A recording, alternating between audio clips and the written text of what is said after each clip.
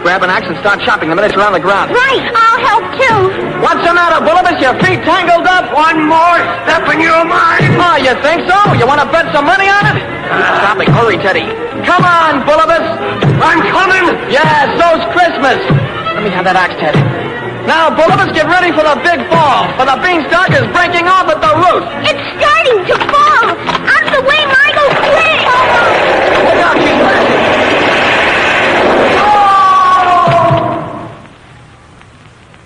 And there you are, you big brute. Jack, what's happened? He saved us. Jack saved our lives. The giant fell and the beanstalk on top of him. Here's the money you stole from us, Mother. There's the music box for good measure. And there on the ground is Bullibus. He's dead as a doornail, and he'll never hurt anybody again. I'm very proud of you, Jack. My hat's off to you, Jack, the bravest boy in the whole world.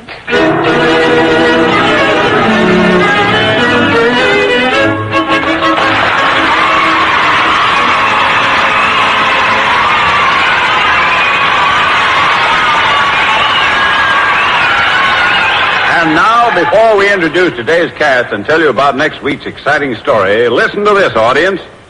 Nyla Mack and the entire Let's Pretend cast have made recordings of Jack and the Beanstalk, just the way you heard it this morning. You'll find these record albums at your favorite music dealer's or department store. All right, now I want you pretenders to answer this question for me. What's the treat with the tempting flavor that Mother calls a real time saver? You bet. It cooks to full digestibility, even for babies, in just 5 minutes of boiling. Yes, sir, Mom goes for that speed, and you'll go for that wonderfully delicious flavor. Ask your grocer today for enriched 5-minute or regular cream of wheat. Try it tomorrow, and you'll agree that for all the family's breakfast, you can't beat cream of wheat. The pretenders for today were Gwen Davies, Jack Grimes, his mother, Miriam Wolfe, the stranger who bought the cow, Alfred Alley, Katrinka, Patricia Rand, Margot, Betty Jane Tyler, Teddy, David Anderson, Bullibus the Giant, Arthur Anderson, voice of Music Box. Sybil Trent. Original music composed and conducted by Maurice Brown. These stories are dramatized and directed by Nyla Mack. Now, if you live in or near New York and you'd like to see a broadcast of Let's Pretend, drop a postcard to Cream of Wheat, CBS, New York, for your free tickets.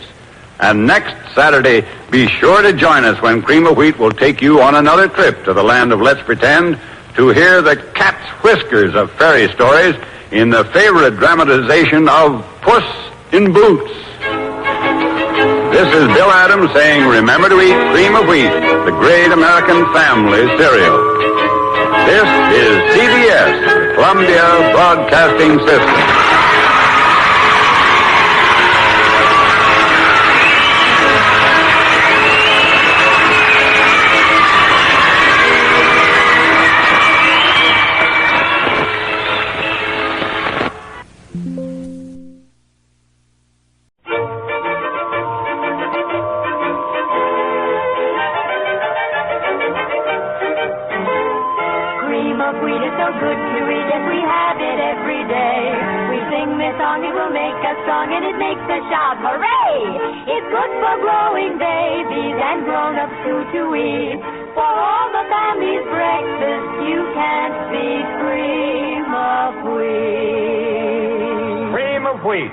The great American family cereal presents Let's Pretend.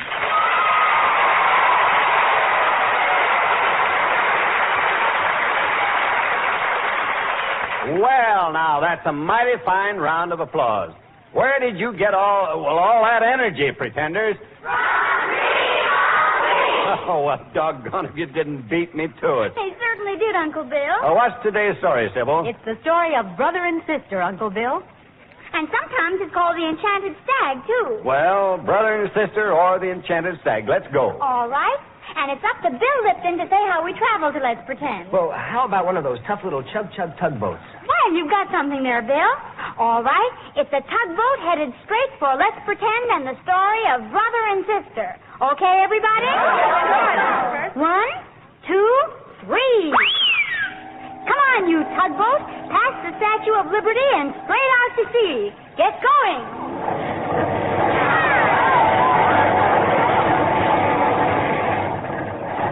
Shiver my timbers, Captain Bill. This tug of ours sure packs a lot of power in a small space. Mighty trim and rugged little craft. That it is, Sybil, that it is. Reminds you quite a bit of cream of wheat, doesn't it? Yes, cream of wheat is that rugged breakfast treat that's packed with plenty of get-up-and-go food power. The kind that gets you off to a fast heads-up start every morning of the week. So tomorrow morning and every morning, eat a better breakfast, feel better all day. Get a better start the cream of wheat way. And keep listening for our special cream of wheat game right after the first act of today's story, Brother and Sister.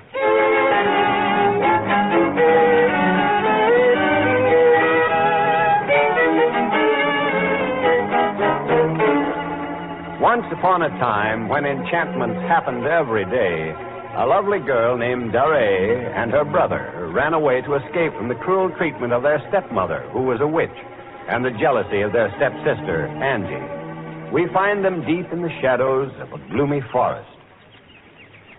Oh, brother dear, please let's rest. We're miles into the forest by this time. We must go on, little sister. We must put miles between the witch and ourselves. All right, brother. Do you really think she is a witch? Of course I do. How else could she have turned our own father against us so? Just think how suddenly his love changed to hate. To let her put his own children out of their home. Yes, she must be a witch. Oh, brother, I'm dying of thirst. There must be a stream nearby. And my throat is parched, too. Come, let's go on. Over there under those maple trees, it looks cool and shady. Perhaps there's a stream. Listen. It's running water. Oh, thank heaven. Let's hurry, sister. Oh, lovely. I don't think I could have gone much farther. Drink of me, a fawn will be. Oh, listen. A voice. Drink of me, a fawn will be. Who drinks of me, a fawn will be. Oh, wait. Don't drink, little brother. It's bewitched. Don't drink. I don't believe it. I can't bear this any longer. I'm going to quench my thirst. Oh, brother. Right before my eyes, you're changed into a little fawn. Oh, I knew it. I knew that wicked woman would hurt you if she could. Oh, brother dear, has she taken your speech away from you as well as your mortal form? No. No, I can speak. But look at me, a tiny fawn. Don't cry, little brother fawn. I'll never leave you. Sister, how can I protect you now? How can I take care of you? I'll take care of myself. It's you I think about. We must never tell anyone about what has just happened. They wouldn't believe us, and they might harm us. I'm sorry, sister. I failed you. No, you haven't. Oh, look, brother. There's a little house. Oh, come quickly. Perhaps some friendly person lives there who'll be kind to us. Come along. I'm not tall enough to see in the windows. Can you? Oh, yes. There's no one in there. Do you think we dare go in and make our home there? Well, why not? We won't harm it. And if no one comes to claim it, we can live happily there and be together. Good. Then let's hurry. Night will soon be here, and we must fix the little house before dark. What a brave girl you are. We shall stand together and care for each other always.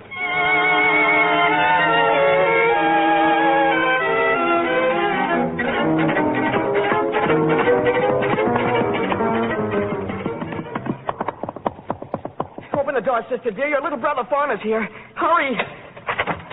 Quickly, lock the door. Oh, brother, your foot is bleeding. What's happened? A hunting party, sister. They wounded me. Oh, it's nothing, really. Only I couldn't run very fast, and I was afraid they'd overtake me. My poor little brother. I'll get some water and bathe it. Does it hurt you? Open the door. Open the door. No. Go away. You can't come in. Open in the name of the king. Oh, who are you? Don't come in. Please go away. Oh, don't be afraid, little lady. We wouldn't harm you for the world. On my soul, you're the loveliest maiden I've ever seen. What are you doing here alone in the forest with a fawn for a companion? I cannot say. Oh, I beg of you, don't try to separate us. We ask nothing. Please go away and leave us alone. Believe me, I have no intention of separating you and your pet. I'm very sorry I wounded him. Forgive me. And let me take you both to my palace. What shall I say, brother dear? Shall we go? He seems kind, sister. What is this? Perhaps he will take better care of you than I can. And if he does that, I should be very happy. The fawn speaks. Hunter, did you know this? Why, yes, sire. As I told you the first day I followed the little fawn to this house. It was then I heard him speak to someone in the house, Your Majesty. Your Majesty? Are you a king? Oh, yes, little maiden. But now tell me, what is all this mystery? Who are you? And who is this fawn? How is it that he can speak? Oh, Your Majesty, My name is Dare, but I must not tell you anything about the little fawn. Very well, if you wish it, that shall be your secret. But will you come with me to the palace? Will you never separate us? I promise, on my honor as the king. Will you come, Dare? Yes, Your Highness. Come, little brother. I'm sure we can trust this gentleman. Thank you, little one. I shall do my utmost to make you the happiest lady in all the land.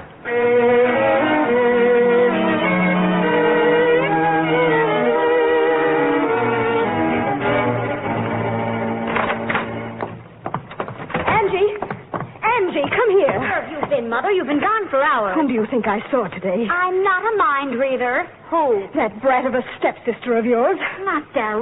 Exactly. The one I sent away years ago. She and that worthless brother of hers. And now she's married. And to the king. Oh, I don't believe it. Dare is queen of this empire. What does she look like? Oh, she's beautiful. And the king was beaming on her while they rode in a carriage of gold. Oh, I could scratch her eyes out. And her brother, what's become of him, do you suppose? There was a little fawn with her. That was the brother. You remember, I bewitched all the water in the woods, so that if either of them drank, it would change one or the other into a fawn. Well, what good does all your bewitching do me? I'll tell you what good it will do. The queen has a baby. They want an experienced nurse at the castle. I'll cast a spell over them so that they will not recognize you. Then you go and tell them that you are the finest nurse in all the land, and they will believe you. What then? The first night you are alone with Queen Dare, signal to me. Together we will smother her in the bed linen, throw her on the rocks far below the castle. She will never return to her baby except in the form of a ghost, and she will remain enchanted, and her brother will remain a fawn. Unless the king is able to contact her. Well, what'll happen if he touches her ghost? Oh, you idiot. Then they would both be returned to mortal form. But if you play your part right, you'll be so sympathetic and sweet and care so much for the baby that the king will turn to you for sympathy and finally learn to love you. Soon he'll forget all about Dare, and then you can be queen. Oh, excellent, Witch Mother. Cast your spell quickly. The sooner the nursemaid, the sooner the queen.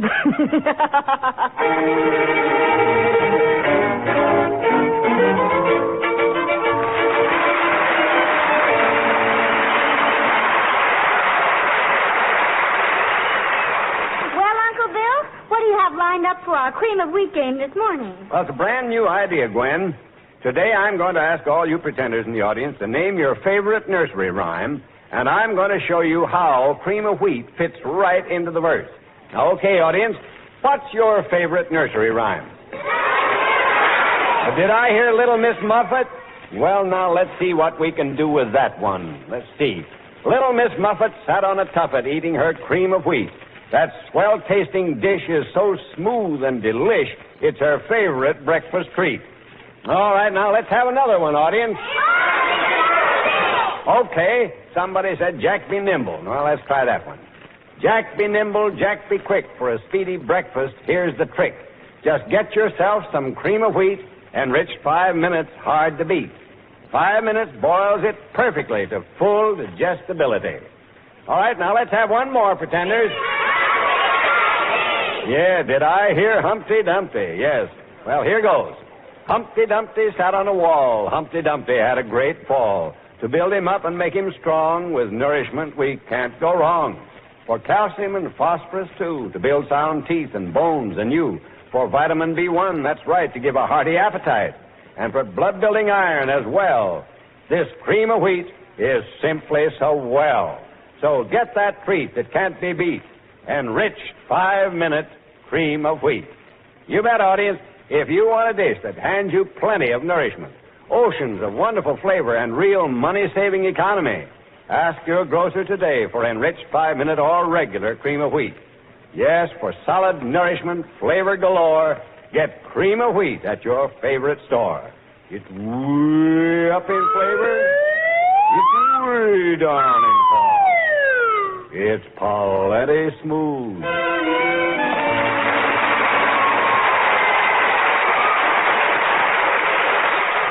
Thanks a lot, audience. And now back to our story of brother and sister.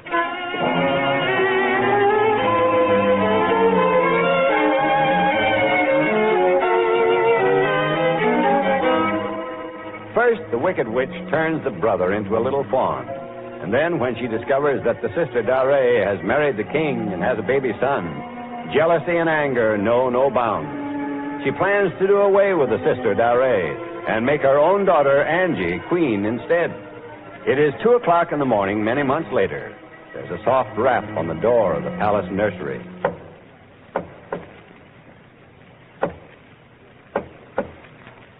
Is that you, witch mother? Yes. Open the door. She's sound asleep. I told you to be here at 1. It's 2. The later the hour, the safer we are. Have you got the sheets tied up? Everything is ready. The window is open. The rocks below are eager to receive our fair queen. All right. When I give the signal, throw the sheet over her. There mustn't be an outcry. She might rouse the whole castle. I'm ready. All right. Quietly now. Open the door.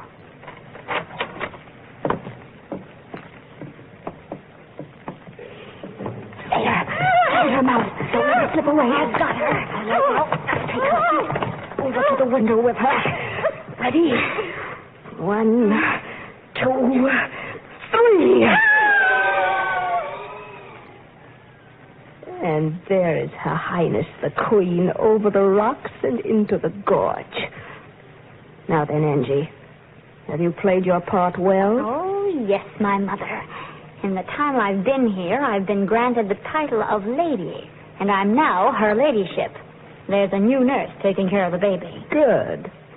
Continue this way, and you shall soon be queen.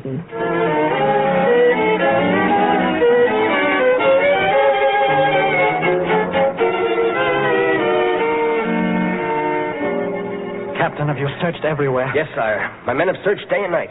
There's no trace of her anywhere. Oh, how dreadful. We must find her. We simply must. Your Highness, may I ask the Lady Angie a few questions? Oh, certainly, Captain. I'm sure she is as eager as I to find Queen Dare. Oh, of course, poor dear. My grief is almost unbearable. Lady Angie, your room adjoins the one of the Queen's, doesn't it? Yes, Captain. Lady Angie, did you hear anything unusual on the night the Queen disappeared? Well, yes. The Queen had a visitor. They were having tea in the drawing room. And I heard the Queen say that she was tired of His Majesty and everything else here, and that she would be glad to go away. Could you identify the voice of the other person if you should hear it again? I think I could. Oh, but please don't make me hurt His Majesty anymore. And now, if you'll excuse me, I must go to the darling baby. This is all very strange and hard to believe, Captain. I quite agree with you, Your Highness. I don't like the looks of this. There is deep mystery here, and I intend to find out what it is.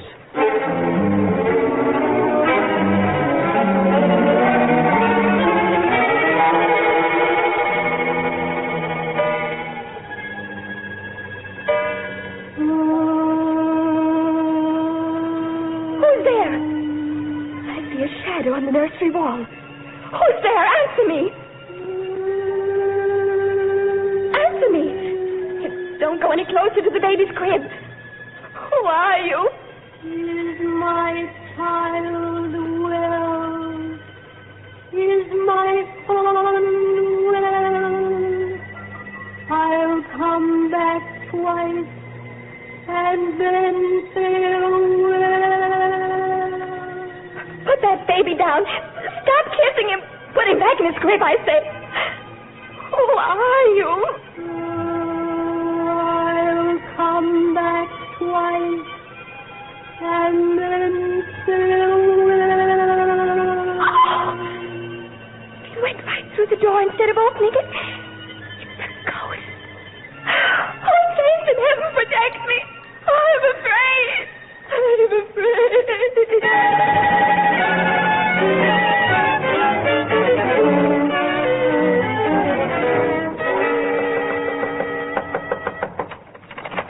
Oh, please come in, Your Majesty, and thank you for coming. Why have you sent for me, nurse? Sire, what I've seen and what I've heard are for your ears alone. And I beg you to be patient and to listen to the word of an honest woman. Then speak, and quickly.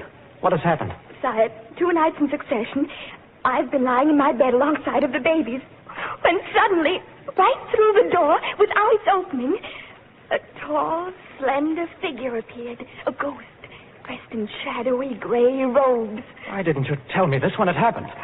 I was afraid to. I thought at first I might have dreamed it. I did mention it to the Lady Angie, sire, and she said she'd kill me if I ever spoke of such silliness again. Oh, what made you have the good sense to send for me tonight? I just had to, sire. Because last night when it came, it said the same things until the last words, when she changed it. And she said, I'll come back once, and then farewell. I knew then I wasn't dreaming, and in spite of Lady Angie's warning, I just had to let you be the judge of all that. Oh, there, my love. You've done quite right, nurse. Oh, if it should be Darey, after all these months of searching. I shall not leave the nursery tonight. What time has this ghost, as you call it, appeared? At 2 o'clock, sire. It's just about 2 now. Yes, sire. Put the baby in his crib, and we'll wait. Hush, baby dear. Hush. Don't cry. Go to sleep. There. It's just 2. If it happens, it should happen now.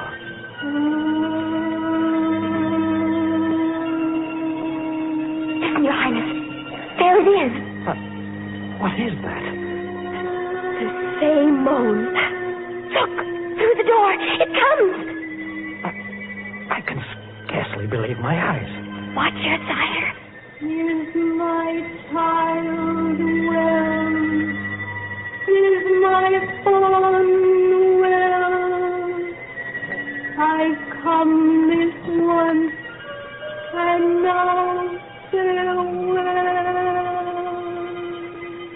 It's my wife, my Darey. Oh, my darling, at last I've found you. Oh, thank heaven. Darey, come to me. Come to me, my love.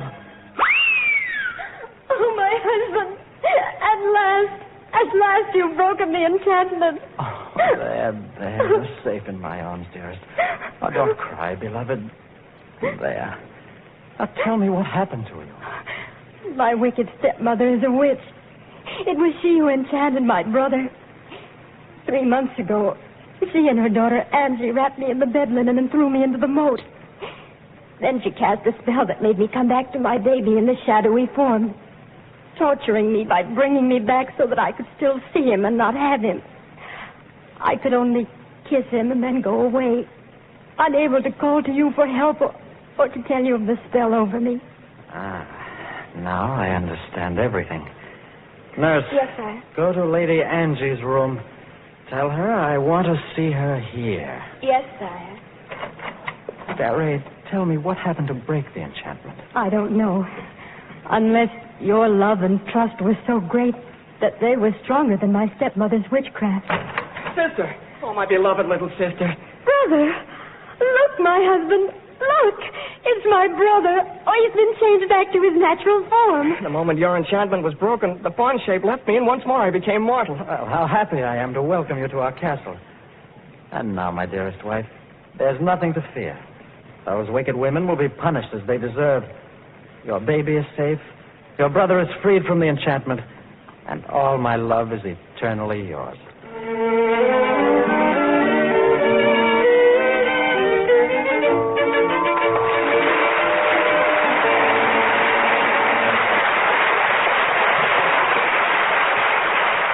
And now, before I tell you about next week's exciting story, I want to ask why so many boys and girls, yes, and grown-ups too, help themselves to cream of wheat all summer long. right. Yes, one hot dish with every meal is a mighty good summertime rule to follow. It helps you get more fun out of eating, helps to keep your appetite up to par, helps to give you something to work on. So be sure to start with cream of wheat tomorrow, either enriched 5-minute or regular. And here's an important reminder. Traffic accidents are taking the lives of hundreds of Americans every week. Your country is counting on you. Yes, every boy and girl in the land to help cut down on these crippling, killing accidents. Watch out. Be alert. Be careful. The life you save may be your own. And now, pretenders, till next week, remember the lines of our famous cream of wheat song. For all the family's breakfast, you can feed cream of wheat. The pretenders for today were the brother, Jack Grimes. Dare, the sister, Sybil Trent. the mother, Miriam Wolfe. the stepsister, Gwen Davies. the king, Albert Alley. captain of the guard, Bill Lipton. the nursemaid, Susan Thorne. the hunter. Kingsley Colton. Original music was composed and conducted by Maurice Brown. Brother and Sister was dramatized by Nyla Mack and directed by Albert Ward. Now, if you live in or near New York and you'd like to see a broadcast of Let's Pretend, drop a postcard to Cream of Wheat, CBS, New York, for your free tickets. Have you ever tried to swat a fly with your hand? Our brave little hero killed 7 flies on a piece of bread and jam with one blow. Would you like to hear what happened when he went into the king's courtyard with a ribbon across his chest which said 7 at one blow? Would you like to hear how he did away with 2 giants that were terrorizing the whole kingdom? Then listen next Saturday to how our hero won the princess for his wife in the story of The Brave Little Tailor.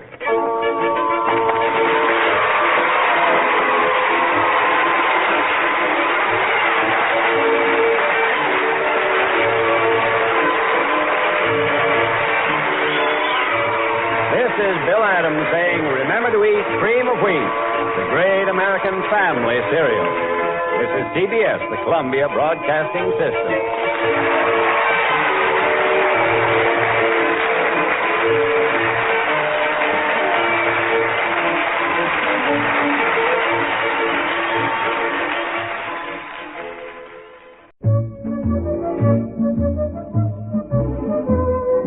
This is the Let's Pretend story of King Midas. Come one, come all, the big and small, we're here with Let's Pretend. You'll laugh, you'll cry, and wonder why until the very end. The joyous storytelling to all we do extend. So give a cheer, but look for here, another Let's Pretend. Hello, pretenders. Hello, Uncle Ted. Let's see now. Everybody here is all ready and waiting for a story. And this time, our story is a wonderful old legend, which Nathaniel Hawthorne made famous. King Midas and the Golden Touch. But first, how shall we travel to Let's Pretend and the kingdom of King Midas? It's Emily's turn today to say how we go. I've always wanted to go someplace on a merry-go-round. The trouble is, they just go round. Well, let's get us a magical merry-go-round that not only goes round, but winds up at Let's Pretend. Magical engineers. A great, splendid merry-go-round with dozens of horses, please. 1, 2, 3. Oh, boy, look at that. Step right up, ladies and gentlemen. Choose your favorite horse. And here we go.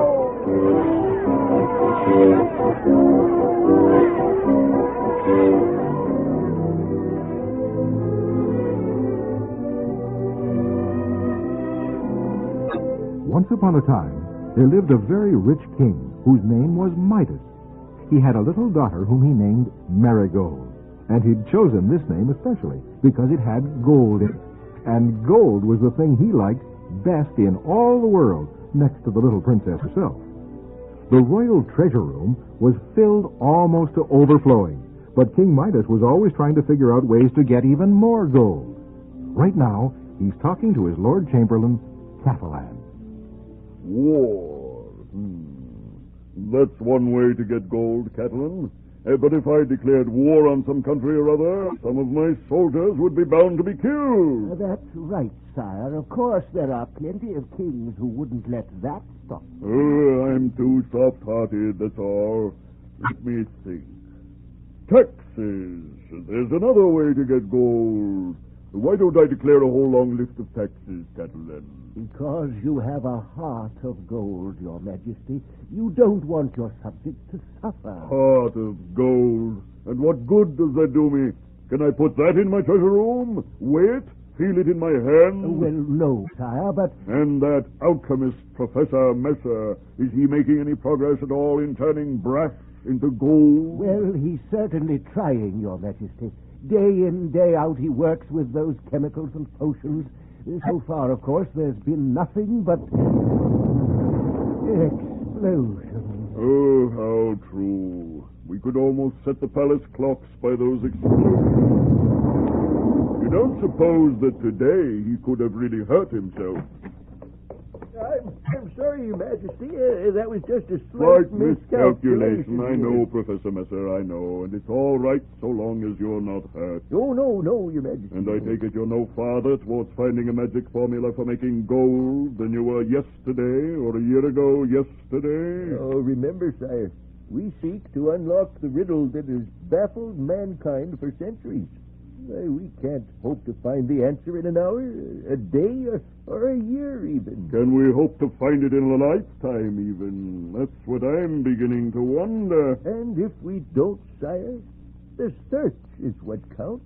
The search is not what counts. It's the gold that counts. The gold! The gold! Oh, why is it so difficult? Why must one collect gold so slowly, so painfully? I'll go back to my tables at once, sire, and see if I can't find this morning's mistake.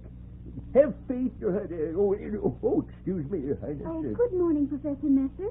My goodness, you look worried. Oh, yes. It's the gold, that's what counts. Marigold, come in, little daughter.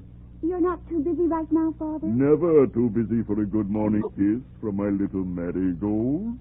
How are you this morning, darling? Oh, I'm fine, Father. And look, I brought you a present from the garden. Buttercups and daffodils. Aren't they pretty? Very pretty, little one. Just color of gold. And just think, if they really were gold, then that would really be a bouquet worth picking. Oh, Father, no, don't say that. They wouldn't be nearly so nice if they were gold. Not nice? Why, they'd be worth a small fortune. Just this bouquet would be worth a king's ransom. But, Father, you don't need to be ransomed from anybody, so what use is more gold? What use? Child, you talk of things you don't understand. Come, kiss me goodbye and run along and play. Father, couldn't you come out to the garden with me for a while? Out in...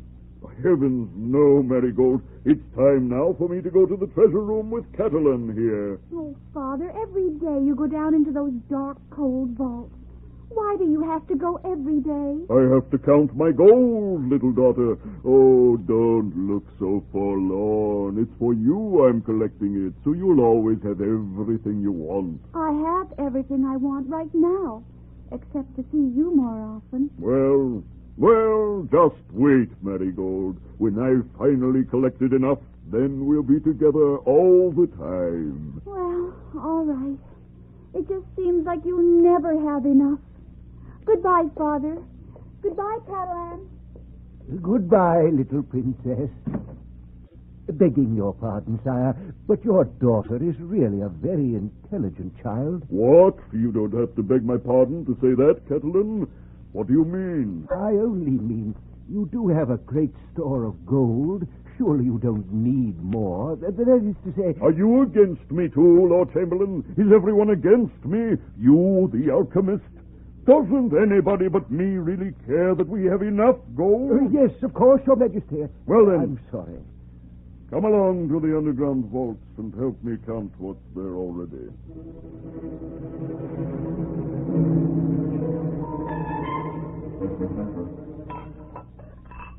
That's 10,015 golden bowls. 10,015. And how many bags of gold did you say, Catalan? 2 million, sire. 2 million. That is a goodly number.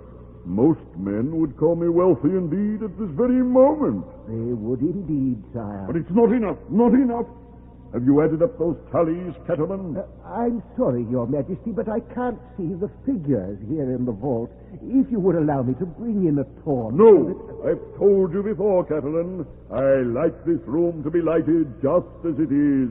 That single beam of sunshine coming in from that small opening in the ceiling looks like a shaft of pure gold. Yes, Your Majesty. Perhaps if I stood in that corner, I could see to add... No, you may take the tally sheets into the next room, Catalan. Come back in with them as soon as you have the total. Yes, sire. Golden bowls, bars of gold, gold in bags and gold in boxes. But it's not enough. It's hardly a handful compared to what I might have. Oh, I want all the gold in the world. All of it. What was that? It seemed to come from that corner where the sunbeam falls. But... Greetings, King Midas. Good saints above. A figure in the sunbeam there. Is it a dream? No, King Midas, it is not a dream. I am Aurum. Aurum? The spirit of gold, my king. The spirit of gold? No wonder your whole appearance has such golden radiance about it. Why have you come to me? Heart and soul, you have concentrated on me, King Midas. And there are few rooms this size on earth that contain so much wealth. Well, that may be. But after all, when you consider that it's taken me my whole life to get it together, it's really only a trifle. You are not satisfied, King Midas? Alas, far from it. And pray, what would satisfy you, my king? Think well. Perhaps I might help you. You would? Oh, what shall I ask for? How shall I make the wish really worthwhile? That I find a gold mine? That the alchemist... No, I have it, the very thing. Well then? Aurum, spirit of gold, I am weary of collecting gold with so much effort and pain and toil. I wish everything that I touch to be changed into gold. A golden touch. You deserve some credit, Midas, my friend, for a shrewd idea indeed. But are you quite sure this will make you happy? How could it fail? You're sure you'll never regret it? How could I? Very well. Be it as you wish, then. Tomorrow, with the first rays of the rising sun, you will find yourself gifted with the golden touch. Farewell. Gone. A moment ago, he stood there and spoke. Now he's gone. But is it true what he promised? Tomorrow at sunrise, will I have the golden touch?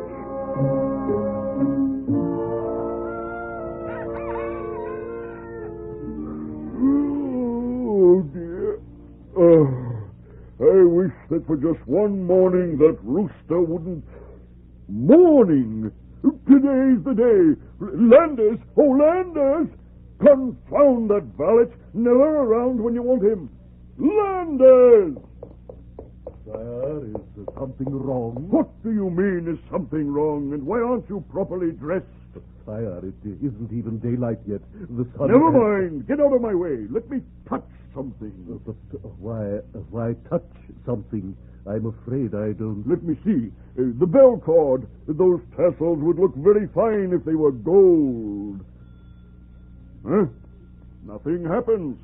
Sire, if you want the maid, it takes her a moment, you know. The maid? Why should I want the maid? But you rang the bell, sire. Yes, Your Majesty. What is it? It's no good. It didn't work. Why, yes, sire. The bell worked perfectly, and I came as soon as I could. What's happened? Nothing has happened, that's what. What's the matter with you two? Why are you standing there staring at me as though I'd lost my mind? Sire, you've never been up so early before, for one thing. Why, the sun isn't even up yet, Your Majesty. The sun isn't... Ah, with the first rays of the rising sun, he said. It's dawn, but the sun hasn't yet come over the horizon. That's all. Yes, sir. Well, get along now, girl. It was a mistake. I don't need anything right now. Go along. Yes, sir. Thank you. You, Landers, fix the shaving things. Pour the water. I'll shave myself. Yes, sire. Here you are, sire. I can shave you if you wish me to. No. Keep myself occupied while I'm shaving. Any sign of the sun yet, Landers? It's just barely visible at the horizon, the merest rim. Soon. I'll know very soon. By Juno, Hera, and Mercury, it's happened. The water turned to gold at my touch. Landers, look, the water's turned to gold. I beg your pardon. Hallelujah! The china pitcher, quickly! Hurrah! Now it's a gold pitcher. Now I'll try the bell cord and the velvet tassels. Now it's a gold bell cord and gold tassels. Great heavens, what's happening here? Can't you see what's happening? My clothes, Landers. Bring them to me quickly. Well, yes, of course, sire. Your fresh linen shirt, sire. And my linen shirt is soft, spun gold. Heavens above. My trousers, hurry. Oh, yes, sire, your gray satin trousers. And satin turns to gold, too. Now my boots. Your leather boots, sire. And they're gold. Gold? Real gold, sire? Real gold, of course it's real. Yes, of course it must be. It's bound. The alchemist, Professor Messer, he'd know. He could test it in a second. This boot. I'll take him this boot. But, Your Majesty, you've only one boot on. Never mind. I've got to take this other one to the alchemist. And then, if it is real, wait till Marigold sees what I can do. Sire. The draperies turn to gold. As I touch them, the draperies gold. Oh, Professor, Marigold.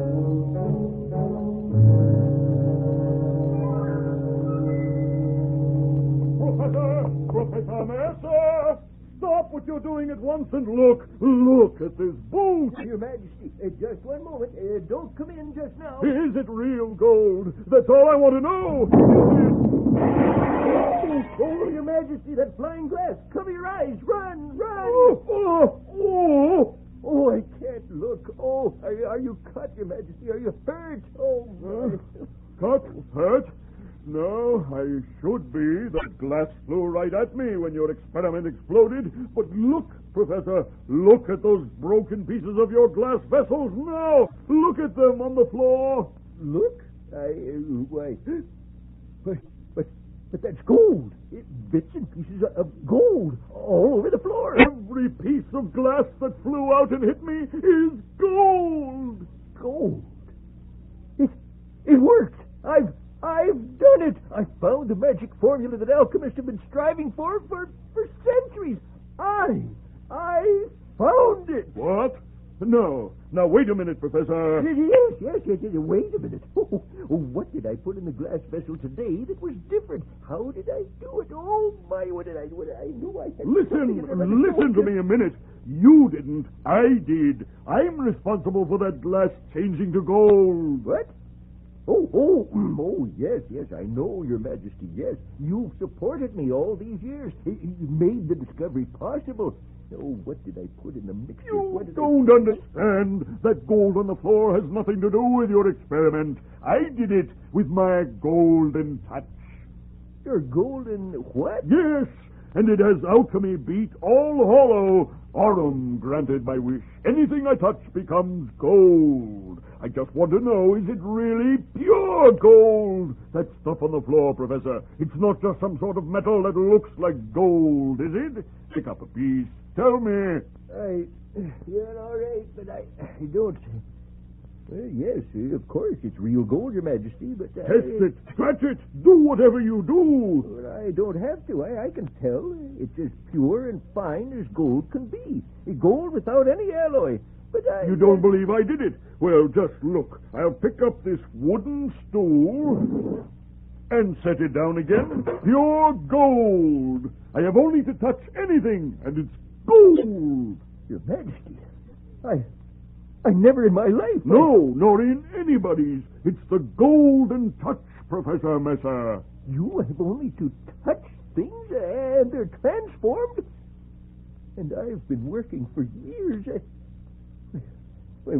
What will I do now? I've been working to change brass into gold my whole life. What will I do now? That I don't know, Professor, but I know what I'm going to do. I'm going to find Marigold and show her. Perhaps she's out in the garden. My whole career is finished. What do I do from now on? Marigold! Marigold!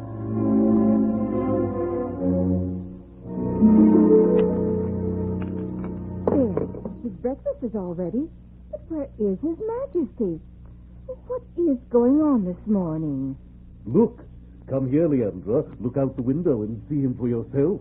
Out the window? He's out in the garden now. Racing from flower to flower, touching each one. And laughing like an insane man. What's got into him this morning, Landers? It's beyond believing. If I hadn't seen his clothes changing into gold before my own eyes, I wouldn't believe it. What? Here he comes now. You'll see for yourself. Marigold, is she in here, Landers? No, Your Majesty. I think she just went out into the east garden. And I just came from there. Just missed her. Shall I go fetch her? Well, no. She's sure to be along for breakfast very soon, and I'm starving. Bring on the eggs, Leandra. Yes, Your Majesty, at once. And while you're waiting, Your Majesty, you told me to remind you to sign this document first thing this morning. Document? Oh, that court order. Of course. Hand it here, Landers, and my spectacles, too. Yes, sir. And here are your spectacles. Ah, yes. What's wrong here? Can't see a thing. They just need cleaning. No, sire. I'm afraid that wouldn't help. They appear to be solid gold now. Yes, so they do. Well, spectacles of gold aren't really much good to see through, are they? I boiled your eggs this morning, Your Majesty. Is that all right? Yes, fine. Here, I'll open them myself. Oh! Oh, Your Majesty. What happened? I burned my face to the bone on that hunk of molten metal. That's what.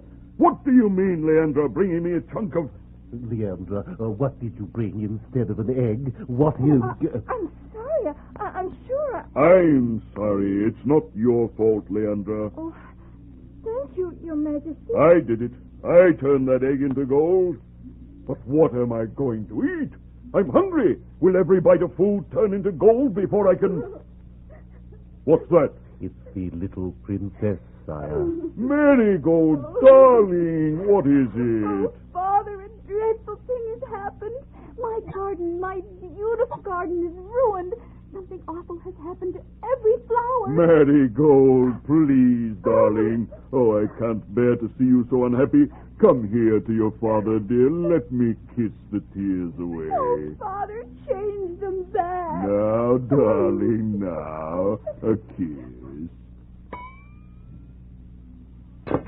Marigold! Oh, Marigold! Oh, gods above us, what have I done? My little girl, my daughter, has turned to gold as I kissed her.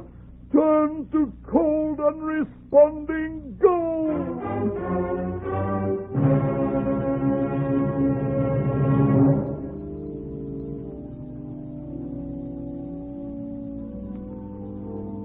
I shall be in here by the altar all afternoon, Landers. Please see that I am not disturbed. Yes, Your Majesty. O ye great ones on Olympus, heed my prayer. On my knees I beseech ye, restore my little girl. Aurum, do you hear? Well, Midas, Aurum, you came. Oh, Aurum, spirit of gold, help me. Rich King Midas with the golden touch. How can you need help? The golden touch has cost me everything that was really worthwhile. Then you have made a discovery. Oh, I have learned too well and too late. Let me see. Which of these two things do you think is worth more? The golden touch or 1 cup of cold, clear water? Water, blessed water! The golden touch or a crust of bread? A piece of bread is worth all the gold on earth. The golden touch or your little daughter? Warm, soft, and loving as she was this very morning. Oh, my blessed child, restore her to me. Help me, Aurum. Have pity. Help me. Very well, then. Go then to the river that glides past the bottom of your garden. Plunge into it, take with you a vase, and fill it with the river water. If your vow is true, if you have really cleansed your soul of greed for gold, you will be able to undo this tragedy. And bring Marigold back to life? Sprinkle the water over her, and she will be restored. And she will forgive me. If you are honest within yourself, she will have no memory of what has happened. Aurum, from my heart I thank you. But the transformation depends on your own soul's honesty. Farewell.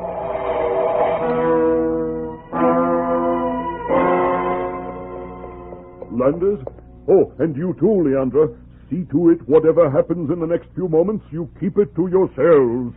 I ask this not as your king, but as a father who loves his child. Do you understand? Yes, Your Majesty. Thank you. And now, Spirit of Gold, Aurum, if honesty is the test, my child will be restored. Oh, Father. Oh, whatever in the world are you doing? You mustn't play such jokes on me, dear Father. You splashed my new dress, and I just put it on this morning. Oh, thank heavens! Is there something wrong, Father? Not now, my darling, not now. And forgive me for spoiling the dress, but we'll get another one. Lots of them. We'll play like today is your birthday and have a real celebration. How's that? Oh, how lovely. What shall we do first? Well, First, we can take this vase of water and go sprinkle all the flowers in the garden. We'll change them back from golden flowers to the soft, sweet-smelling flowers you love. Oh, Father, how wonderful. Then we shall order the carriage and drive through the streets, and you shall throw gold pieces from my treasure room to everyone you see. Father, really? Oh, we've never done anything like that before. No, but we will from now on. Landers, will you order the carriage? Certainly, sire. Anything for our little princess. She's worth her weight in gold. What did you say? Why, I only said she's worth her weight in... Oh! Father, you threw a plate at Landers.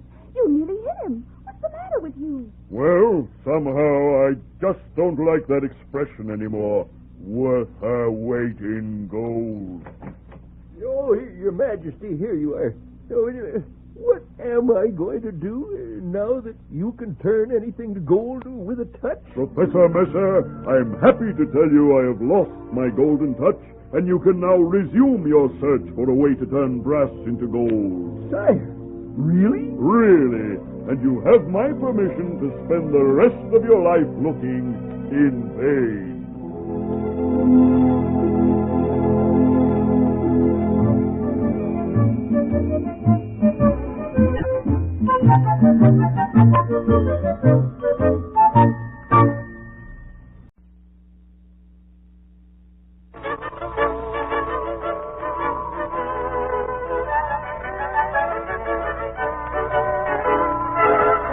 Wheat is so good to eat, yes, we have it every day.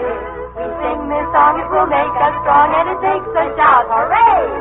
It's good for growing babies and grown-ups too to eat. For all the family's breakfast, you can see cream of wheat. Cream of Wheat, the great American family cereal, presents Let's Pretend.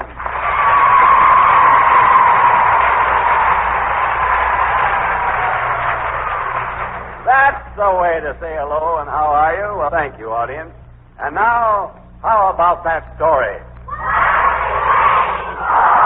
What are you waiting for? Well, Gwen, that's your department. What's today's story? Oh, it's one of the all-time favorites, Uncle Bill. Faithful John. Oh, that's one I know. And how do we travel to Let's Pretend? Today, that's in Arthur Anderson's department. Well, I'm off for a ride on a roller coaster and get cooled off. Well, Arthur, that's fair enough. All set, everybody? A 1, a 2, a 3. This car for Let's Pretend and Faithful John. Don't stand up in the seat and hold on to your hat. Let it go, Petro.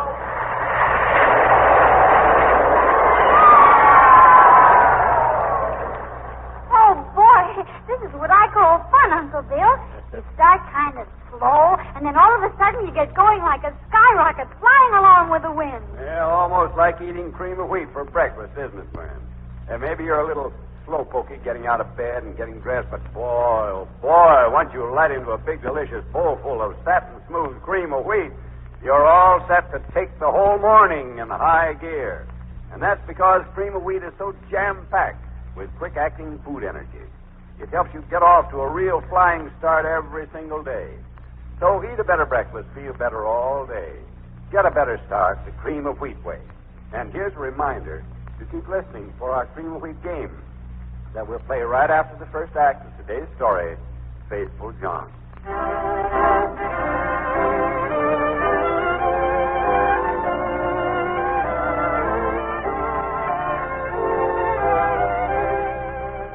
Once upon a time, in a country beyond the sea, the beloved old king passed to his reward.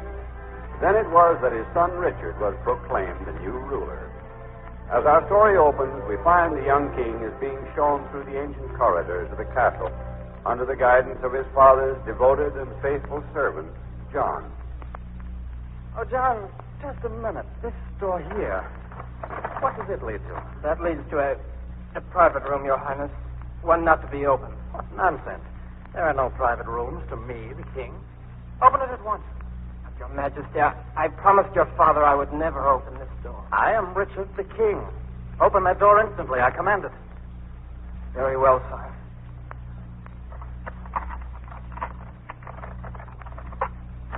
Stop that, John. Don't try to hide anything from me. Get out of my way so that I may see. Wow. Perfectly beautiful. What statue is this? Why should this be kept from me? Who is she, John? Tell me. She is the princess of the Golden Heart. Oh, sire, to fall in love with her would endanger your life as well as your most faithful friend. I don't believe it. Tell me where she is. Tell me. Very well, sire. She lives far, far away, across the sea, in a palace of gold. All her life she is fascinated by its splendor. And we shall turn every possession we have into shining gold and sail away across the seas to her. Then, grant that I may have the power, the gift to plead my love, and she'll consent to be my queen. So be it, sire. But I have tried to keep my word.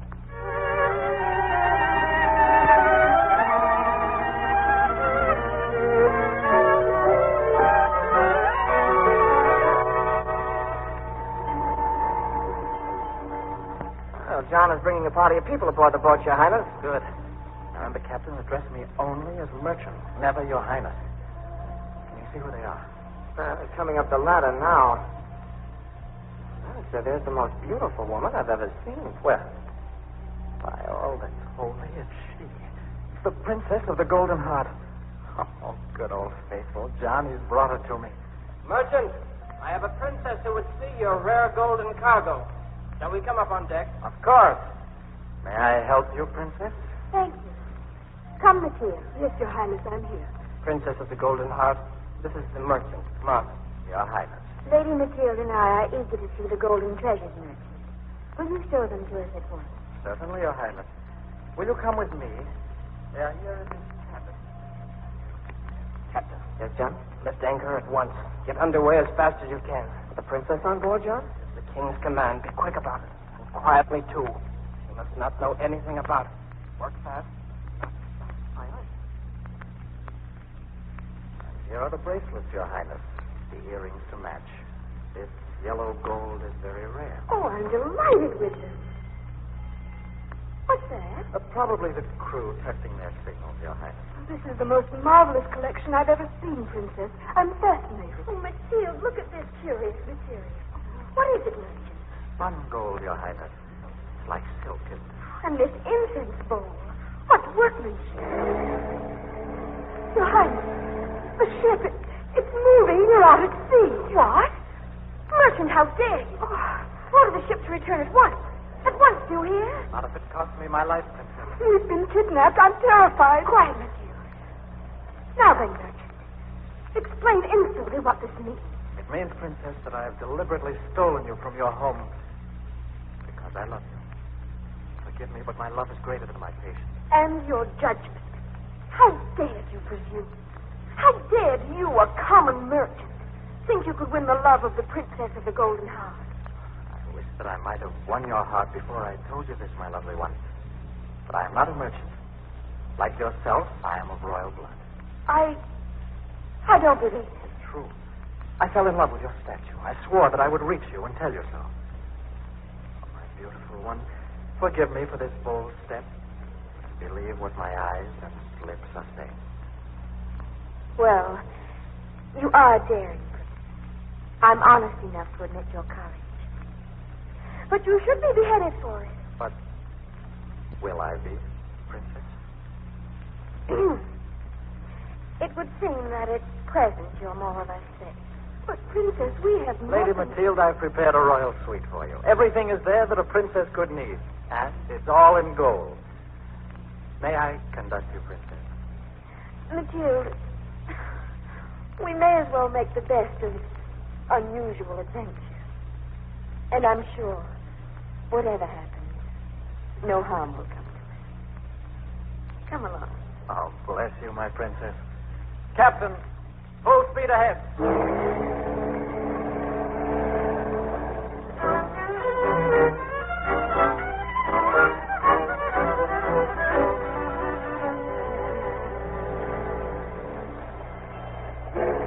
Now, John, we'll soon be on our own shore. How goes it with Her Highness, the Princess? Very well, Captain. King Richard has pleaded his suit so ardently that the princess has exchanged her heart of gold for one that beats faster when he is near. Then all is well. I'm not so sure, Captain. I fear there is much sorrow ahead for us all. Nonsense. Word, John, you're in a mood. We're about to land. See the crows flying over? Soon you'll be busy making preparations for the wedding feast. Well, I'm going below, John. Very well. I'll wait here.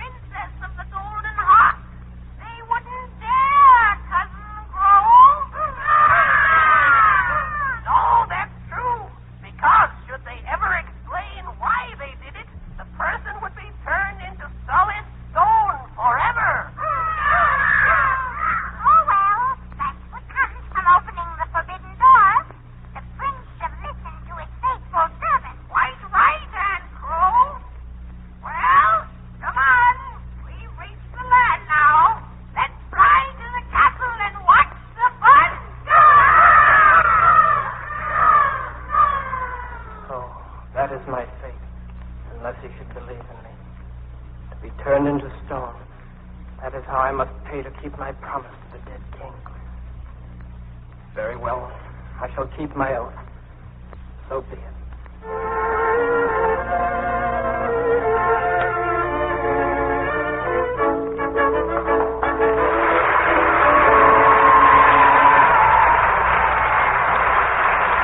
Uncle Bill, with all these sounds and noises in today's story, isn't it about time for us to play our sound effects game again? That's the very idea I had, Sybil.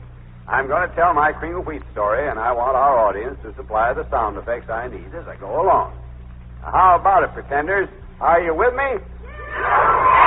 Well, that's swell.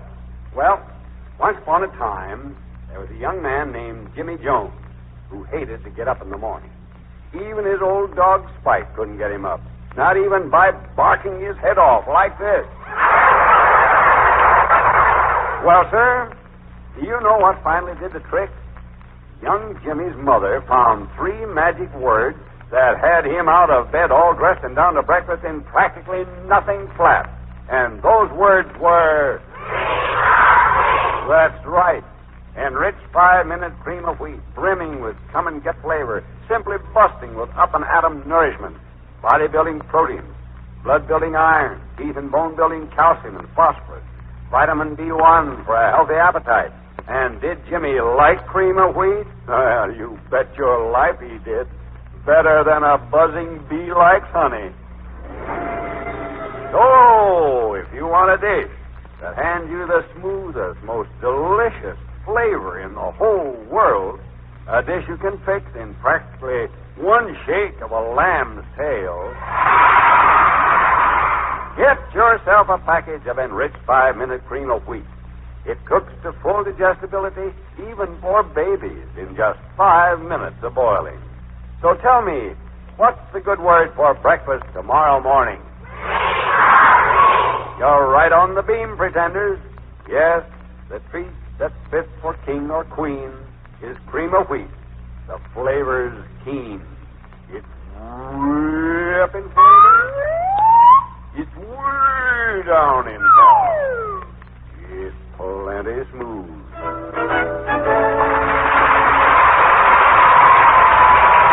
Thanks a lot, audience. And now back to today's story of Faithful John.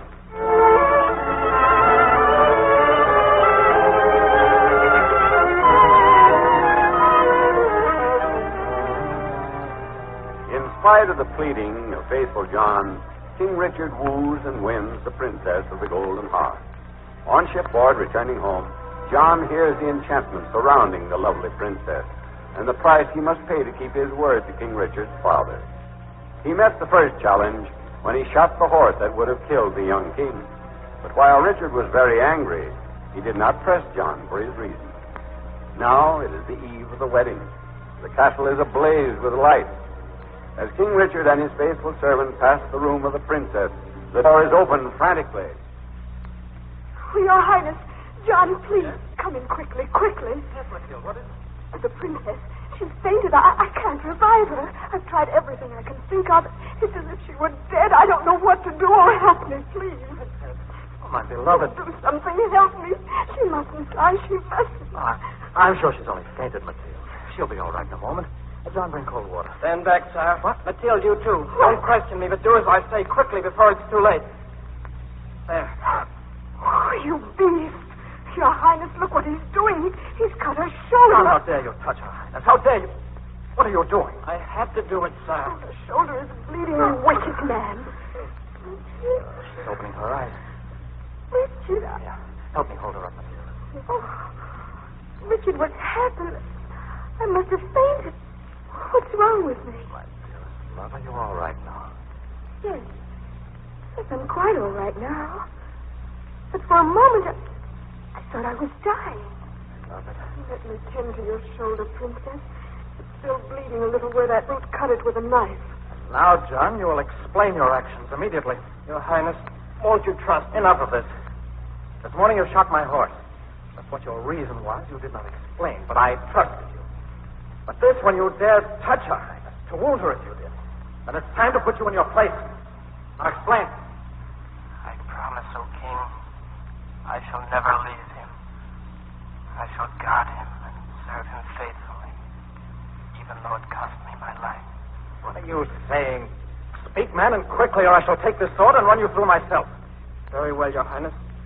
I killed the horse because I knew that if you should mount him, he would leap in the clouds and you would be killed. How did you know that would... John, what's happened to your feet? Go on, John. Just now, I drew 3 drops of blood from the shoulder of the princess.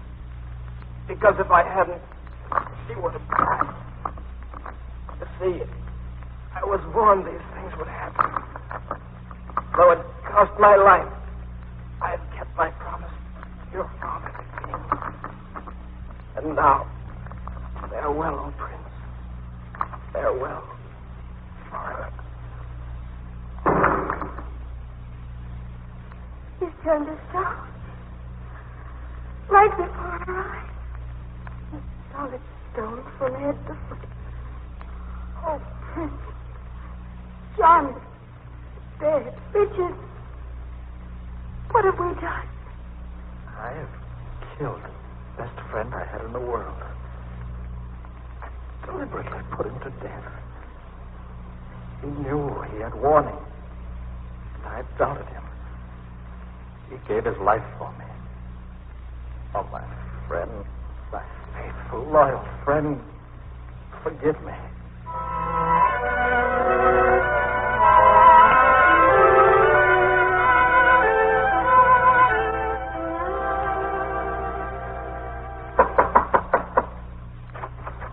May I come in, dear? Oh, come in, Richard.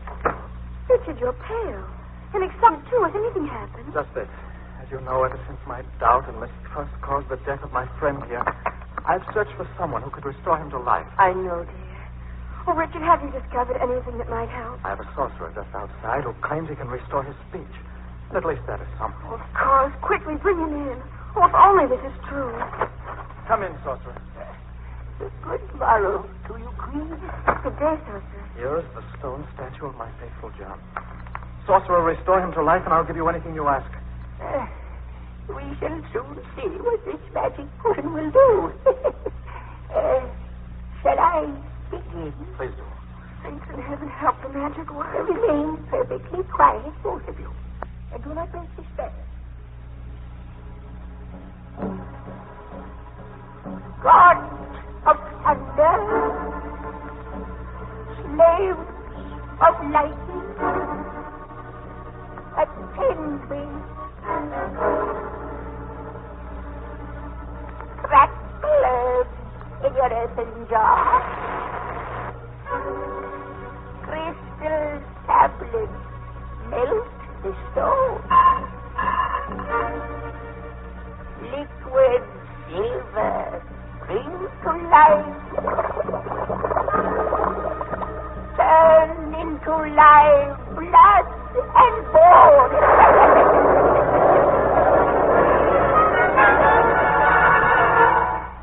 Is it? Will it work? A moment. Yes. The lips are softening. His lips. Look, they're moving. He's trying to speak. Quiet, please. I will guard him. I will never leave him. I will serve him faithfully, even though it costs me my life. But John, my beloved friend, forgive me. On my knees, I implore you. I kept my word to the king. It is well. I forgive you. Thank you, John. Thank you. Oh, isn't there any way that we may restore you to life? Speak, John. Yes, John, is there any sacrifice we can make? Whatever it is, we shall do it gladly. Do you mean that? On my honor as the king. Try it, John. Only try it. Very well. I can be restored to life on one condition. Name it. It will be done. You have a little son, Roland. Yes, John. If you, King Richard, will take your sword and with your own hand cut off his head, No! I will be restored to life. We must lose our beloved child, John. Our baby. That is the only way. Then, my queen, it must be done. I have sworn on my honor as king. My baby. I killed my friend. I took his life. John died to keep his word. Then we cannot do it. Father! Mother! Look, I caught a rabbit with my new bow and arrow. Heaven give me strength to guide this hand. Make one clean blow the end. What's the matter, Father? Why do you lift your sword like that? Farewell, my son. Farewell. Wait. Your Majesty, it is enough. Give me the sword. John, you're alive. You move. The stone is gone. John, what happened? Because you were willing to make the supreme sacrifice and give up the thing you loved most in all the world. The spell is broken. The stone statue is gone. And once more I am flesh and blood. Heavenly Father, I thank thee. On John, my faithful John, I've learned my lesson. Who's this man, Father? The truest man, the most loyal man in all the world, Roland. Trust him, love him. But there is nothing in this world more precious than a faithful friend.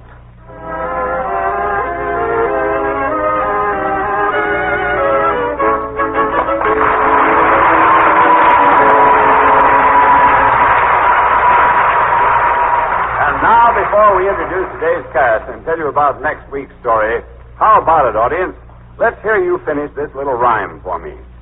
When saving money is your goal, eat cream of wheat, a penny a... You said it, pretenders. Cream of wheat hands you all the wonderful flavor, that grand nourishment and swell food energy, all at a cost of less than a penny a bowl. And that's mighty helpful to your food budget in these times. So, if you want a tasty treat that makes for real economy at the breakfast table, ask your grocer today for enriched 5-minute or regular cream of wheat. Yes. For all the family's breakfast, you can beat cream of wheat. The pretenders for today were Sybil Ted. Faithful John, Don Hughes, Prince Richard, Albert Alec, the Princess of the Golden Heart, Patricia Ryan. her lady-in-waiting Mathilde, Miriam Wolfe. the captain of the Golden Ship, Jack Ryan, Roland, the young prince, David Anderson. the sorcerer, Donald Duca, the first crow, Gwen Davies. second crow, Robbie Reddick, third crow. Arthur Anderson. Music conducted by Maurice Brown. Let's Pretend is dramatized and directed by Nyla Mack. Would you like to see a broadcast of Let's Pretend? Well, if you live in or near New York, just drop a postcard to Cream of Wheat, CBS, New York, for your free ticket. And listen each week to the Billy Burke Show on the theater of today. And next Saturday, be sure to join us when Cream of Wheat will take you on another magic trip to the land of Let's Pretend to celebrate our 16th birthday with a laughing and singing story of the elves and the shoemaker. This is Bill Adams saying, remember to eat Cream of Wheat, the great American family cereal. This is CBS, Columbia Broadcasting System.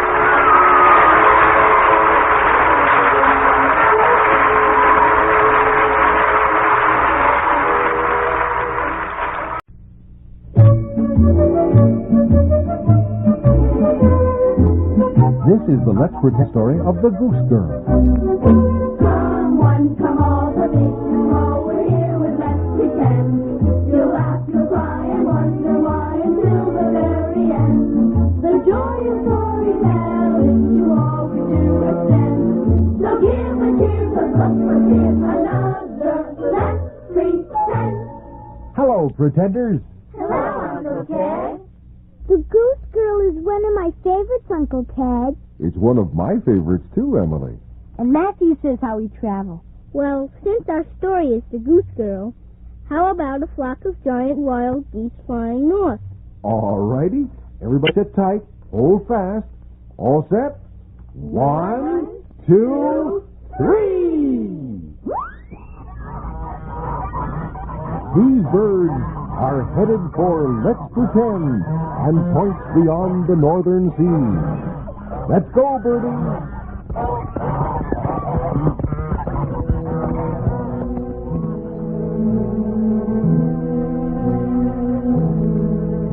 Once upon a marriage had been arranged between the Princess Margaret and the handsome Prince Michael, whom she had never seen.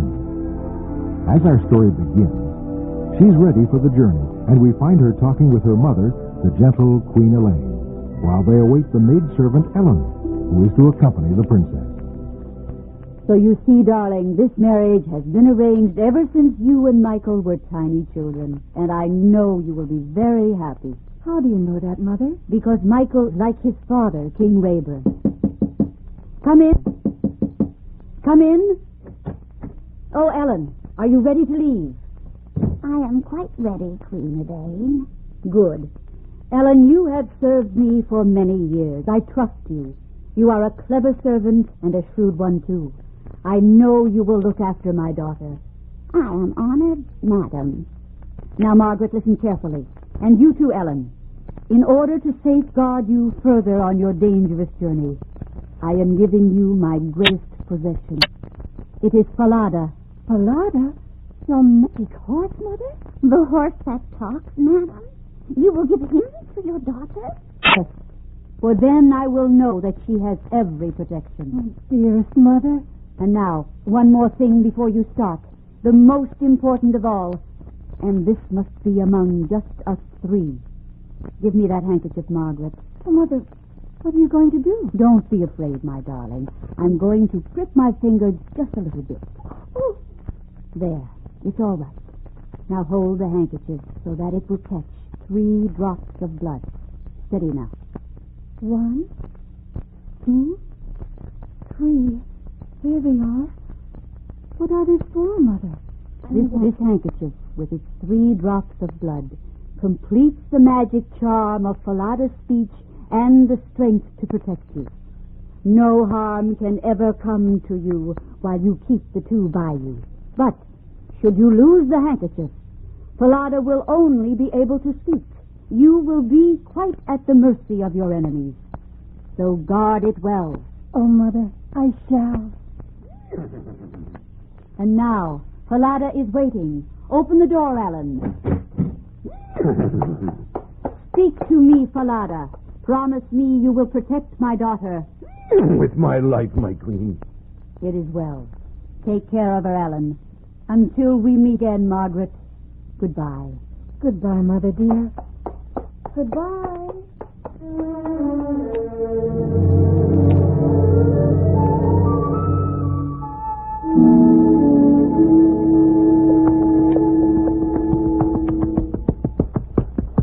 Oh, at last.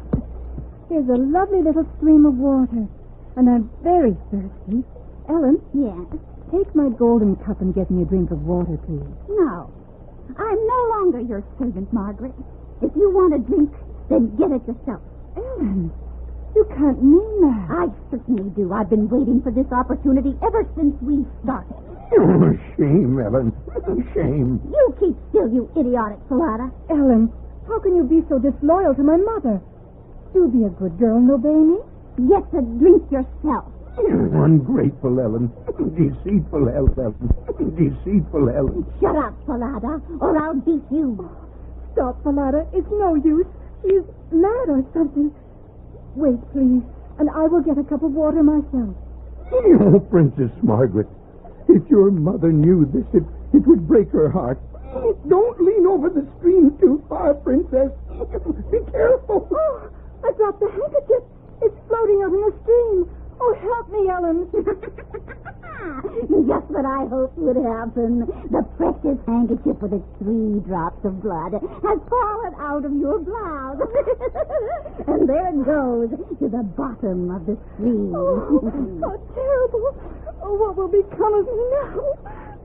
I'll tell you exactly what will become of you. I hoped you'd lose that blessed handkerchief. Now, I am in command, and the first thing you'll do, young lady, is to exchange your royal robes for my servant's dress. What is that you say? This robe instantly, unless you want a horse whipping. Oh, Falada, what can I do? My poor dear Princess, you have lost the handkerchief. I am powerless to help you now. And let me tell you something more. We are going to Prince Michael as we planned. From now on, you are the servant, and I the princess. And if you ever dare to tell Then I shall put a curse on your mother that will torture her to a slow and terrible death.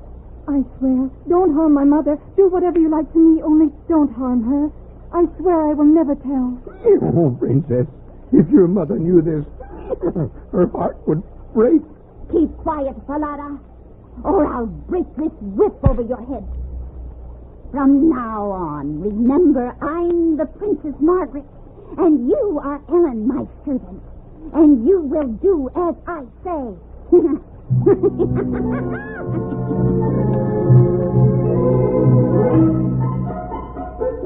Make way for Her Royal Highness, the Princess Margaret. Make way for Her Royal Highness, the Princess Margaret. They've turned the corner, Michael. They'll be here in one moment. Oh, Father, I must confess I'm a little nervous. Oh, you need have no misgivings. If the Princess Margaret is like her mother, lovely Queen Elaine, you will be the luckiest man in the kingdom. Her Royal Highness, Princess Margaret of Transpolia. Welcome, Princess Margaret. We're delighted to have you here. Thank you, sire. I am happy to be here. And, Princess, this is my son, Prince Michael. You do us great honor, Princess. Oh, it's been a long journey. You must be tired, Princess. Will you first refresh yourself with a cup of tea, and after that we can discuss the plans for the wedding. An excellent idea. Oh, sire, first, a word, please. I brought with me this personal servant, Ellen, but I find she's not at all capable. Can you find a place for her in the dairy or stables? That's about all she's fit for. I know what we can do with her. Have you ever tended geese, my girl? No, sire, never. But I'll try my very best. All right, Ellen. Ask someone to show you where the geese are kept, and there you'll find Conrad. He'll be glad of your company, I dare say. Thank you, sire. Run along, Ellen. I'm sure you'll make a charming goose girl. And now, I'm ready to discuss our wedding, Prince Michael.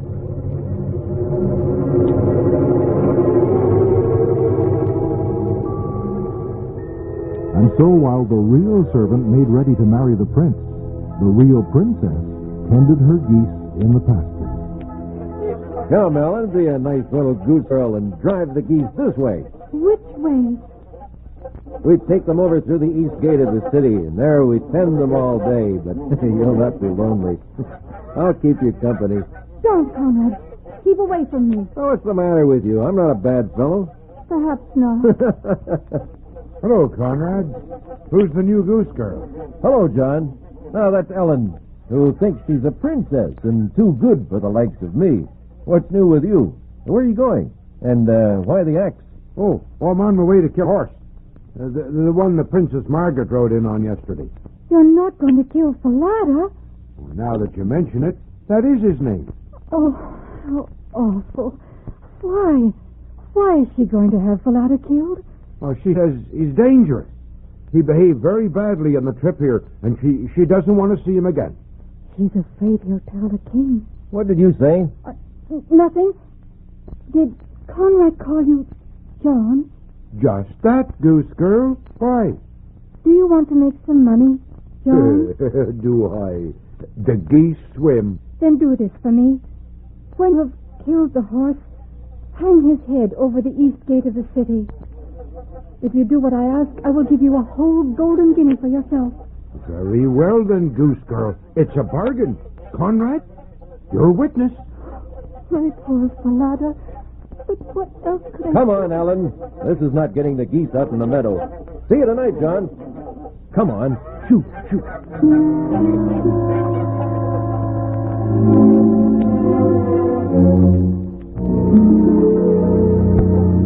Come on now, goose girl. Let's be friendly. And that dimple on your cheek needs a kiss. Ow! What's the idea of slapping me like that? It may help you to remember your manners. Now let me alone and tend the geese. I'm going to rebraid my hair. The princess in the castle couldn't be any more stuck up than you. That's just how I mean to be. Oh, Sally, what beautiful hair you have. Give me a lock of it for my pocket. Let me alone. Oh, don't be silly. Come on. Low wind, wild and free. Take Conrad's hat away with thee. Take it miles and keep him there till I've braided up my golden hair. Stop that! There goes my hat! Stop that! Stop!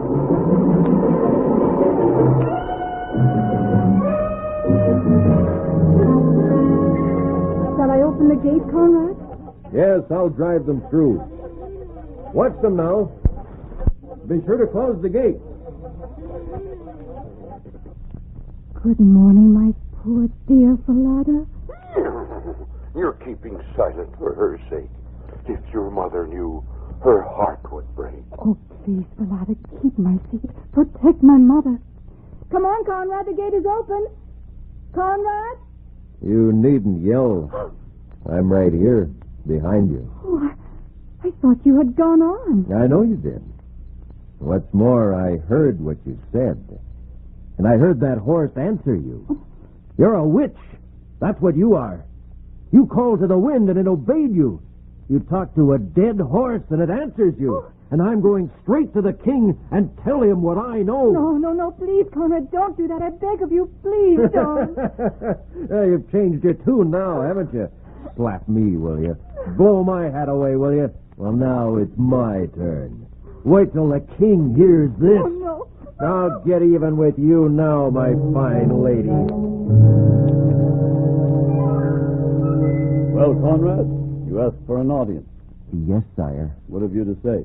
Pardon, sire, but I can't tend the geese anymore. Why not, fellow? What's the matter? I'm afraid, sire. Afraid? Of what? Of that new goose girl. The goose girl? Ellen, you mean? Nonsense. Oh, it isn't nonsense, sire. She's bewitched or enchanted or something. What makes you think so? What does she do? She talks to the wind, sire, and it obeys her. What? What's this you're saying? It's true, sire. She makes it blow my hat away whenever she wants to. And not only that, sire. She talks to a horse that's dead, and he answers her. You're mad. Your Majesty, I'm not. I swear it's true. I beg of you to see for yourself. Well, certainly. I'll have to see it to believe it.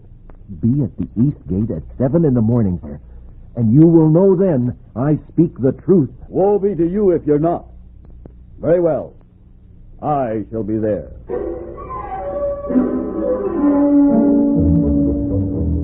Good afternoon, Your Majesty. And to you, Prince Michael. You sent for me, sire? Yes, girl. We want to talk to you. And we want truthful answers to our questions. Yes, sire.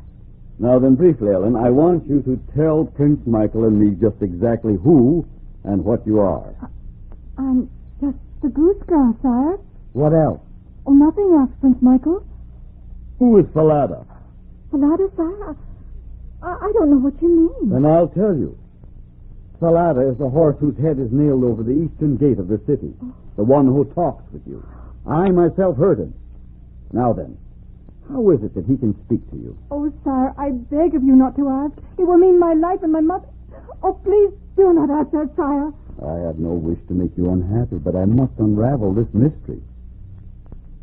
What are you looking at? That marble statue there. It's Mama. I mean, isn't it Queen Elaine, the mother of Princess Margaret? Yes. Why are you so pale? Are you ill? No, I'm all right. Oh, may I go closer and look at it, Your Majesty? Please? Why, of course. Michael, come with me to the library for a moment. Then Goose Girl can look at it to her heart's content. You have the room to yourself. We shall be back presently. Thank you, sire. Oh, dearest mother, how unhappy your daughter is. Mother, do you know what that wicked Ellen has done? She had Falada killed. She posed as the princess and married the prince meant to be my husband. And I can't tell anyone because she swore she would harm you. Oh, help me, Mother. Help me to bear my burden of tears. Oh, my princess, that's what happened. Oh, King Rayburn, you didn't leave the room. You heard what I said. Yes, my dear, I heard. And so did I, Princess Margaret. Thank heaven we did hear. You are the real princess, and she the servant. Father, we should have known. Oh, sire, my mother. Ellen swore she would put a curse on her. She told me she would. I swore by the open sky and my hope of heaven I would not tell her, or my mother's life would be the penalty. Then, Princess, My life will pay first. Michael, may I come in? There is Ellen now. Conceal yourself behind this curtain for a moment, Princess. I don't want her to see you at first. Here, Princess, quickly. Quickly. Come in, Margaret. Good evening, Father. Michael, I missed you at tea. I'm glad you came, Princess Margaret. Why do you both look so gloomy? Anything wrong, my husband? Princess Margaret, I want to ask your advice. What is it? We have just heard of a situation where a woman assumed the identity of a princess, married the prince, and turned the real princess into a servant. How shocking. Isn't it? Tell us, Margaret, what would you do to such an evil woman? I think that such an evil person should be thoroughly punished. She should be banished from the kingdom forever. Very well, my lady. You have pronounced your own doom. What are you saying? Come out, Princess Margaret. You have nothing to fear. Oh, you demon! What has she told you? It isn't true! Isn't it? Then why are you so pale? Yes, sire. Take this woman out of my sight. She is to be banished from my kingdom forever. With the greatest of pleasure, your majesty. No, don't do that!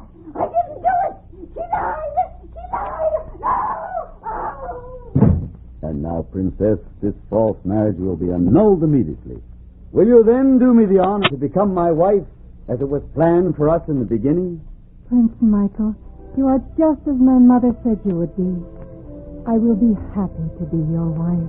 Bless you, my dearest children, and may you live happily ever after.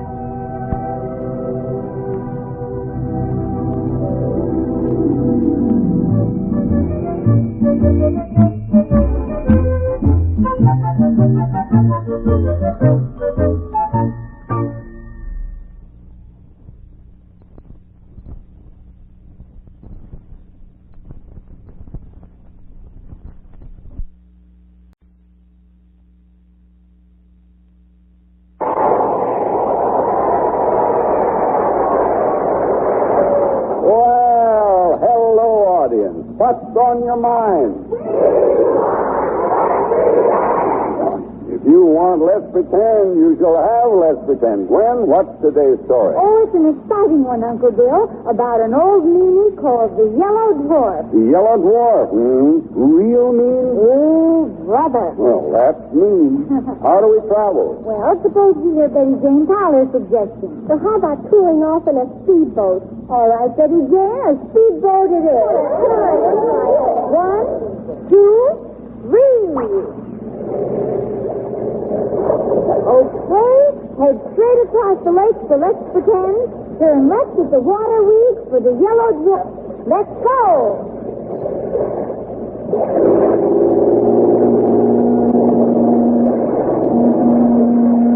Gosh, Uncle Bill, did you ever see such a perfect day for a speedboat ride?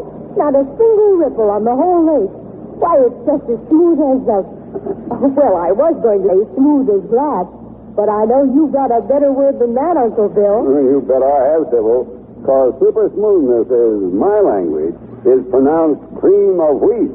Yes, sir, that fat and smooth, creamy goodness of cream wheat makes for the best doggone breakfast eating you've ever met up with. Well, my name isn't Uncle Bill. You try it yourself, as soon as you can, and you'll know why I always say, eat a better breakfast, feel better all day. Get a better start the cream of wheat way.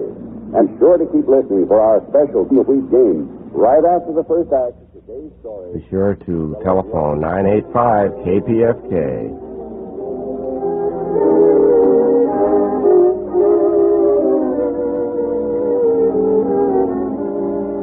Once upon a time in a land beyond the moon, the whole kingdom rejoiced at the beautiful love that existed between the gentle Princess Margot and her handsome Prince Anton.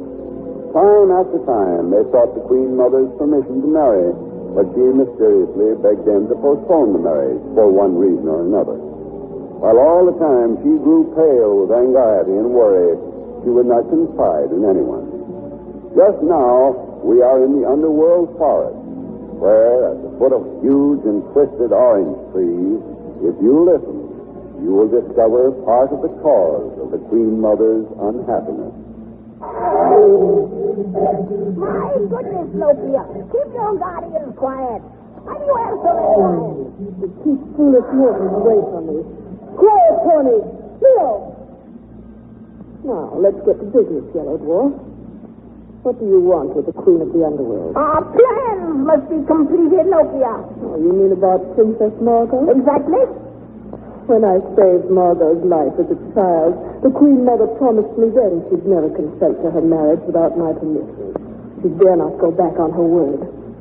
Little did I dream then that you would be the one to want her hand in marriage. But I do. More than anything else in the world. I've told you that Margot is deeply in love with Prince Anton. I know that.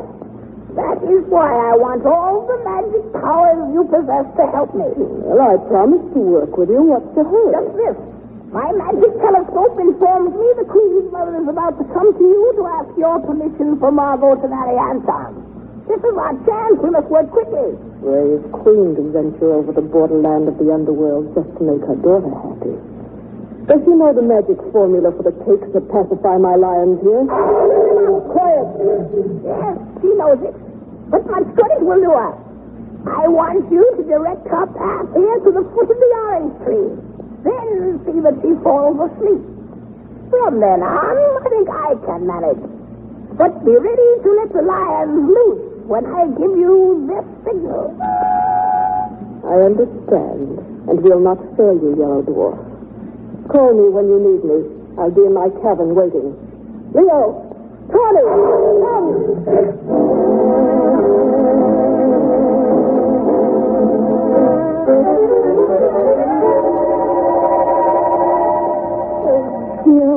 Dear, I must find them. How could have I lost them? This is because I came along. Where can they be? How do you know? Oh, what is the matter, Queen Mother? You startled me. Who are you, and what are you doing here in the forest? I am the Yellow Dwarf of the wood, Your Majesty. I live in this large orange tree. What makes you weep, my queen? I've lost the millet cakes that I must have in order to pass the two-headed lion. What a pity. And how did that happen? I was very tired. I lay down here under the orange tree to rest. I must have gone to sleep, for when I awoke, they disappeared. Oh, Yellow Dwarf, I must have them. I must get to the cabin of Lothia, the fairy in the wood. I hear the lions now. They must be loose. Oh, my goodness. Sounds as if they were headed this way. That's bad. Help me, Dwarf. They'll devour me. Save me. Yes, if you will make me a promise. Anything, only save me. If you will give me your daughter for my wife, you may come into my house and the lions can't get you. Marry my beautiful daughter to you, you ugly little yellow thing. Never. Very well, then. You'll enjoy being eaten alive. From the lions. Help from me. Mercy, Dwarf, help me. If you will give me your daughter. Yes, let me in. Yes, you may marry her. All right, come in.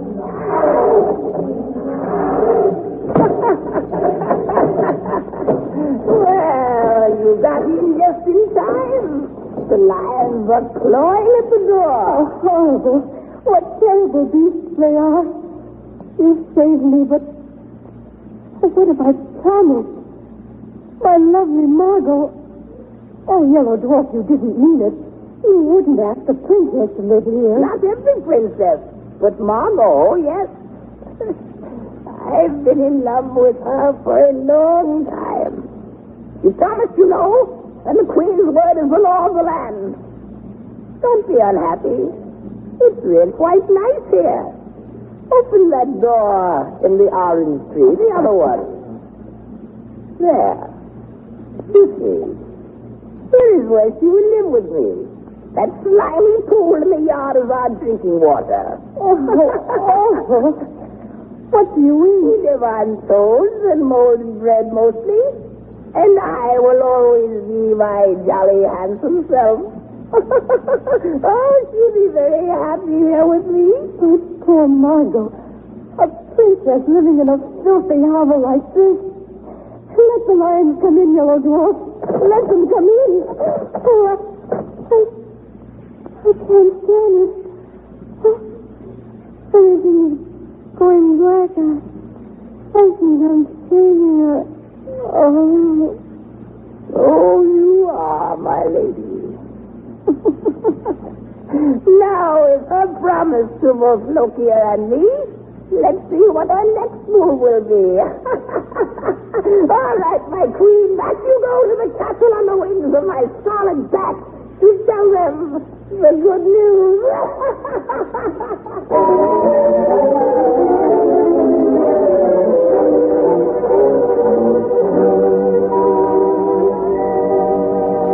England Forest, Mother? Oh, how do you do, Prime Minister? Princess Margot? Yes, Margot. Come in, Anton. Be seated quickly and hear what I have to say. Beloved, sit here by me. Yes, Anton. Mother, you're terribly pale. Is it bad news? Yes, my daughter, it is. I can conceal it no longer from you and Anton. Take my hand, Anton. Good news or bad?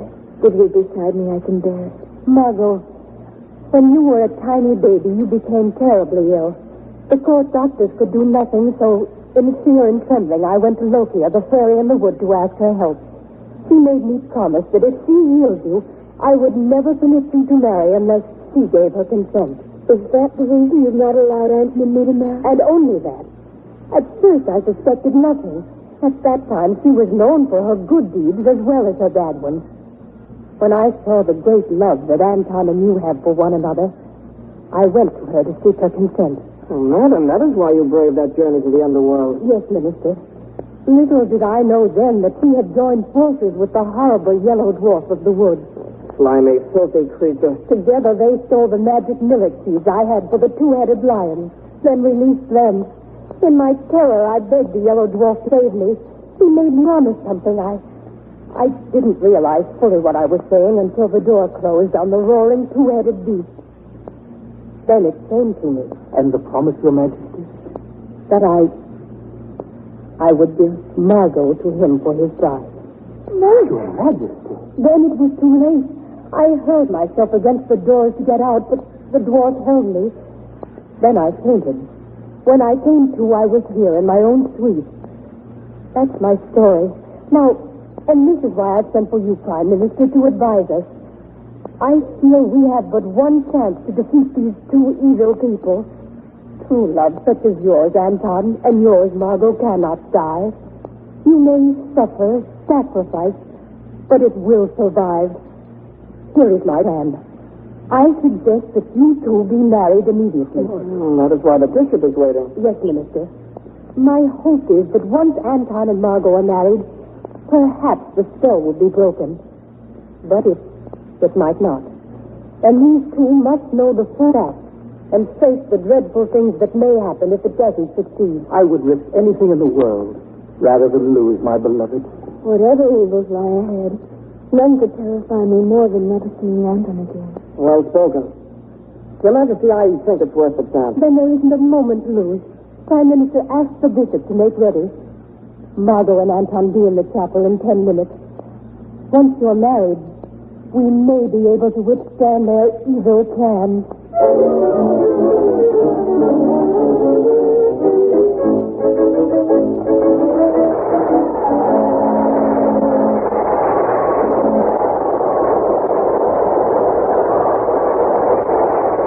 Well, Uncle Bill, what have you got lined up for our Queen's Weekend this morning? Now, I'm going to ask all you pretenders in the audience to name your favorite nursery rhymes. And I'm going to show you how cream of wheat fits right into the verse. Now, Katie, let's have the name of your favorite nursery rhyme. Well, my. Did I hear Little Miss Muffet? Well, let's see what I can do with that one anyway. Little Miss Muffet sat on a tuffet, eating her cream of wheat. That well-tasting dish is so smooth and delicious, it's her favorite breakfast treat. Now, let's have another one, audience. Humpty Dumpty, all right. Humpty Dumpty sat on a wall. Humpty Dumpty had a great fall. To build him up and make him strong with nourishment, we can't go wrong. For calcium and phosphorus, too, to build sound teeth and bones anew. For vitamin B1, that's right, to give a hearty appetite. And for blood-building iron as well, cream of wheat. It's simply swell. So get that treat that can't be beat. And rich, 5 minutes stream of wheat. You bet, audience, if you want a dish that hands you plenty of get-up-and-go food energy, oceans of wonderful flavor and real money-saving economy... And with those commercials, which are of some historical interest, I suppose, we are listening to a rebroadcast of Let's Pretend, The Yellow Dwarf, on KPFK in Los Angeles. The first annual Old Radio Marathon of KPFK. And the phone number again, KPFK, 985-KPFK, back to Let's Pretend. Thanks a lot, pretenders. And now back to today's story, The Yellow Dwarf.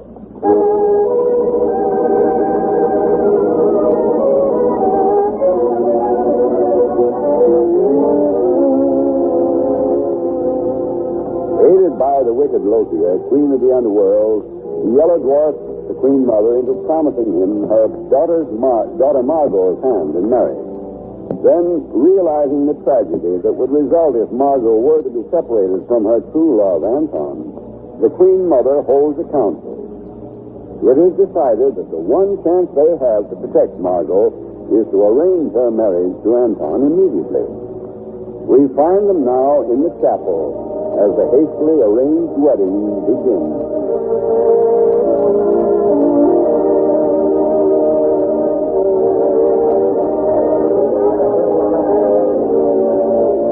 Stop this wedding! Stop this thing, I say! Lothia!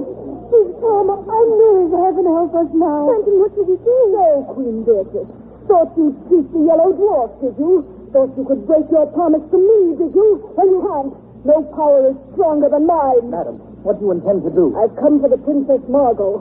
She's promised to marry the Yellow Dwarf. I've come for her. The promise made in peril, madam. You can't hold it to her. Is that so, Prime Minister? I'll show you. Come in, Midas. Come in. What is that coming into the room?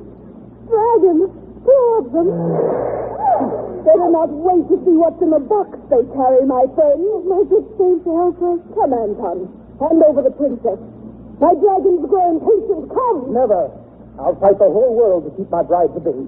Take your dragons and whatever they bring and leave. The dragons are breathing fire. They'll burn us all up. Look. What is it? How do you do, Queen Beatrice? But a hideous creature. It's the Yellow Dwarf. He'll kill us all. We're lost. And my love, don't let him take me away from you. You steal my bride, did you? You're a sword, you. I'll run you through. Fight if you have the courage. Oh, you dare to fight the Yellow Dwarf? Splendid, come on. Kill him, Yellow Dwarf. I'll take care of the girls for you. He's stranded. My stewardess, no effect. Of course it hasn't. You can't fight magic with a sword, Anton. Too late. I have you now. Say goodbye to your bride, Anton. Why, you can't have her. Thought you'd get the best of the fairy folks, did you? We'll show you. Lothia, up on the other dragon, and away we go with my bride to be. Let go of her. Let go of her. The dragons are throwing fire. Don't come a step nearer. All right, Dwarf, we're ready. Farewell, my friends. Don't look for Margot. You'll never see her again. I'll find her if I meet heaven and earth. I'll live to claim my love.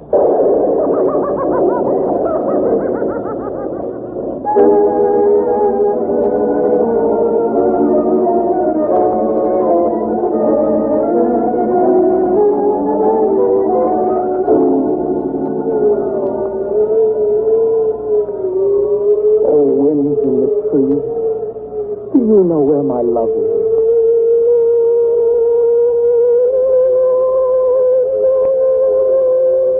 I must find her. I must. Oh, waves in the sea. Do you know? Can you help me find my darling? My precious bride to be? Anton. Poor unhappy Prince Anton. Who are you, lovely creature?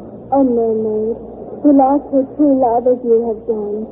And I chose to live in the deep blue sea as a mermaid, rather than wander the earth without him. You heard me then. And you know how empty my world is. Yes, I heard. But be comforted. You mean you can help me? Yes. I've learned many secrets since I've lived in the city. Here is a magic sword. It will kill the dwarf. It's the only thing that can destroy him. Bless you, little mermaid, and thank you for the sword. Now I can claim my darling. But listen well to me, Prince. Don't drop it. Don't let it out of your hand.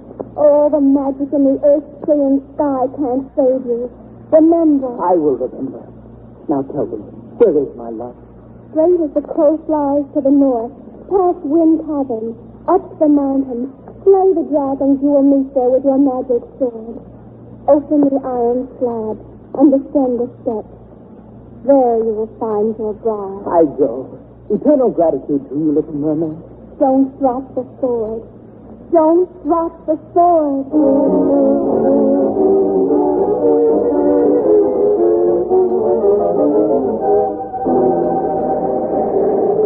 Come on, dragon. This is your last fight. I do not see you. Back and back. And there goes your head, you grinning beast. To find my love. The iron slab. It opens. Margot, where did I am?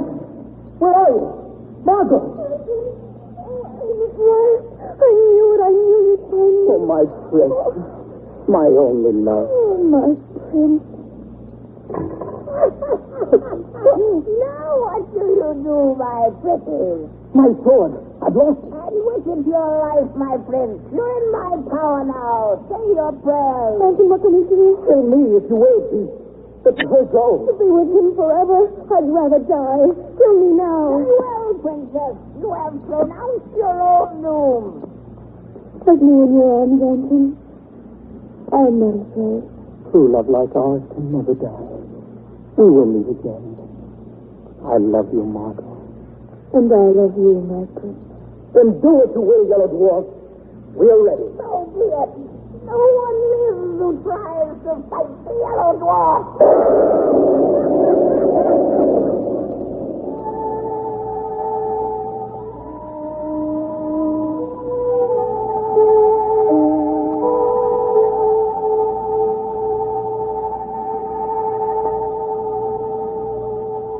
O gentle queen of enchantment, guardian of things beautiful and sacred, come to me.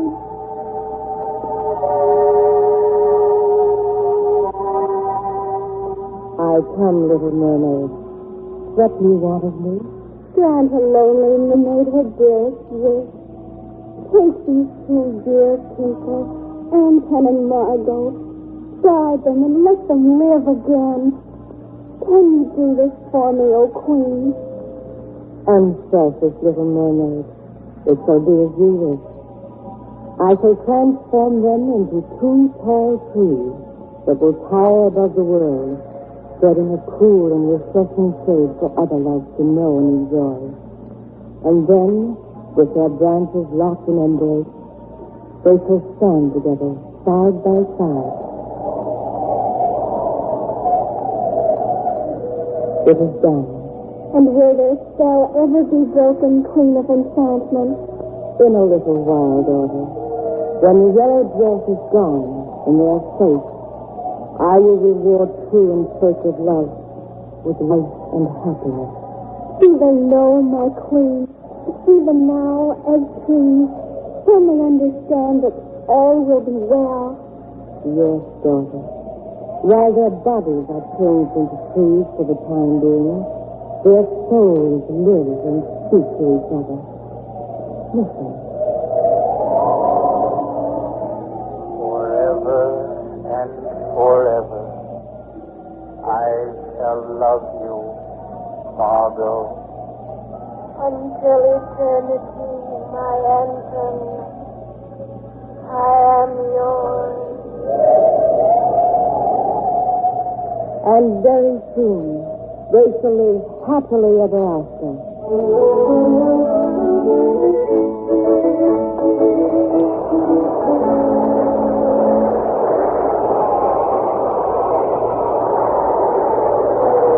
And now, before we introduce today's cast and tell you about next week's exciting story, I want to ask quite so many boys and girls, yes, and grown-ups too, eat cream of wheat for breakfast all summer long.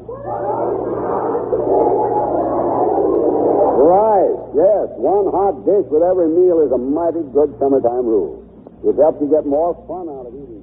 You've been listening to a rebroadcast of Let's Pretend at the Yellow Dwarf on KPFK, listener-sponsored radio in Los Angeles, as part of our first annual Old Radio Marathon. This is ChestertonRadio.com.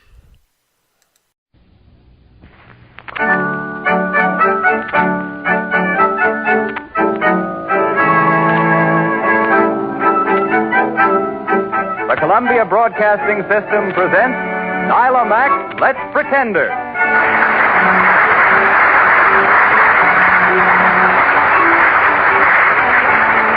Once again, to the familiar music of fairy tales, the Columbia Broadcasting System invites you to join us in another trip to that magical land of enchantment. And don't look now, but I think your chaperone is right behind me. You're quite right, Mr. Conover. Then the stage is yours. Well, thank you. Well, Gwen, what does the next letter in turn have to say? Well, let's give a look. Dear Let's Pretenders, I beseech you, I implore you, I ask on bended knees, please play my story. I have listened for the last 5 years and I didn't hear it. So here I am trying once more. Thank you, and I'll be glued to the radio to hear it. Thank you. If I'm not too curious, is there any hint as to what the story is? Oh, wait a minute. P.S. Oh, I nearly forgot. The name of it is The Little Mermaid. Oh. Well, that postscript just got there in time. I thought so, too. After such solemn words as beseech and implore, I'm sort of glad the name of the story arrived in the same mail. Oh, The Little Mermaid's a very sweet story. And I think it's a grand time to play it. Well, does it suit the rest of you? Yeah. All right, the story settled. Now then, Daisy Alden, suppose you say how we'll travel today. Well, how about everyone having his own horse, and then we'll gallop all the way? Well, if the horses can take it, so can we. All right, horses for 1, 2, 3, 4, 5, for 9. Come on in, magic wand. 1, 2, 3. Straight up Fifth Avenue, through the park to Let's Pretend. Stop at the shore by the Little Mermaid. Let's go!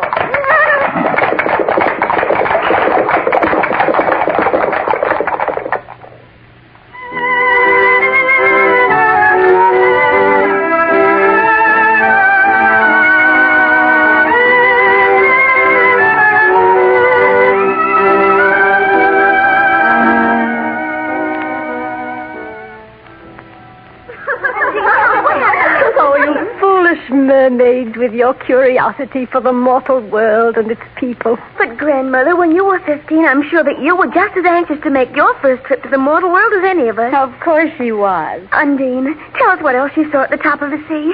I mean, besides the trees that grow tall and the feathered fish that live in them and sing. Not feathered fish, Naida. Mortals call them birds. I can't imagine what they could look like. What else, Undine? Tell me, what else did you see? Oh, Naida. Well, I think the most interesting thing of all in the mortal world is that all those people have stumps they walk around on. You say they call them legs, Grandmother? That's right, Undine. Legs? But where are their fins? Well, that's the strange part of it, sister. Mortals don't have any. Listen to that child.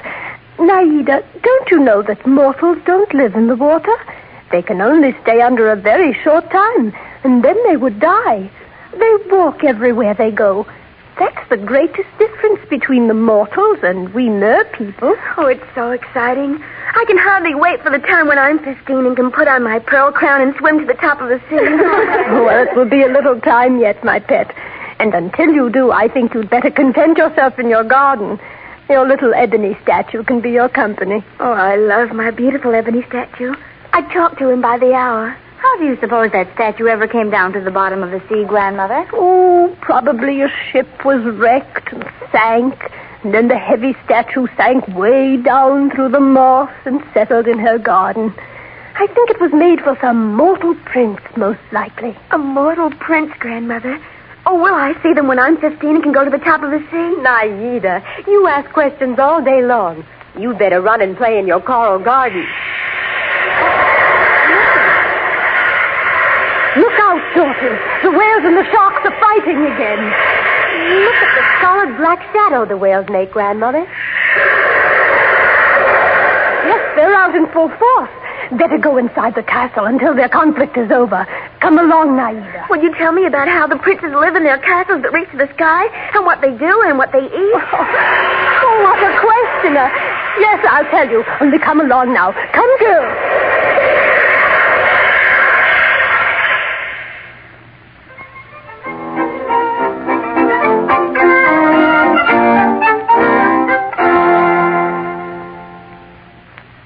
And now, my dear Naida, here is your birthday gift.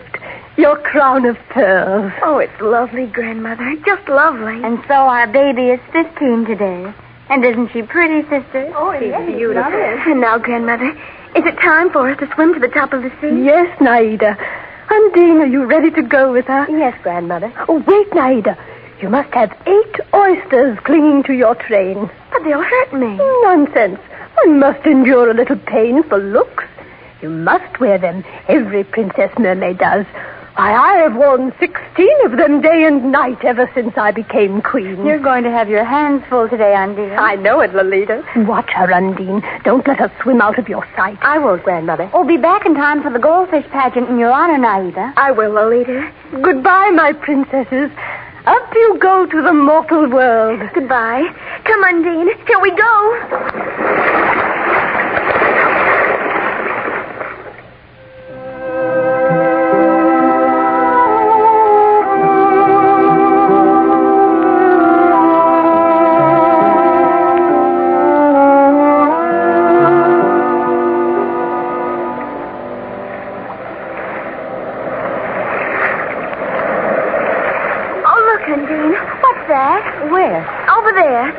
Until this big wave goes over.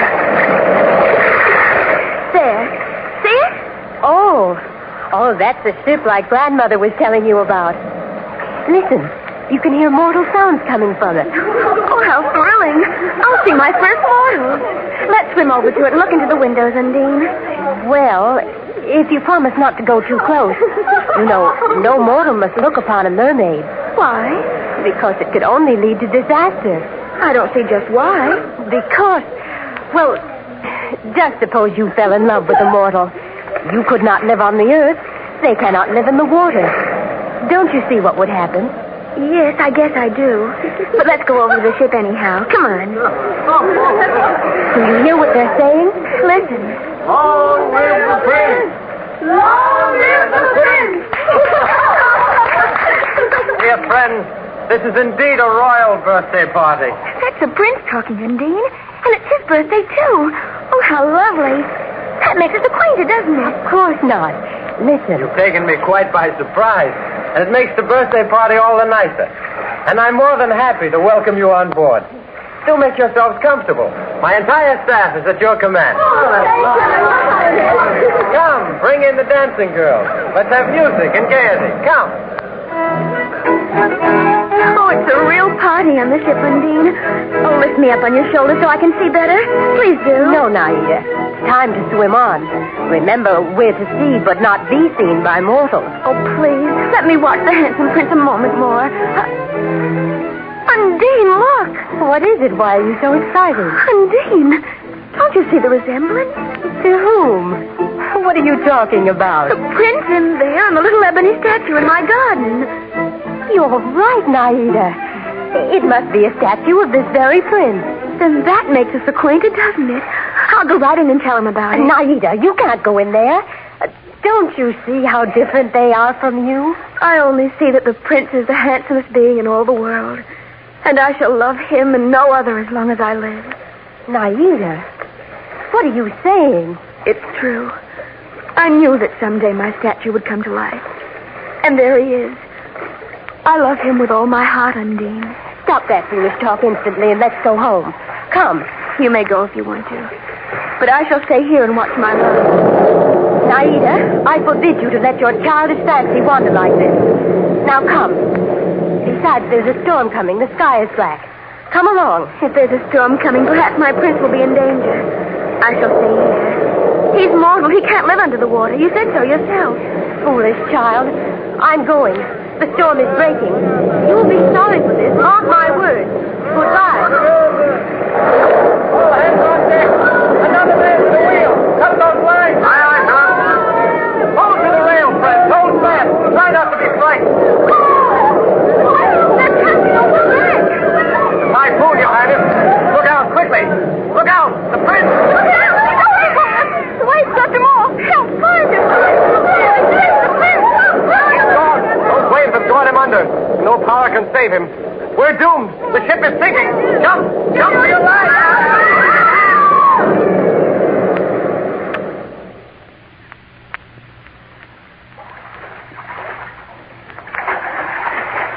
There, my prince.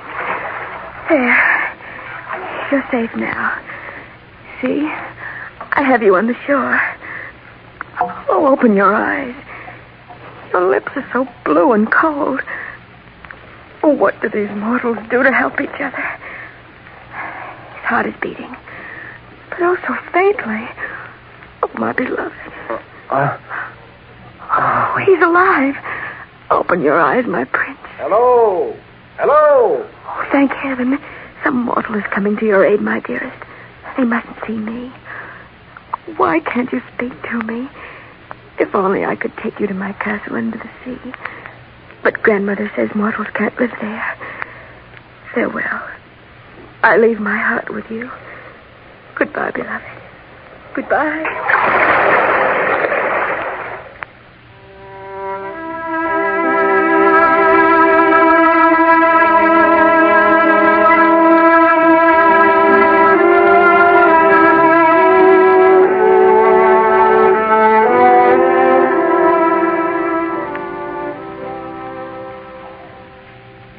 Undine, the time has come when I must know fully just what happened to our baby sister. You were with her. Naida, why don't you unburden your heart to Grandmother? Please do. I hate to be the one to speak of what really concerns you. I saw the one man in all the world for me, Grandmother. I have fallen in love with a mortal. That's all. Oh, my precious one. Who is he? A prince. He's a living image of my little ebony statue. And I love him. Since she's told you that much, Grandmother, perhaps it'll be easier if I tell you the rest. We saw a royal ship on the water. We swam near it, and through the window, Naida saw the prince. I begged her to go away. I scolded her, knowing it'd only bring sorrow, but she didn't even hear my voice. I see. Then, Naida, what happened? The storm broke. The ship went down. The prince was swept overboard. He was just about to sink forever when I reached him. I carried him to the beach. Heard voices coming. So I kissed him goodbye and came home. And since then you haven't eaten or slept. Oh, darling, what will become of you? I shall live out my 300 years and then become foam upon the water. And I wish it could be today. Oh, there, my dear. Oh, my poor little Naida. Grandmother, if mortals do not drown, then do they live forever? No, but you see, mortals have souls. And even after the body is no more, their souls rise up through the clear air to the shining stars and the silver moon. Where is that? A beautiful region beyond the sky. But have mermaids no souls, Grandmother? Is there no way I can gain a soul? One way only.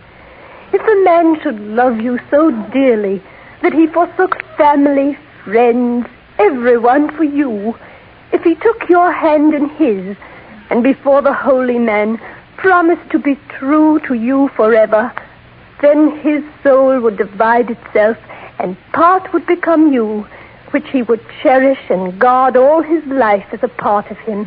And then you would have a soul. Could I make my prince love me like that? No, Naida, it cannot be. He is of the mortal world, and you are a mermaid. Your life is below the sea. Try to forget him, my dear. I'm truly sorry, dearest, but that is best. Thank you for your understanding, Grandmother. If you'll excuse me now, I'd like to be alone in my garden.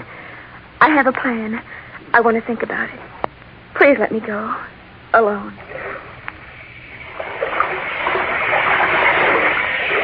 Witch doctor, let me in quickly, please. What's the hurry?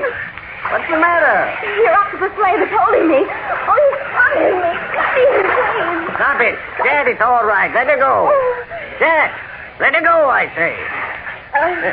Now, come in. Come in. You don't like the octopus, I gather. What a horrible beast he is. Yeah, but a faithful guard. You knew he was there when you came to me? Yes, but I'd hoped to avoid him. No more than you can avoid the rest of the trouble you're seeking. Then you know why I've come to you, witch doctor. Of course, foolish mermaid. How else could I be a witch doctor? Well, if you know why I've come, will you help me? You want to lose your mermaid's body and have two awkward stumps to walk around on like mortals. That's your first wish, isn't it? Yes, yes. Can you help me? Certainly. Want to know the price of that? I don't care what it is. I'll pay. This is what will happen. I will brew you a magic drink. You will drink it. Then slowly you will change into a mortal. But it will hurt you. And ever after, every step you take will be like walking on sharp knives that will pierce and cut your flesh. Want to hear more of what you're bringing on yourself? Yes. What else? You will be the loveliest dancer in all the kingdom. Yours will be a grace unequaled. But the pain will continue, and blood will drip from the wounds. Do you want more? Yes. Go on. All right. Here is the most important of all. Once you lose your mermaid's body, once you become a mortal, you can never return to the form of a mermaid. And if you fail to win the prince's love and he marries another, on his wedding day your heart will break and you will become coral foam upon the water. You're as white as death now. You still want to win the prince? I'm ready to try. I want a soul. I want my prince to love me as I love him. Or I care not what happens to me. Yes.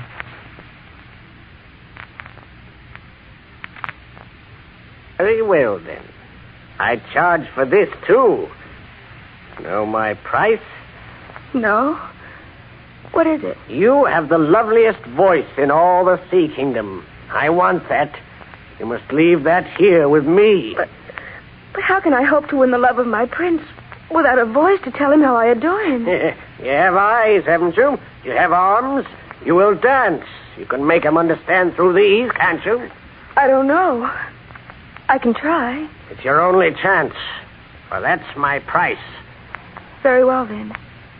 I'll pay it. All right. This flask contains the magic brew. Swim to the castle of your prince. Then drink it. Be prepared for constant pain when you walk or dance. And now, another magic potion. Drink this one now, or it takes your voice from your throat and gives it to me. Come, my price, pay it. Oh, angels in heaven, help me. Farewell, my voice. Give me the magic potion. And now, with my last words, I drink to you, my beloved, the prince of my heart. And so I have your voice. Now then, mortal woman, on your way, and good luck.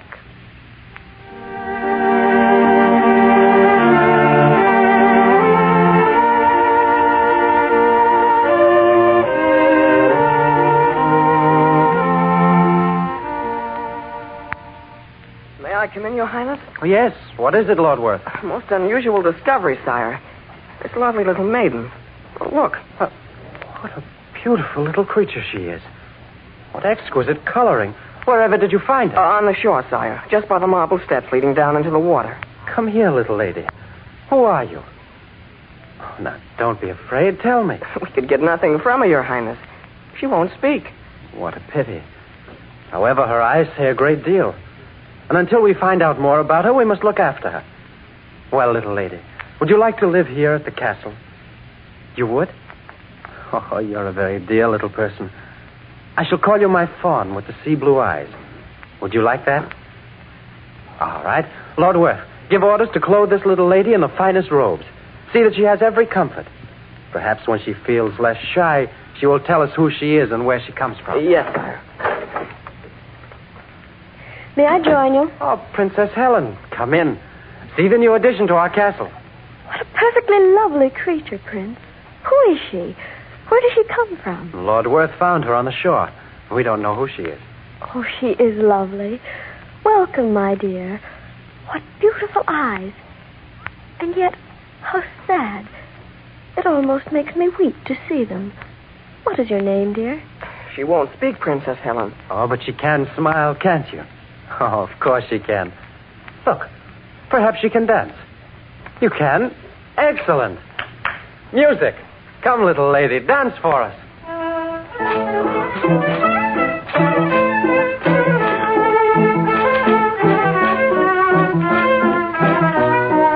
How exquisite! I've never seen such dancing. All right. Well, she is the most graceful thing I've ever seen. Look how she whirls and bends. And the motion of her arms. It's like the sea moss floating on the waves. What are you looking at, Lordworth? Pardon, Your Highness. I thought I saw flecks of blood on the marble floor, but I guess not. She's indeed lovely, sire. The most beautiful dancer I've ever seen. Come, little fawn, don't tire yourself. We'll ask you to dance again tonight, will you? Oh, that's fine. She is a real discovery, Prince. Dancing like hers will soothe the cares of the Empire. Oh, her feet. They're bleeding. Lord Worth, that was blood you saw. Little lady, come with me. Let me see that you're taken care of. Come, little lady. Her feet bleeding, and on her face the sweetest smile I ever saw. What, Worth, it's almost as if she were of another world. Another world, Your Highness? I think she surely is.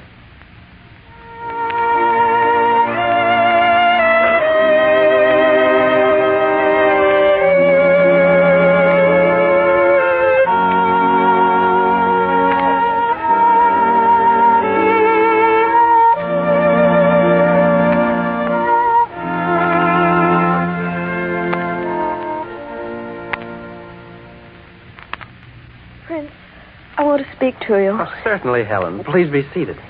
Now, what's troubling you? You know that I am not jealous, nor do I feel anything but love for our strange little dancing lady. But I feel also that you should talk very frankly with her. Oh, well, why, Helen? Surely you've noticed her adoration for you. Oh, yes, of course. But it is only as a devoted dancing slave. Oh, she couldn't dream of anything else. Her eyes tell a different story, my prince. And I am convinced that it is time you talked with her. Only to save her pain, believe me, that is all. Perhaps you're right, Helen. I hadn't noticed. I simply wanted to take care of her. But I'll talk to her. Thank you for understanding. She's coming now. I'll leave you together. Come in, little lady. I'm glad you came. I want to talk to you. It's a little difficult because you can't speak to me. But you can hear, and I hope you'll understand. You see, being a prince and owing my life to my people, my father, the king, has decreed that my marriage to the Princess Helen must take place immediately. Are you surprised? I thought you knew, of course. It has long been arranged. Our marriage takes place a week from today, just at sunrise. But that in no way affects your life here. The princess loves you devotedly, as do all of us. Will you be my sweet little dancing lady and dance your prettiest for me that day? Thank you. Oh, come, no tears. And a week from today, dance your prettiest for a prince who's very fond of you, my dear.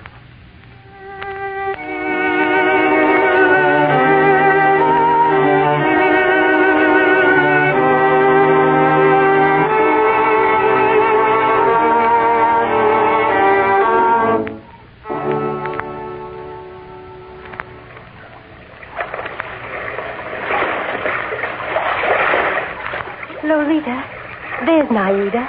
Where, Undine? Up on the balcony. Naida! Naida! Look. Down in the water, dearest sister. Your sisters. Here we are. Oh, Naida, we know. Grandmother went to the witch doctor. He looked into his magic pearl and saw your heart breaking. And he told us he'd taken your voice. Can't you say one word, darling sister? He told us of the wedding that takes place at dawn today. He said you'd failed to win the prince, and at sunrise you will die. Is it true? Oh, Naida, this is the saddest day of our lives. Farewell, dear sister. Farewell, Naida. Farewell. Little dancing lady, where are you? Oh, here you are on the balcony. Watching the sunrise over the water? We've been looking for you. Come into the ballroom. The wedding is over, and now you must dance as you promised. Music for the loveliest dancing girl in the world.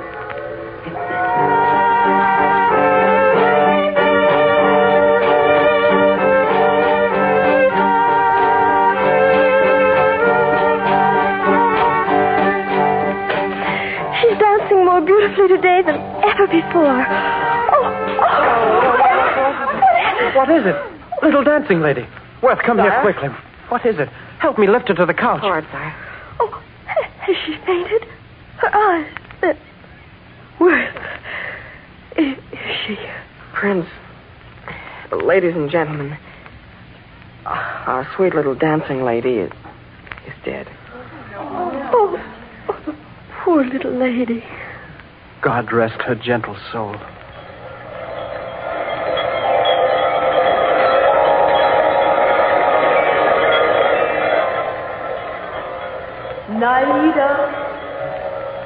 Naida.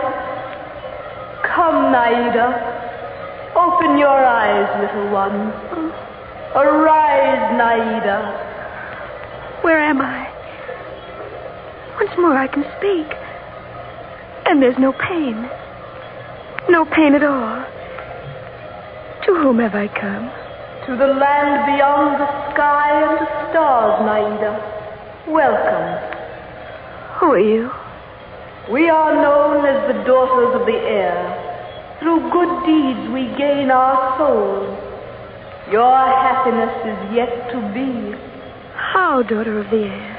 Unseen, we of this land beyond the sky are permitted to enter the houses of mortal men. When we do good deeds, the guiding spirit shortens our time of trial. Then, someday, I too will gain a soul. Even so, Naida. And you say we may glide unseen into the homes of mortals? It is true. Oh, then I wish... You wish what, little one? Oh, may I? May I just once glide unseen into his home, kiss him and his lovely bride, and give them my blessing? Naida, through this unselfish wish, your term has been shortened 200 years. And behold, your soul is born.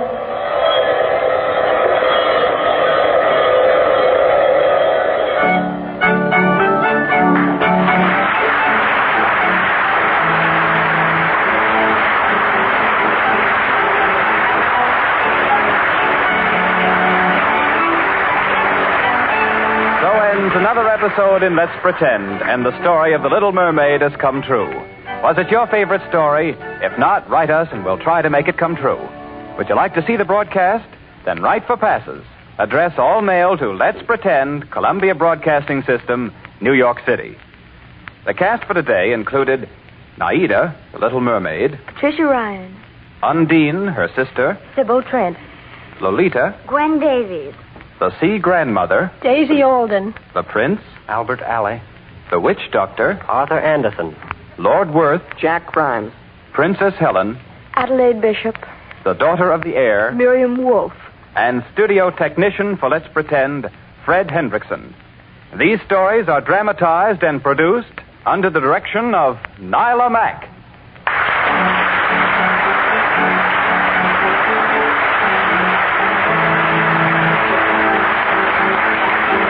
Have your Let's Pretend radio parties ready for next Saturday at 11:30 Eastern War Time. Until then, this is Hugh Conover saying goodbye. Your home for podcasts of works by G.K. Chesterton, plus drama, comedy, mystery, science fiction, big bands, and much more. The soundtrack to your Chesterton day at chestertonradio.com.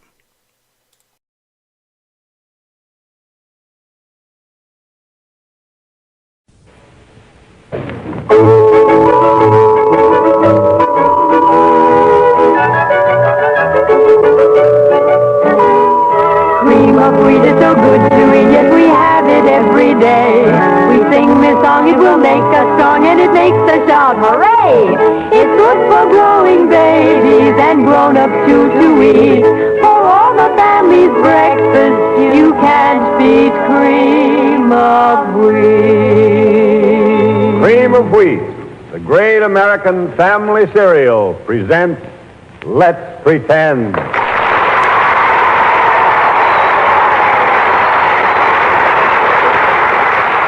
Thank you, audience. And hello! Do you want your story?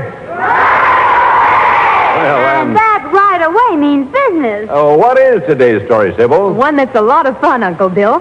It's The Brave Little Tailor. Oh, that's a good one. Well, what are we waiting for? For Miriam Wolf to say how we'll travel. Well, how about the good old-fashioned ice cream wagon? Oh, boy, Miriam, you really got something there. All right, an ice cream wagon it is. Everybody set? Yeah. 1, 2, 3. All right, pretenders, head the wagon for Let's Pretend Land and stop at the cottage of the Brave Little Tailor. And have your favorite ice cream as we go. Come on. Gosh, with all these flavors, you sure get plenty of variety on an ice cream wagon, Uncle Bill. You bet you do, Gwen. And remember all the swell variety you can get with Cream of Wheat, too. Try it with brown sugar, jam, jelly, or cinnamon. Cream of Wheat with raisins or fruit. Cream of Wheat with honey, syrup, or molasses. Every one of these grand combinations is a real taste winner. Yes, eat a better breakfast, feel better all day. Get a better start the Cream of Wheat way. And be sure to keep listening for our Cream of Wheat game right after the first act of today's story, The Brave Little Tailor.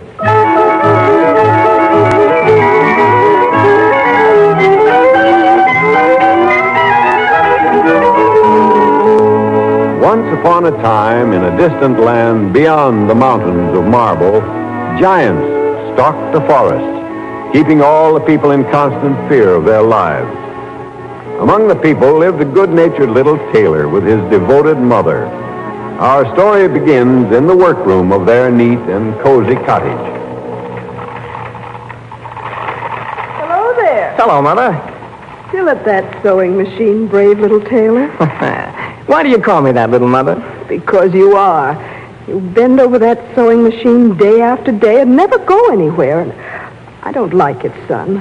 I could live on less, and I'd be glad to. Oh, go on with you. No, I mean it, Jack. You've been a good and dutiful son, but I want you to have the same chances that other boys have to see the world. Now, think it over. I will, Mother. And in the meantime, will you fix me a great big slice of bread and smother it with jam, please? Huh? Indeed, I will. Want the window closed? No, it's warm out. Leave it open. All right. Say, Mother, this is a pretty handsome waistcoat, isn't it? Oh, indeed it is. And rose satin, my favorite color, too. Here's the bread and jam, Jack. You better eat it right away, though. Yeah, just a second, Mother. I want to finish this hem first. The basting threads come out. Well, now, hey, get away from that. You'd better get. To whom are you talking? 2 Snoopy flies buzzing around my bread. Hey, they're ganging up on me. They'll beat you to that jam yet. Yeah, let them try it. Oh, by gee whiz, golly, that's too much. And don't say I didn't warn you. What happened? Well, when 7 of the pesky critters hopped on all at once, it was just plain too much. So I got all 7 with one blow. 7 at a blow. Well, now, you're quite a courageous fighter. Mother. Hey, that gives me an idea.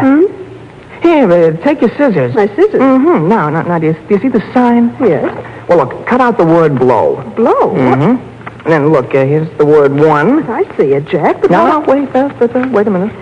There, you see the line, on the 7th day? On the 7th. Yeah, we'll take the word 7th and cut off the TH. Well, what on earth for, Jack? Never mind, cut them out. Oh, here, I'll help you. Jack, have you lost your mind? No, I've just found it. Mother, you wanted me to have adventure. All right, I'll try it. But I must go properly heralded. Now, you got those cut out? Yes, here they are. What are you going to do? I'll show you. Give them to me. Now that strip of red ribbon there. Here it is. Huh? Oh, I begin to see. Well, I thought you would. 7 at one blow. Oh, Jack, you idiot. What do you intend to do with it? Well, Mother, I shall tie this ribbon across my chest. And when I go forth, all the kingdom shall know what a fighter, what a soldier I am. I'll pack my knapsack, Mother, and wish me luck. Hey, Jack, where are you going? Tomorrow I shall take your advice and start out to see the world.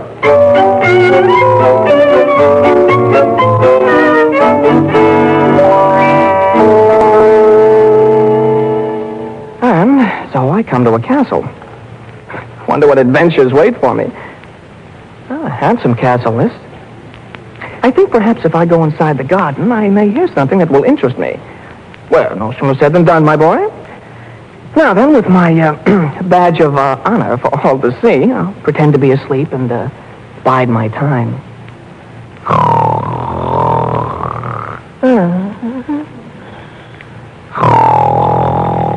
I said to him that maybe you think you could do better.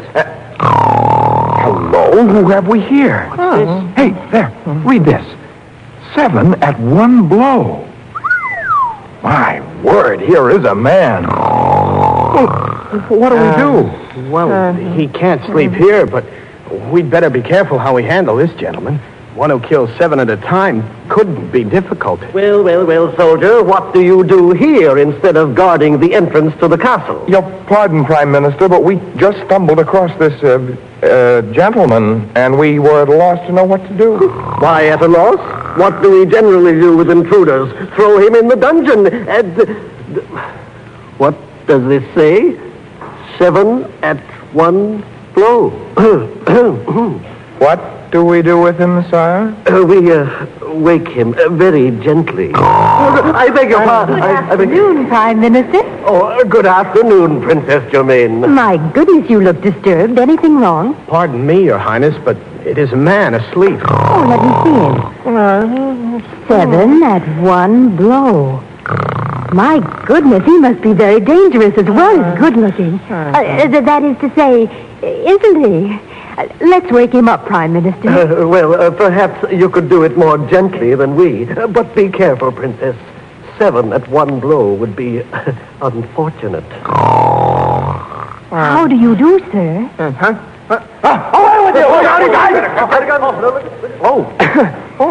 beg your pardon, miss. Oh, my goodness. I seem to have fallen asleep.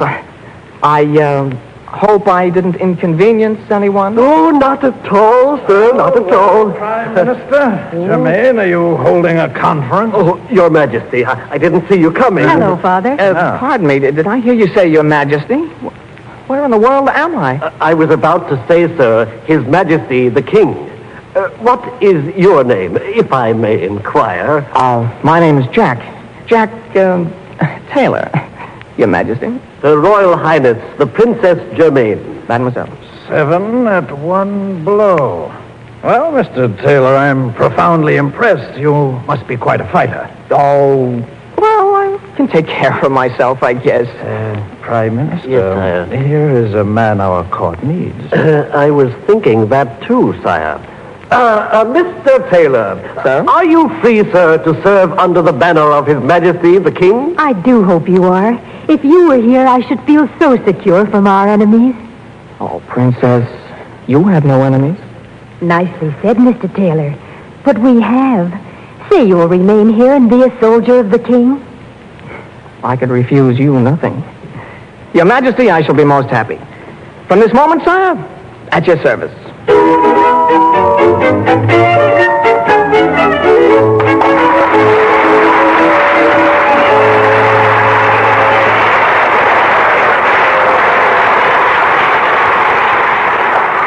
Know what, Uncle Bill? What? I think our studio audience is in the mood for a sound effects game today. How about it, cream of wheaters?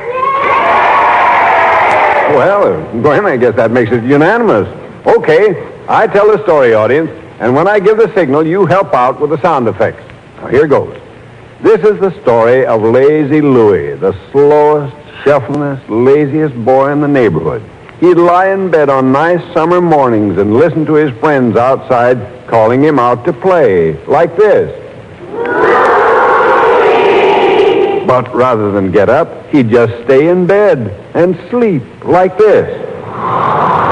But one day, Lazy Louie found a mighty good reason for getting up. He got dressed and rushed downstairs, like this. And And he found a big bowl of smooth, delicious cream of wheat waiting for him at the table. Well, sir, Louis took one taste of that super tempting cream of wheat, and he gave 3 cheers like this. And then Louis began stoking up for action with that enriched 5-minute cream of wheat. He got lots of food energy to help him get up and go. He took on iron, calcium, phosphorus, vitamin B1. All that wonderful nourishment together with an out-of-this-world flavor that found him fairly whistling with joy, like this. And now the moral of our little story is this. If you want a lot of live wire, up-and-atom food energy and a flavor that really hits the spot like this, just put in your bid for cream of wheat. The big family-sized package of either enriched 5-minute or regular gives you 40 generous servings at a cost of less than a penny a bowl. You bet, pretenders. It's way up in flavor. It's way down in cost. It's plenty smooth.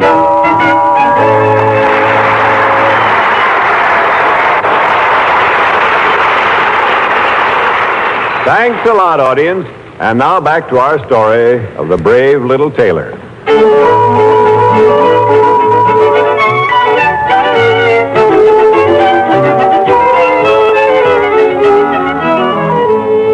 We find Jack, the brave little tailor, firmly established in the court of the king. His mysterious badge, 7 at one blow, continues to make everyone stand in awe of his power. Everyone, that is, but the lovely Princess Germaine. Our scene opens in the throne room of the king, where His Majesty and the princess are listening to the knights talking. Peace, noble knight. Be still.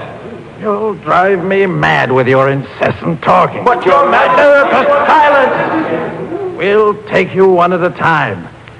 Now, Sir Falmouth, what's your grievance? This Jack Taylor, your majesty.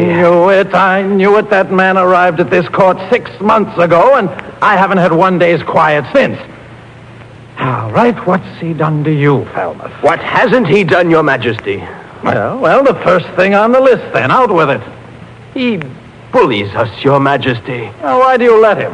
Well, because of his badge, sire. That 7 at one blow, sire. The other knights don't dare to call their souls their own. Oh, I've never seen him when he wasn't in the best of good humor. Well, now, Prime Minister, what's your trouble? Did you confer with the treasurer regarding the costs of the new stables? Well, sire, yes, I did. Good. But I didn't ask audience to discuss that. Sire, what I especially wanted to discuss was another matter. Sire, this Mr. Taylor... Oh, heavens above, will this Mr. Taylor business never cease? Well, what's he done to you? Sire, he twits me, sire. He whats you? He teases me, sire. He mimics me. Yesterday I heard him imitating my very voice and the way I spoke at the round table conference. Right before the captain of the guard, too. It was most humiliating. Why don't you handle this yourself? You outranked both the captain and Mr. Taylor. But, sire, 7 at one blow. It would be suicide.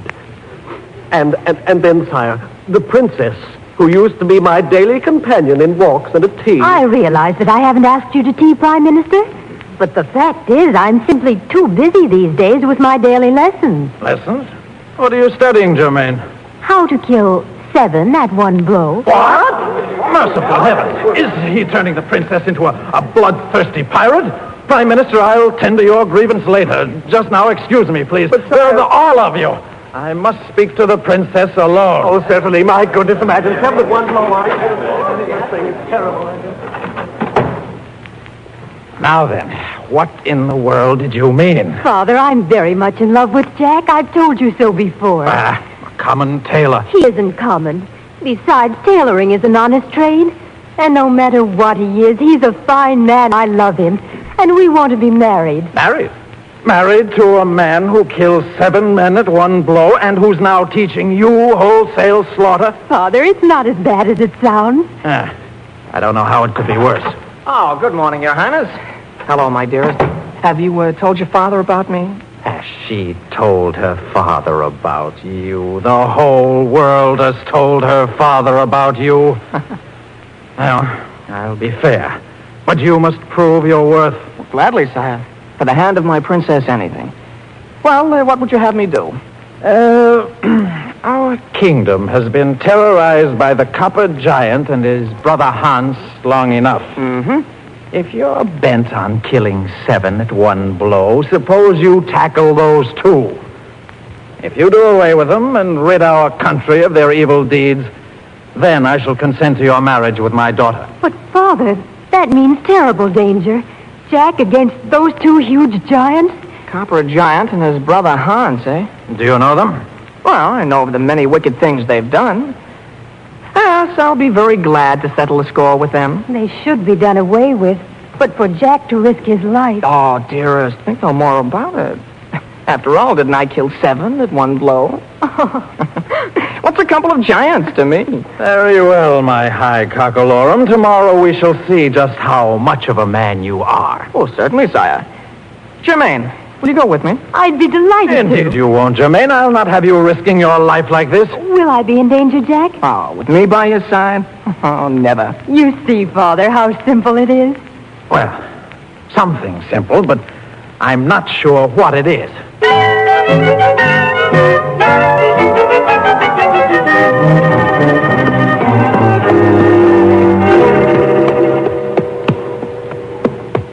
Germaine, do you think your father and his courtiers will wait on the other side of the hill as we asked them to? I think so. Are these the grounds of the giants, Jack? Shh. I hear something. So do I. Please get off your horse quietly and follow me. Can you see them? Yes. Yeah, they're under that tree. Oh. Germaine, can you climb a tree? My favorite pastime. Why? Good. That's what we're going to do. Be as quiet as you can and let me help you. Here, this is the one. All right. Oh, wait a minute. Do you mind putting these stones in your riding cape? Oh, not at all. Good. All right. Now then, up you go. Oh. You coming up too? Yes. As soon as I get some of these larger stones for myself. Hand them up. I'll put them in the branches while you're climbing. All right. Here I come. All right. Are you all right there? You won't fall. Oh, no, this is fine. What do we do now? Well, how's your aim? Excellent. What'll I do? Drop that stone down on the head of one of the giants. And see what happens. All right. Hey, quit that, will you? What's the matter? You hit me. You're crazy. I am not. I'm mad. Now, don't do it again.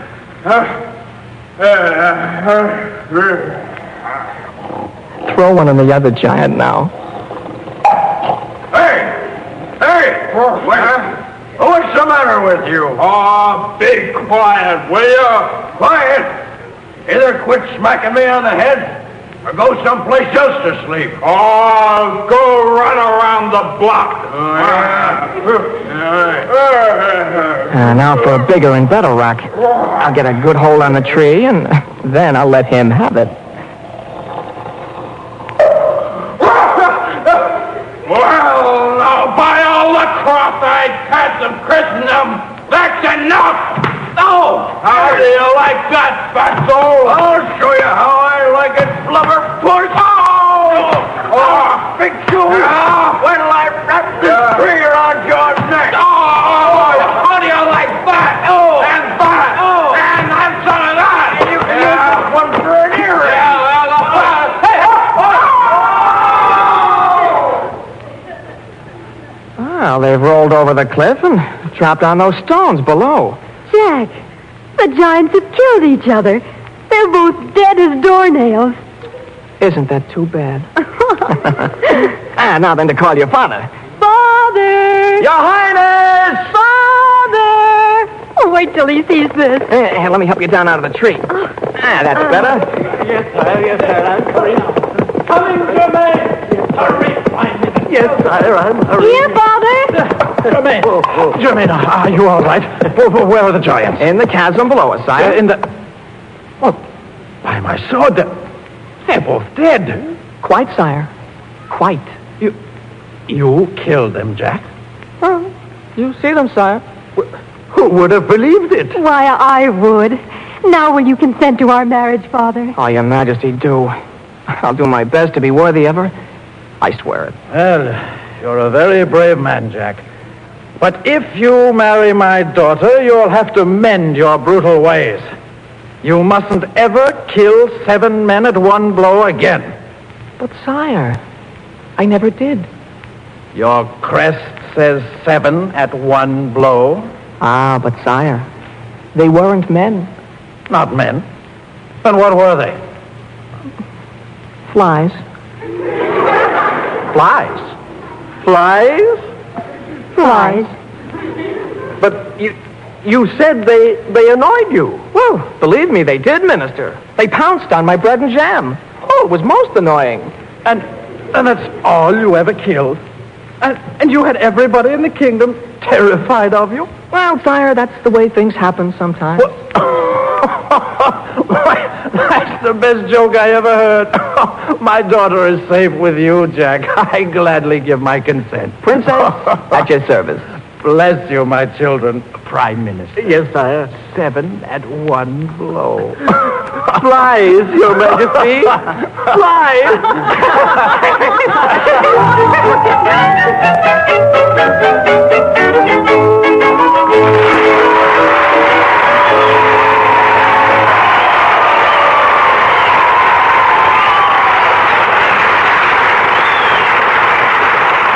And now, before we tell you about next week's exciting story, tell me, pretenders, how many of you have a baby brother or sister at home?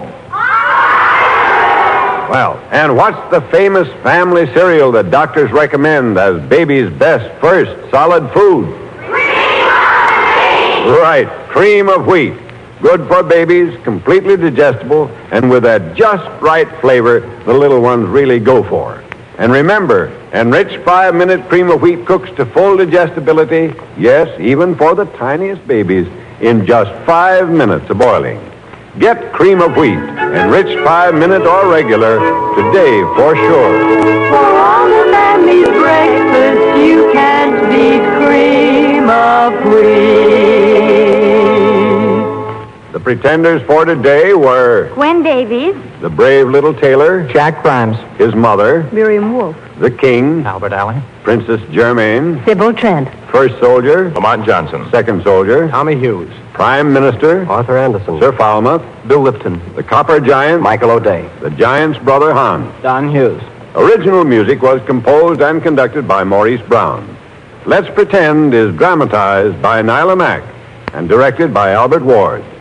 If you live in or near New York and you'd like to see a broadcast of Let's Pretend, drop a postcard to Cream of Wheat, CBS, New York, for your free tickets. Have you ever heard about a little girl whose parents were turned to stone by a witch just so the witch could steal her? Would you like to know how the witch got to the high tower where she kept the girl? What do you think happened to the girl and the prince who came to rescue her when they left from the tower window? Well, listen next week at the same time to the story of the witch, the prince, and the girl in Rapunzel.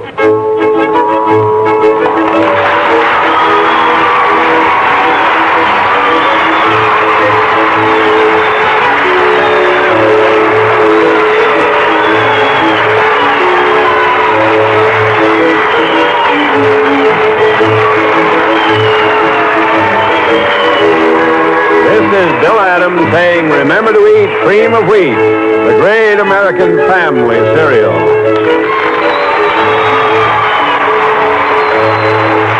This is CBS, the Columbia Broadcasting System.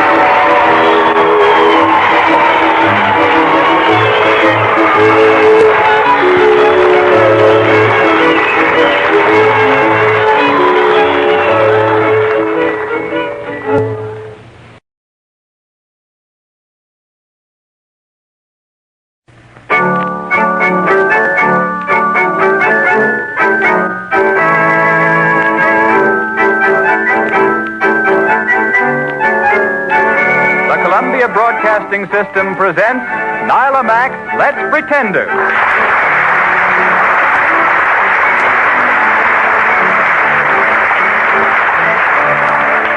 The music is playing fairy tales. The audience is saying, let's go. And here is that famous juvenile group of radio, the Let's Pretenders.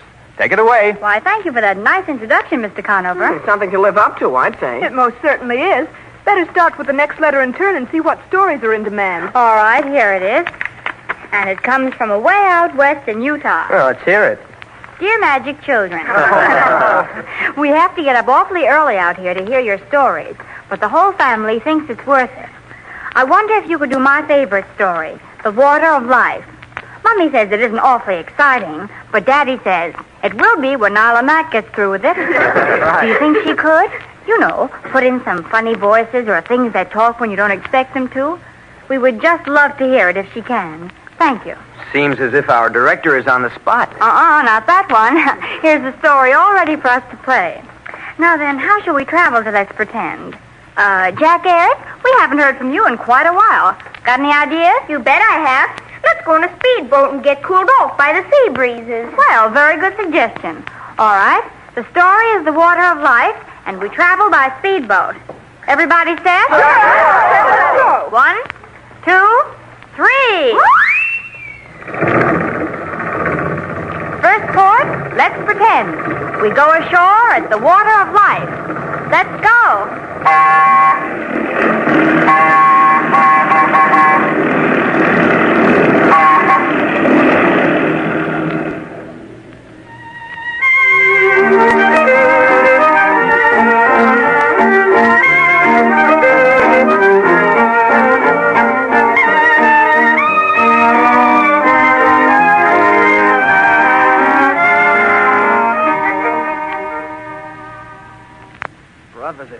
It just doesn't seem possible. Our beloved father is dying. Oh, Franz, don't be such a baby. Father is an old man. Why, yes, Franz. After all, everyone has to die at some time or other. Oh, but we've been such real companions. I just can't seem to imagine my life without him to advise and guide me. Oh, you'll soon get used to it. Time heals all wounds, you know. Enoch, how can you be so cold and matter-of-fact? Shh, it's Mother. Oh, my son. Yes, what is it, Mother? Have you news, Mother? Is Father dead? No, but oh, so weak and white. What does the doctor say?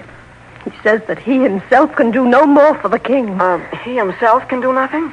Is there someone else, then, who can help him? Well, he says the only chance to save him is to procure some of the magic water of life. Water of life?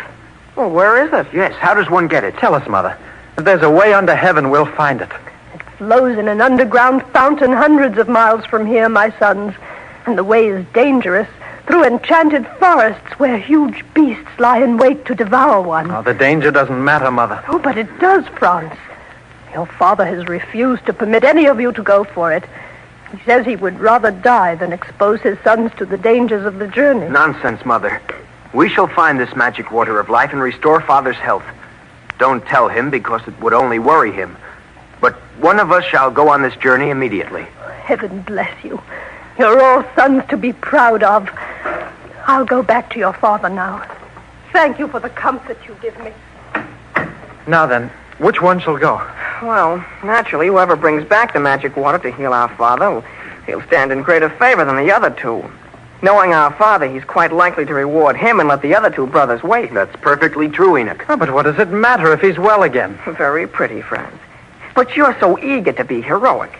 I think you have an eye on the throne yourself. Oh, nonsense. I don't want to be heroic. I don't want the responsibility of the throne. I only want to save my father's life. Just the same, I think I shall undertake the journey myself. The throne is rightfully mine. But if I succeed in bringing back the water, why, then I'm that much more sure of it. Very well, it's settled. I shall go. Well, how about me? I guess I have some rights here, too. Oh, Albert, stop quibbling over rights. And Enoch, since you've decided to go, hurry. Even now, Father may be breathing his last. Very well, I shall leave within the hour. You, Albert, see that I have the fastest horse in the stable. All right. Franz, help me fix a knapsack that'll carry me through the journey. Yes, Enoch. And in half an hour, I'll be ready to start. Very well. I'll order the horse. Come, we haven't a moment to lose.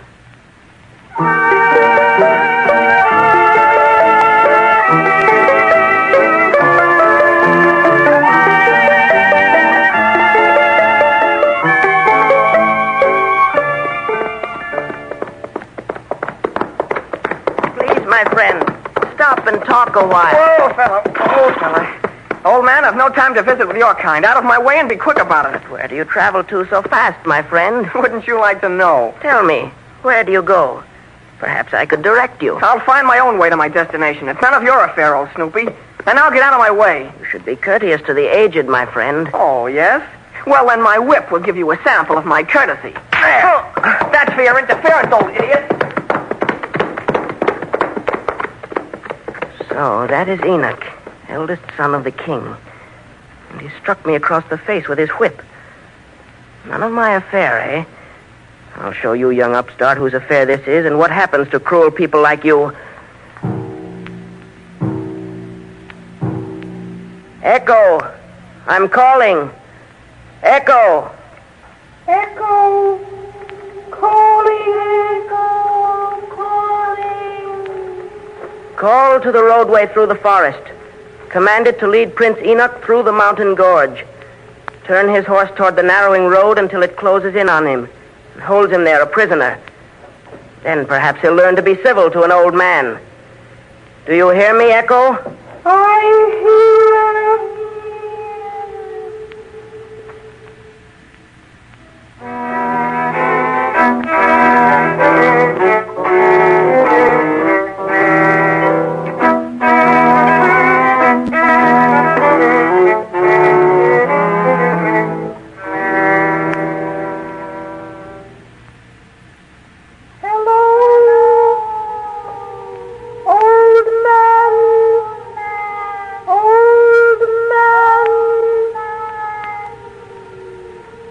Echo, what is it? I hear the sound of galloping horses. Albert, the king's second son, is on his way past your house. I thought it was about time for the second son to search for the water of life. Yes, I hear the galloping hoofs myself now. Thank you, Echo. Shall we see what his manners are? Yes, old man, we shall see. A word with you, please, sir. Get out of the road, you. I nearly ran you down. If you don't move on, I will. But, stranger, won't you pause a moment? I need your help. I've no time to help you or anybody else. But suppose I was lost and ill, too. Well, that would be too bad, old Gabby. I'm in a hurry. Now get out of my way before I drive my horse over you.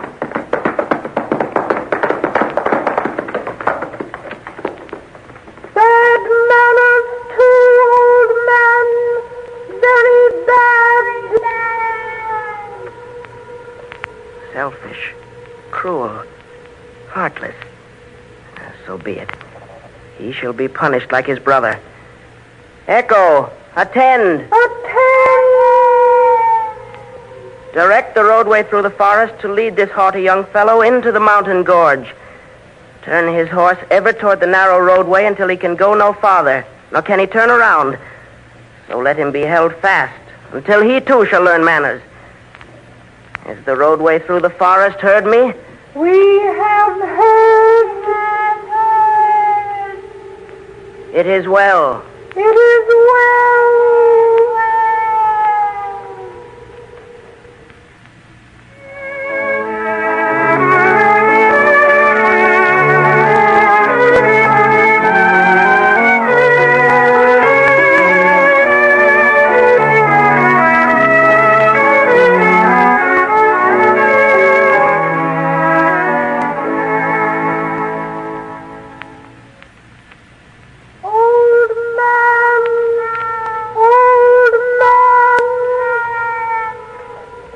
Echoes, I hear you.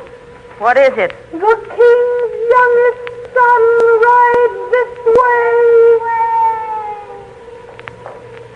And even sooner than I expected. Very well, Echo. Little does he know what has happened or what his future shall be. He comes, old man. He comes. Good morning to you, young fellow. Where do you go at such a fast gallop? Oh, good morning, Father. I'm in a hurry, but what is it you want? Can I help you? Well, now, that's a kindly thing to ask. No, son, I've no need of help. Have you? Oh, yes, good Father, I have. Well, then perhaps I can help you. What is the trouble? Sir, my father is dying, and I seek the magic water of life. Do you happen to know where it can be found? Yes, I can help you. But tell me, why haven't your elder brothers sought it? I don't know how you know I have other brothers, friend. But to tell you truthfully, they have.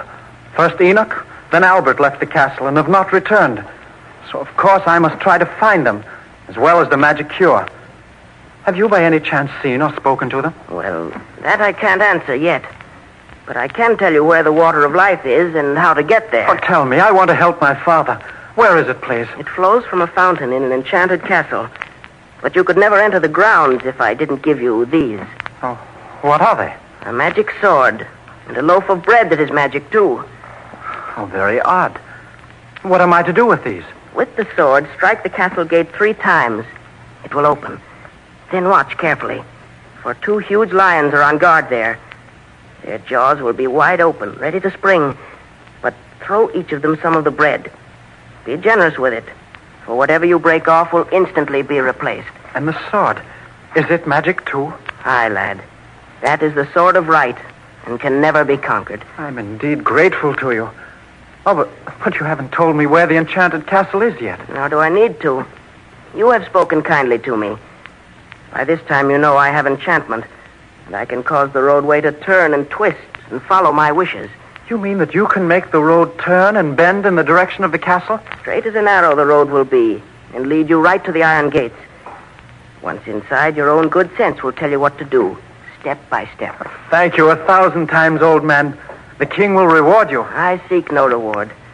Start your journey, and my blessing goes with it. Farewell.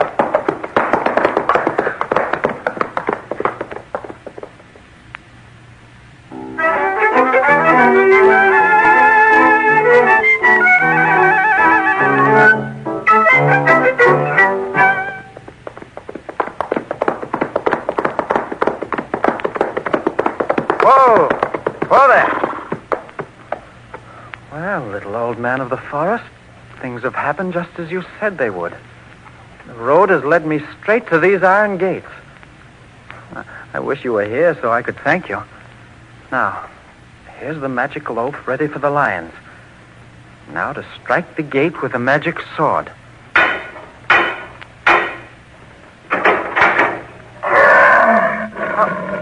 Oh, a terrible-looking beast. Here's bread for you. And here's your loaf, old fella. There. Phew. I'd be sorry to meet them without the magic bread. Now. A strange-looking castle. No sign of life anywhere around. I'll go in and see what sort of people live here.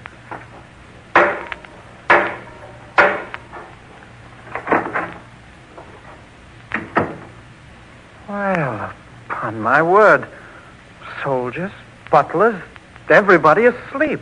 Hey there. Hey, wake up. No use. Obviously, there's enchantment here, too. I wonder where this door leads to. Oh, I beg your pardon, Princess. I had no idea that... Sound asleep, too. Oh, lovely Princess, you're too beautiful to waste your time in sleep. Please waken. Princess. Still she sleeps. Oh, now, really, I must find a way to wake these people. After all, I'm sure there is a way. Oh, an idea. This magic sword has opened gates and doors. Perhaps it will open the eyes of this lovely princess for me. I shall touch them so very gently, for I wouldn't hurt you, little sleeping lady, for all the world. Just one touch like this and... Oh, what a long, long sleep Oh. How do you do, lovely lady? Oh, you're come. The prince of my dreams. At last you're here. Well, I don't understand. You didn't know I was here? All but for years I've been enchanted. Why, no. The old man in the forest told me nothing of you. Oh, that's like him. He wanted to enjoy your surprise when you discovered me. But tell me, you say I'm the prince of your dreams. Or did I just want to hear you say it so badly that I imagined you did? No, I said just that.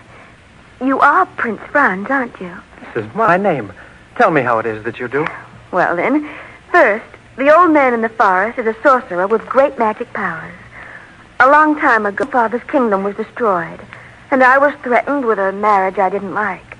The old man, who's my godfather, spirited me away and enchanted me here to protect me from all harm. I begin to see. But how could he select me? Why am I the fortunate one to wake you?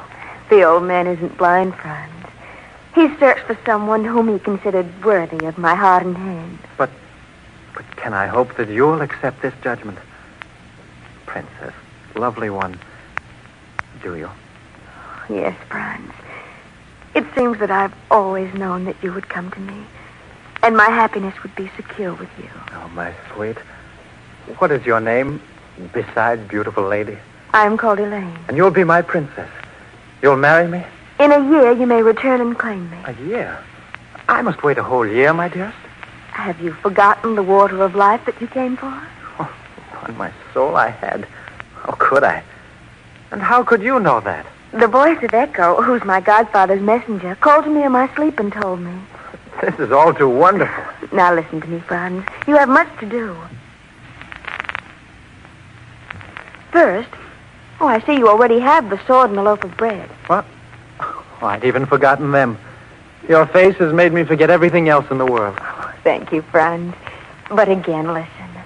The sword is magic. With it, you can slay whole armies if need be. And the loaf, as you know, never comes to an end. Guard them well. You'll need them. Now then, the magic water of life flows from the fountain in the courtyard. Here's a crystal vase that will hold enough to heal your father. Take it and go quickly. And in 1 year's time, I may return to claim you? In a year. And my whole kingdom will be yours. And you'll be my king. Oh, bless you, Elaine. And heaven guard you until I return. Farewell.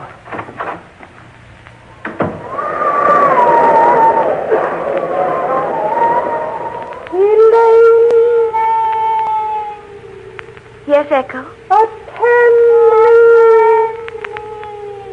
I listen. The time has come. Yes, Echo? Start now to build the road of gold. The road of gold? From your castle gate straight to the edge of the enchanted forest. But, Echo, why? You are in danger. And the road of gold will protect me? You will see. Very well, Echo. It shall be done. Farewell.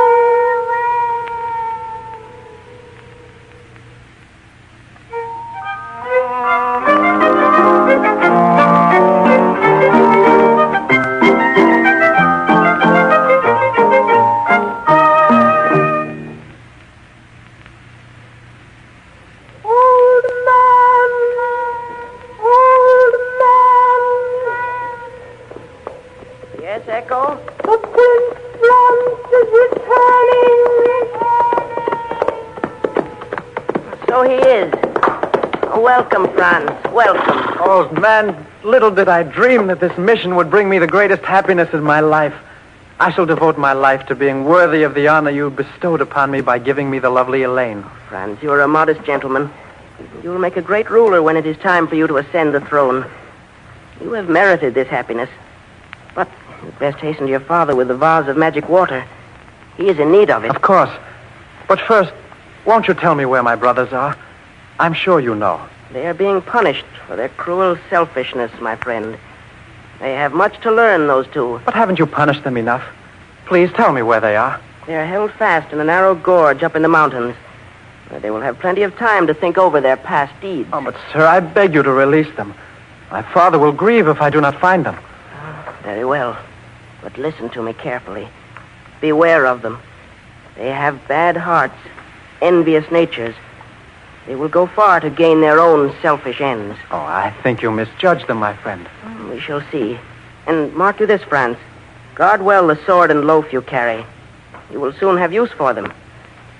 And now, begin your journey homeward. And my brothers? I shall release them. And as you enter the country of Werdeburg, you will meet them on the road. Farewell. Farewell, my friend. I shall see you a year from today. Bless you, sir, and my eternal gratitude. Farewell.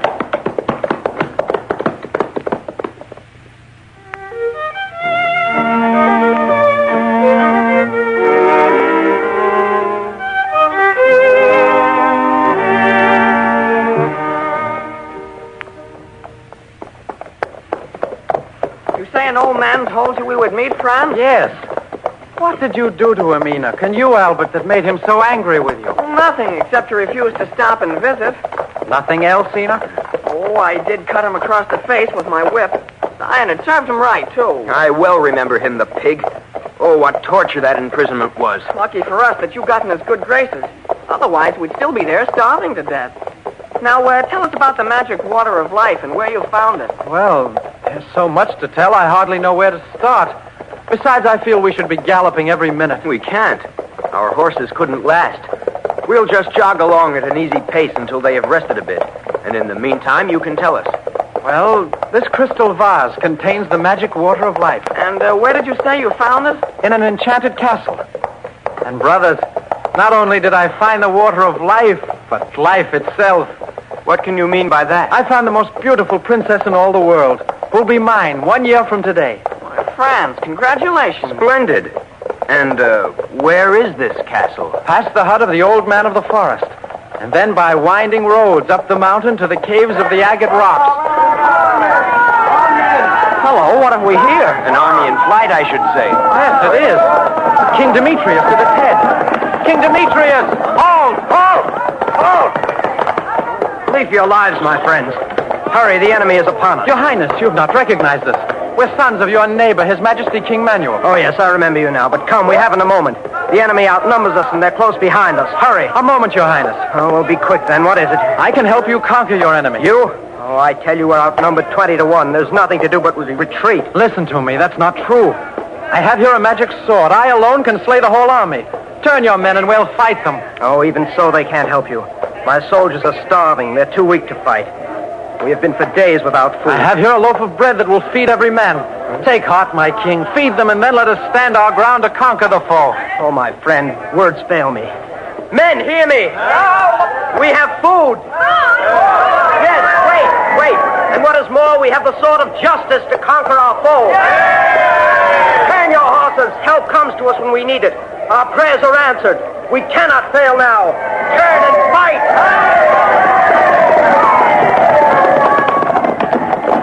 Brothers, there's no need for all of us to go into battle. Huh? Look, suppose you take this crystal vase with you. Guard it with your lives, for it has the water of life in it. I'll join King Demetrius. Meet me at the sea where we'll charter a boat to carry us home fast. Oh, good idea. Excellent. When will you be there? If this sword does what I've been told it would, I shall be there soon after you arrive. Make the arrangements for the ship and wait for me. Farewell. Demetrius, I come. So, our young brother suddenly becomes the most important member of our family. I don't like it. Once he restores Father's health, he will become the favorite and the next king. That must not be, Albert. I am the eldest. The throne belongs to me. What shall we do, Enoch? Oh, listen, Albert, I have a plan. Let's fill this vase with salt water from the sea. We'll give it to Father, and of course it won't heal him. Then we shall give him the true water of life and say that Franz tried to poison him. Excellent. Father will believe us, and that will be the end of Franz. Yes. And one thing more. I noted where Franz said the enchanted castle was. I see no reason why he should have this beautiful princess for his bride. I shall take the first opportunity to hasten back and steal her away. A splendid plan if she'll marry you. Oh, she'll have no choice. I'll see to that. What a trusting fool our brother is. I'd like to see myself telling my good fortune to others, no matter who they were. Yes, and I. Oh, well, he won't be with us much longer. Come, let's first replace the magic water of life with seawater. Right. Come on.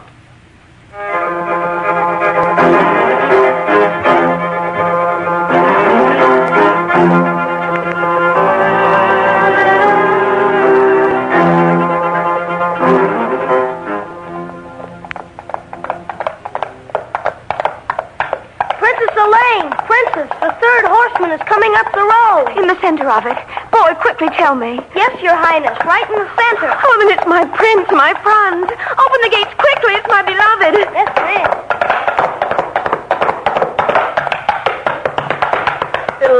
Elaine, my love, at last I see you again. Oh, Franz, dearest. Oh, it's been a long, long year. Let me look at you. Oh, you're more beautiful than ever. I'm so glad you find me so. Page. Yes, Your Highness? Take His Majesty's horse to the stable. Yes, ma'am. And now, my dearest, sit here in the rose arbor and tell me what's happened. Oh, so much. First of all, my two brothers plotted against me and stole the water of life which you had given me. Your brothers did that deliberately. How could they? Then, not knowing it, I gave the crystal vase to my father. They'd filled it with something else, probably seawater. It made him more ill than before. Then they offered him the real water of life, and it restored his health. But he believed my brothers when they said I had tried to poison him. He believed them and not you? Yes, my father banished me. Since then, I've wandered all over the world until the year would be up. Oh, my poor Franz. Your brothers are indeed wicked men. They've tried to steal me away, too. Steal you away from me? Elaine, this is difficult to believe. But it's true. Without the help of Echo, my godfather's messenger, they would have taken me away. How did you protect yourself from them? Echo warned me, so I was prepared. I ordered a road of solid gold to be built, with instructions to the guards to tell me how any strange horseman approaching would observe it. The first one saw the shining stretch of gold and said to the outer guard it was so lovely he wouldn't walk his horse over it, and he turned to the left. The second one remarked that it was a pity to scratch its surface, so he walked his horse in the dust to the right. Oh, but I was thinking only of you, your golden hair, your lovely eyes, and that soon you'd be mine. I didn't even notice there was a road there. Echo knew that's what would happen. So when the guard said that the third stranger was riding straight down the center of the golden road, I ordered the special gates opened, for I knew it was you. Oh, bless the old man of the forest and the echoes that warned you. Oh, another visitor? Well, it would seem so. Now that you're here, no more do I need to fear strangers. No more, my love. Well, stranger, what is your business? I seek His Highness, Prince Franz. I am he. I come from your father, Your Highness. So? Well, then? Through King Demetrius, he has discovered the treachery used against you by your brothers. Your father, the king, begs that you will return and give him and forgive him for the misery he has caused you. And my two worthy brothers? The king has banished them forever. Good. Then return and tell my father I forgive him freely. Tell him that without my two brothers, his rule will continue happily for years, for the water of life healed him. He doesn't need me. And when will you return, Your Highness? Not until you, my beloved Elaine, grow tired of me. Then perhaps, messenger, perhaps you'd better not wait.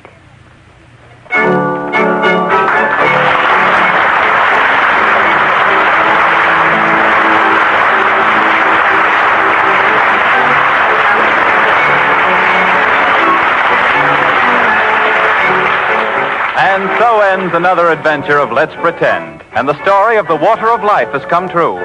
Was it your favorite?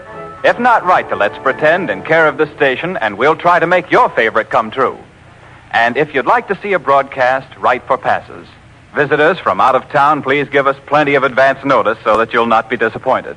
Address all mail to Let's Pretend, the Columbia Broadcasting System, New York City.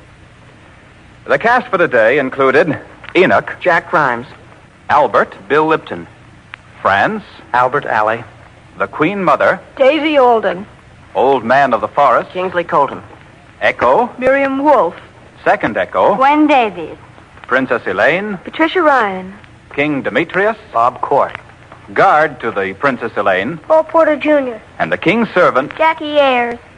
These stories are dramatized and directed by Nyla Mack.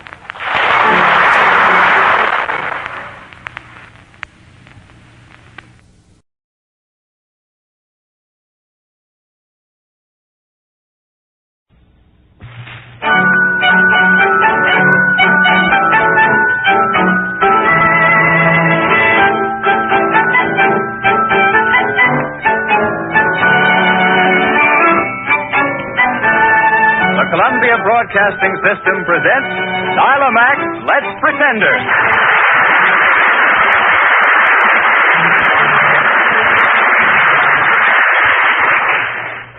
Fairy tales are calling. Enchanted voices are ready to carry you far out beyond the land of reality.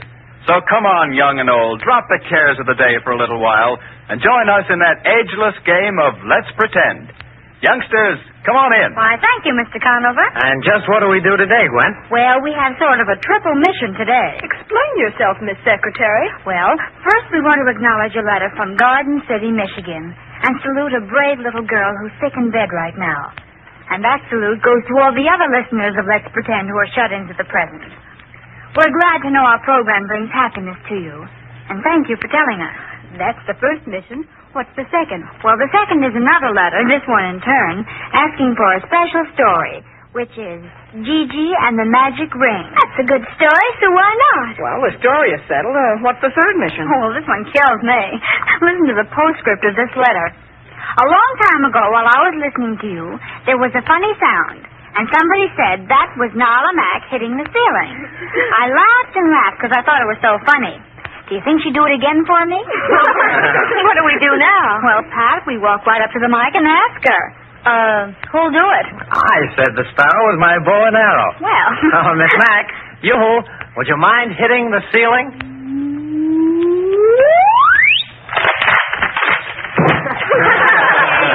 Well, thank you very much, Miss Mac. Well, now that she's back, let's get on with the regular business, huh? Bill Lipton, suppose you say how we'll travel today. Well, I think our engineer, Fred Hendrickson, has made a very good suggestion. Oh? Let's have it. He said, let's pretend to be popcorn and pop our way. Okay, let's try that. All right, the story is Gigi and the Magic Ring, and here we go. Sound department, turn on the heat. Pour in the popcorn. Now then, commence.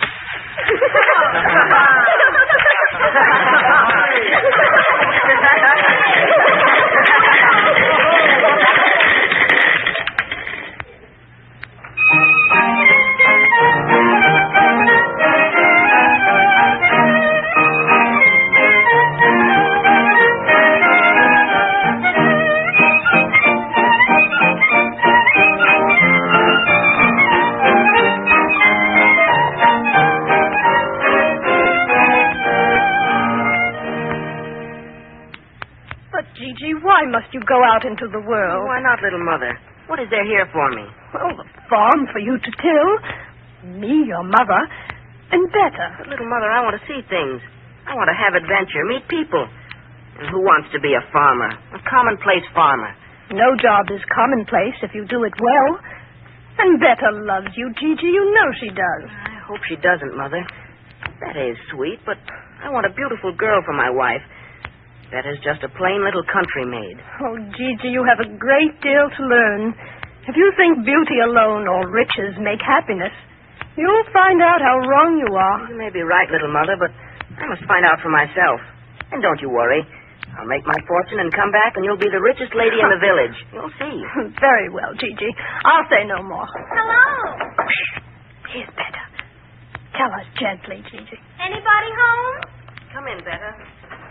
Hello, Mother. Hello, Betta. Why, Gigi, you're not in your work clothes. Has something happened? Oh, yes, Betta. You see, I'm going away. Oh, Gigi, not far, surely. Yes, Betta, I'm afraid so. You see, dear little friend, I'm tired of farming, and I've decided to go out into the world to seek my fortune. Mother, tell me it isn't true. He's joking, isn't he? No, little Betta. He's going today. Now. Oh, Gigi, how can we go on without you? Oh, of course you can. You'll be fine. I'll come back and...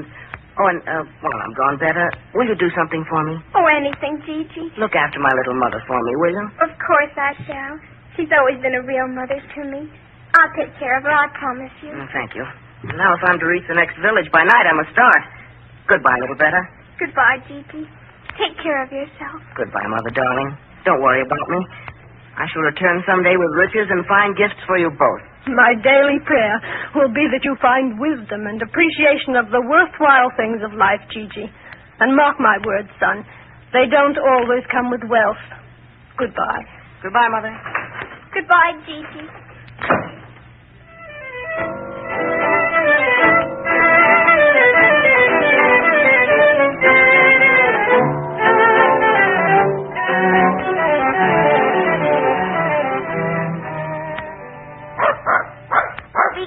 You two noisy people.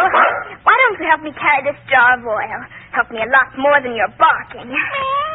Confound you, tabby cat. Get from under my feet. Do you want me to trip and spill all the oil? Hello there, old lady. Quiet, Taglong. Good morning, young fella. Hey, old lady. That oil jar is too big for you to carry. Let me help you. Oh, thank you, stranger. You are kind to an old woman. Oh, not at all. I happen to have a mother a long way from here. I wouldn't like to think of her having to carry such a heavy load. Now, which way do we go? I live right here, sir. It's just another step. Too bad I didn't come along sooner. We'll go in this way. Come in, please. Just put it here by the stove. Very well. Get out of the way, Tabby. Quiet, Taglong. There you are. Where are you bound for, youngster? And what's your name? My name is Gigi. I'm out to seek my fortune, old lady. To see the world. I see. Well, may good luck go with you. It's a place of wonders, to be sure. But it can be very lonely, too. Have you no companions? No, that is, not in this country. Well, then, what do you say to taking my dog, Tabby Cat, along with you? They're pretty good company and useful, too, mayhap. Would you like them? Oh, that's kind of you, and why not? But don't you mind giving them up? I like you, youngster. You went out of your way to do a good turn for me. I'm happy to be able to do one for you. And here's something else for you. A ring, little lady? Well, thank you very much, but I don't need that. You will need this one, Gigi, because, you see, it's a magic ring. Magic? In what way? Put it on your finger. Never take it off day or night. And when you want something, simply turn the ring on your finger. Make your wish, and it will come true. Oh, little lady, this is indeed a gift. Oh, but should I take it? You might need it yourself. Not I. Take it. You've been kind to me. I want you to have it. Remember, wear it day and night. And whatever you wish shall be granted. Oh, 1,000 thanks. And now I think I'd better be moving. Come on, Tagalong. And you too, Tabby Cat. Who knows what we shall discover out in the great big world? Who indeed but you, Gigi? You will find plenty, I warn. I'm ready for it. You'll certainly be company at any rate. Well, thank you again, old lady. And health and good fortune to you. And to you, Gigi. You'll need it, my friend.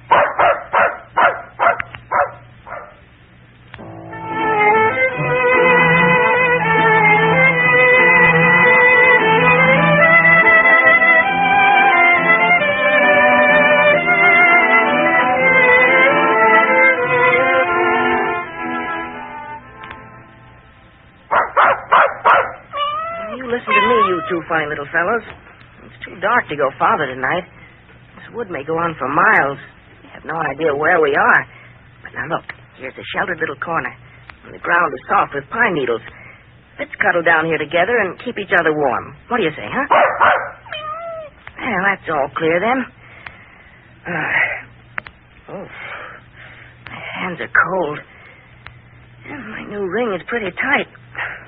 Maybe I ought to turn it. Well, at last, Master. I thought you'd never turn it. What in the world has happened, Tagalong? As soon as you turn the magic ring, both of us can speak with you, Master. We were powerless until you turned it. Why didn't you think of it before? Upon my soul, this is indeed a magic ring. I'd completely forgotten about it. What great good luck. I didn't realize how lonely I was. It's mighty nice to have someone to talk to. Oh, please, Master. I'm very hungry. Yes, and I. May we have something to eat? Now, after all, Tagalong, where can I get it? I'm starved myself, but we can't eat pine needles. Make your wish and turn the ring on your finger, Master. Oh, how stupid of me. Thank you, Tabby Cat. Hey, here we go. Food, food, and more food. With cream for Tabby Cat and a big juicy bone for Tagalong. Hi-hi. Oh, thank you. That smells good. Looks good, too. Oh, what a lucky day for me. Come along, my little friends. Here is food fit for the gods. Eat your fill, and then off to Slumberland we go. And tomorrow... who knows what tomorrow and the magic ring will bring.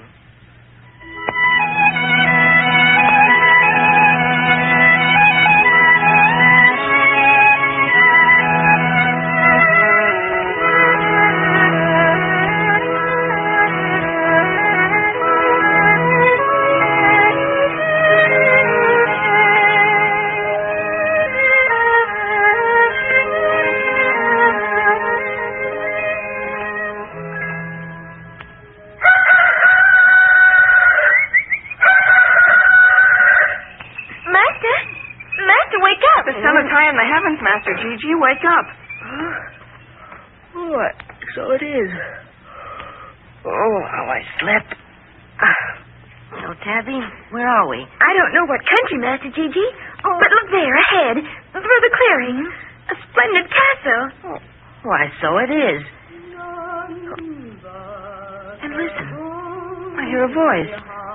Where does it come from? My eyes are sharper at night. I can't see. Oh, I can. It's a girl. She's in the upper window. There to your right, Master Gigi. Oh, yes, I see her. Oh, my word, what a beautiful princess. Oh, she's the loveliest woman I've ever seen in my life. She is beautiful, Master. Now I know why I had to go out into the world. It was to find this lovely lady and win her heart. But how? You have the magic ring, Gigi. You can have as fine a castle as that one, Master. Why, of course, the ring. So be it. No sooner said than wished. I want a white marble castle with emerald towers studded jewels, 100 beautiful rooms, grounds filled with flowers and fountains that pour forth perfume, rich clothes and a full purse for myself, servants, soldiers, everything my lovely princess could want. Magic ring, I command you.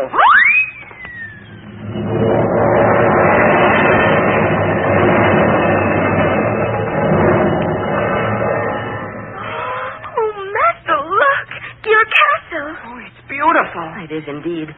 And now come along, little friends. In we go to our new home. And there we shall await a call from our neighbors across the way.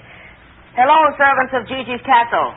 Attend me. This way, Prince Gigi. Your servants await your pleasure, Prince Gigi. Welcome, Prince Gigi. My adventure begins.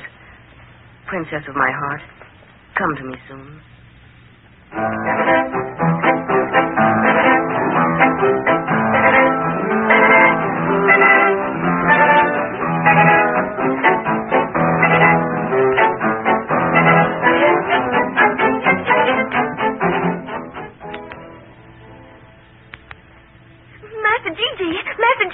Tabby Cat, come in. Come in, Tagalong. Have you heard the news, Master? About my neighbors, you mean? They sent messengers early this morning to say they'd call today at convenient. You knew that? Tabby, I've scarcely slept for a week just waiting for this day. And to think, my lovely princess will be here in my castle today. Master. Yes, Tagalong? What's troubling you, little friend? Please don't think me impertinent or rude, but may I offer a bit of advice? You may offer it. I beg of you, be cautious. You don't know these people. They may not be all you expect. Nonsense. These are people of royalty, Tagalong. They're not ordinary folk. And my princess, a lovely face like hers could only be the outward expression of a beautiful soul. I know you're thinking of my welfare, but, old fellow, your advice isn't necessary. I hope you're right. Oh, of course I am. Lord and Lady Delonia. Lady Maillarda. Come, Tabby, this is no place for us just now. Come. Enter, my guests, and welcome. Prince Gigi, we hope we're not intruding. We realize that you've had very little time in which to settle here, but neighbors are so few in this part of the country that we lost no time in presenting ourselves. I am honored, Lord Delonia. My wife, Prince Gigi. How do you do, Prince Gigi? Madame?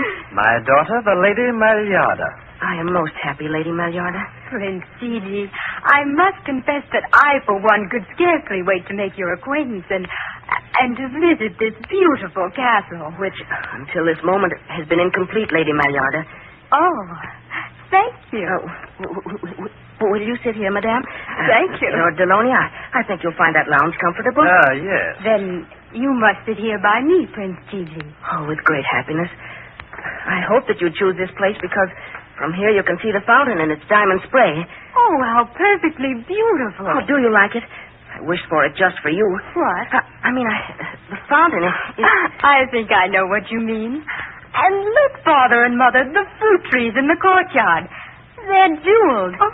The fruit is solid jewels. Oh, yes, would you like some? Oh, yes, do. I'll get it for you myself. It won't take a moment. What did I tell you, Maillarda? He's madly in love with you right now. Of course he is. Any fool could see it, and that's what he is. One look at his face and you know every thought. Young lady, if you play your cards right, he'll propose to you today. You don't have to tell me that. He's going to be very useful to us. We must find out how he came by all this wealth. And here he comes. Oh, it is the most beautiful castle. There you are, enough for everyone. Help yourself. Quite extraordinary. And what flavor? Lady Maillarda, here's a golden pear for you. See, the stem is emerald, lovely lady. Oh, your pardon, but you are just that. Oh, Prince, I do so want you to think me lovely. Oh, there hasn't been a doubt of it since I saw you. Why, that was what made me wish for this castle, for everything. Just that I might be near you. And that is all you have to do, Prince? Just wish for things? Well, yes. You see, here on my finger is a magic ring. I've only to turn it, make my wish, and instantly it comes true. Most extraordinary. Wonderful. The most remarkable gift I've ever heard of. And, do you wear this magic ring always, Prince Gigi? Oh, yes. Yes, that was understood. I promised faithfully, night and day, waking or sleeping, I would not remove it from my finger. I see. And, what was your dearest wish of all, Prince Gigi? Surely that must come true, too. That one rests with someone else. The loveliest lady in all the land. But, of course, I wouldn't resort to the ring for that wish. The lady's heart must be given freely and of her own accord. A gracious remark, Prince Gigi. Lady Delonia, let us go out on the terrace. And I must get a closer view of the diamond fountain. Oh, I was longing to see it, too. Do you mind, Prince Gigi? Oh, no, not at all. I'm glad they left us alone. You were saying, Prince Gigi? Oh, my sweet, it is so soon to speak of it, and yet I've dreamed of nothing else since I first saw you. I adore you, Malyarda. How could you ever learn to love such an unworthy fellow? I'd give my life for you. Gigi, my beloved. For years I've dreamed of a prince who'd someday come to me, and we'd look into each other's eyes and know the meaning of a beautiful and lasting love. And the prince, beloved? The prince, my dear, is you. Malyarda, you do love me, you do?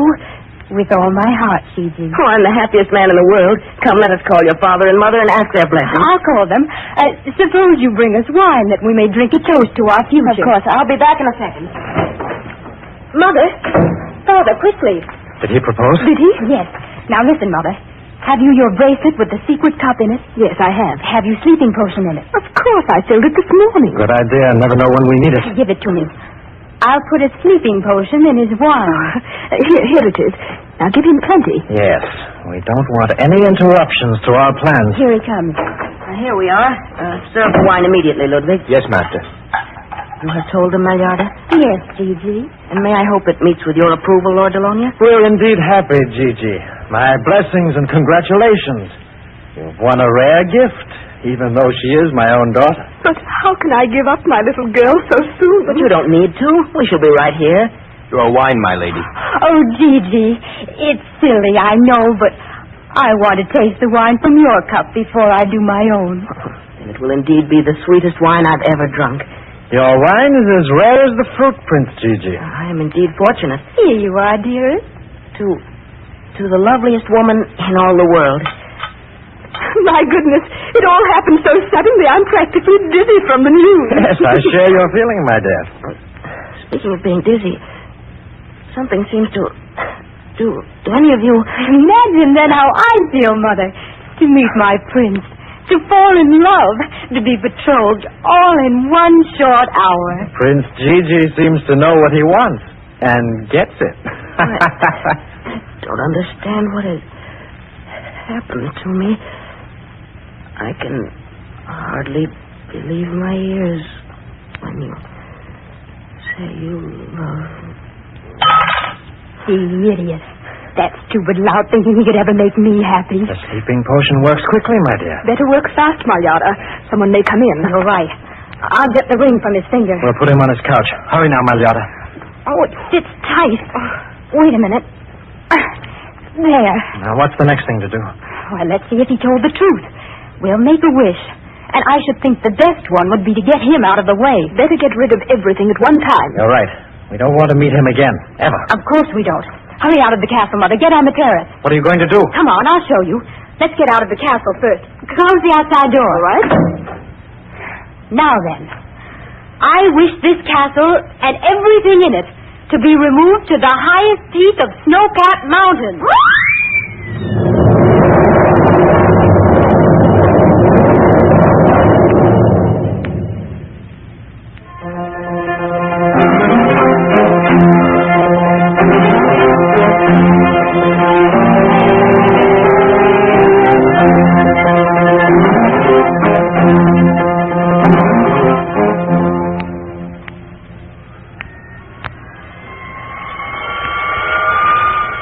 Master, Master, rouse yourself.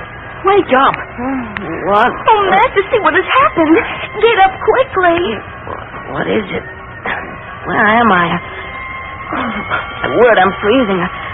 What? Oh, we're in snow. The castle has been moved. We're on a mountaintop. Oh, it's all too true, Master. How could that be? What's happened? Master, you've been cruelly tricked. Who am I? I can't seem to think clearly. Those three who called on you, all of them, they did it. They put a sleeping potion in your wine. No, I can't believe it. Master, they had it all planned out. No, not Malyarda. She is true. No, Master, she isn't. She took your ring herself. My ring? We saw her. My magic ring gone, too. What are we to do? Happy Cat, we must get down this mountainside. It's only by magic that the castle doesn't crash in the chasm below. A man couldn't keep his footing on the walls of ice. No man could, Master. But we, Tagalong and I, we can. We'll get down, Master, and we'll get your ring back, if you want us to. And once we get it back for you, you can punish them as they deserve. Tagalong and Tabby, if you can do this for me, I'll be eternally grateful. But won't you perish with the cold? Oh, no, Master. We must get help quickly, or you will, Master. Come, Tabby. I'm ready. Be careful, and good luck to you, my faithful little friends.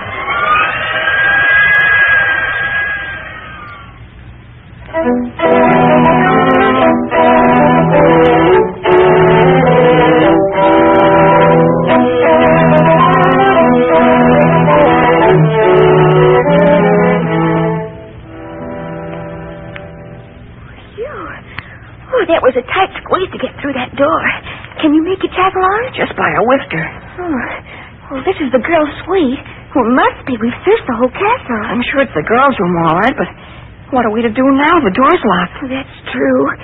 But now that we've gone this far, I don't intend to let that stop us. Isn't there the tiniest opening that you could squeeze through? Oh, no. I've looked everywhere. Listen. Listen, nothing. I smell it. It's a mouse. Well, what are you going to do? Be quiet. Let me go. Please, Miss Tabby Cat. Let me go. Not I, my little mouse. You're just what I want for my supper. Oh, no. Let me go. Tabby, an idea. Let the mouse go on one condition. He can gnaw a hole under the door of Malyarda's room, go in and get the ring for us. If he does that, we'll let him go. Right you are. Do you hear that, little mouse? I said, I can crawl under the door without even knowing if you let me go. Will you do as we say? And get the ring and bring it back? I promise. On your honor? When a mouse of my family makes a promise, he keeps it. Well, all right then. But no tricks. Hurry up. I'm off. That was lucky. Hope he doesn't think very fast. Why? Because if he does, he'll realize that we can't get to him now, and they can do what he wants to. Golly, I never thought of that. Hello. You got back in a hurry. Where's the ring? I can't find it. Look on her head, stupid. Oh, I did. It isn't there. I know. She's probably hidden it in her mouth. Now listen. Sneak back in, tiptoe across her face, and let your tail tickle her nose. She'll sneeze, the ring will drop out, and there you are. All right. You know, I sort of like this business. I'm off. Obliging fellow, that mouse. And proud of his ancestry, too. Remind me to look up his family tree, Tagalong. If he gets the ring for us, I wouldn't want to eat any of his relatives. Oh, listen. The mouse is laughing. Do you hear him? Gesundheit, you double-crossing Watsus. Oh, I think I heard the ring fall. You have good ears. Hello there. Where's the ring? Did you ring? Say, that girl nearly blew me off the bed when she sneezed. Now, may I run? Yes, and hurry before I change my mind. Oh, by the way, are you any relation to those three blind mice? Oh, I must be, or I wouldn't have run into you. Well, what is your name? Hickory. Hickory? Hickory what? Hickory Dickory Dock. The mouse that ran up the clock? No. That was my grandfather. He got around a lot, they tell me. Well, see you later. I'm off. Confound that clown. I should catch him again to take him down a peg. Oh, let him go. He's done us a very valuable favor. Now to get Master Gigi off that freezing mountain. Well, how'll we do it? Put the ring in your finger, turn it, and make a wish. That's how he did it. Fine lot of fingers we have. Great Scott, I never thought of that. Say, I know. Slip it on the end of my tail. That'll work, I'm sure. All right. As the mouse said, we're off. We wish to join Master Gigi, and that he and his castle be back with his mother and better in his homeland from where he started.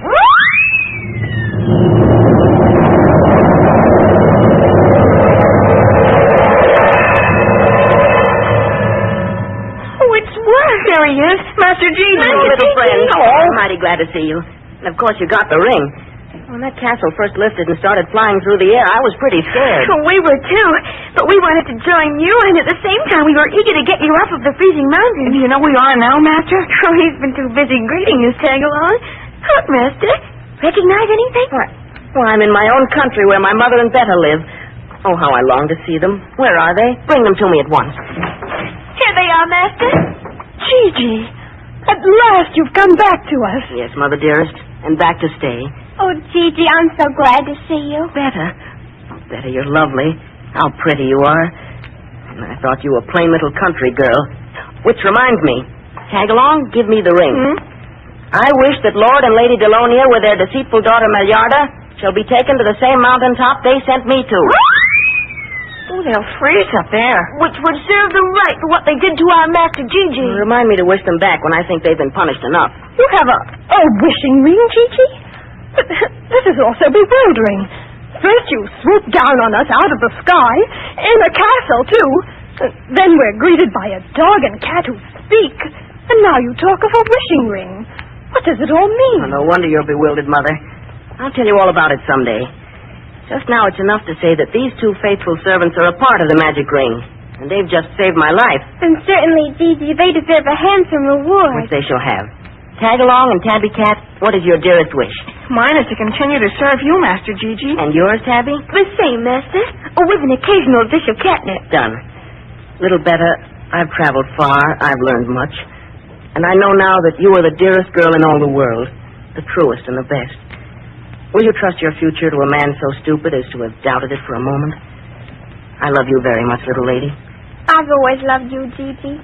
I guess I always will. Mother, put the magic ring away. For with you two to love me and to work for, I've no need for it. Tagalong and Tabby, I think I smell some juicy beefsteak that's waiting for you.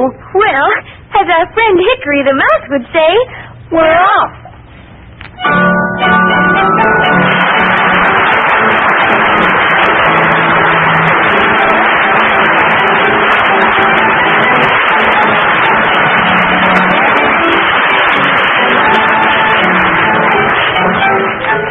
And so ends the story of Gigi and the Magic Ring. Was it your favorite? If not, write to Let's Pretend in care of this station, and we'll try to make your favorite story wish come true. Would you like to see a broadcast of this famous program? Then write for passes. Address all mail to Let's Pretend, care of the Columbia Broadcasting System, New York City.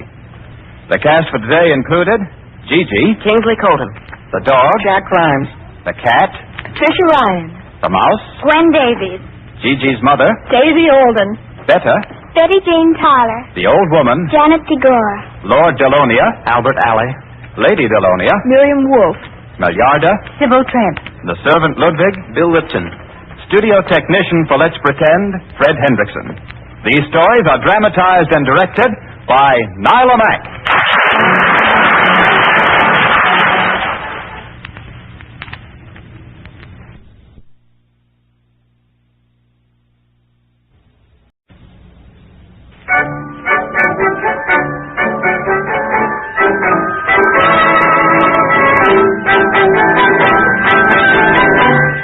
Columbia Broadcasting System presents Nyla Mack, Let's Pretender.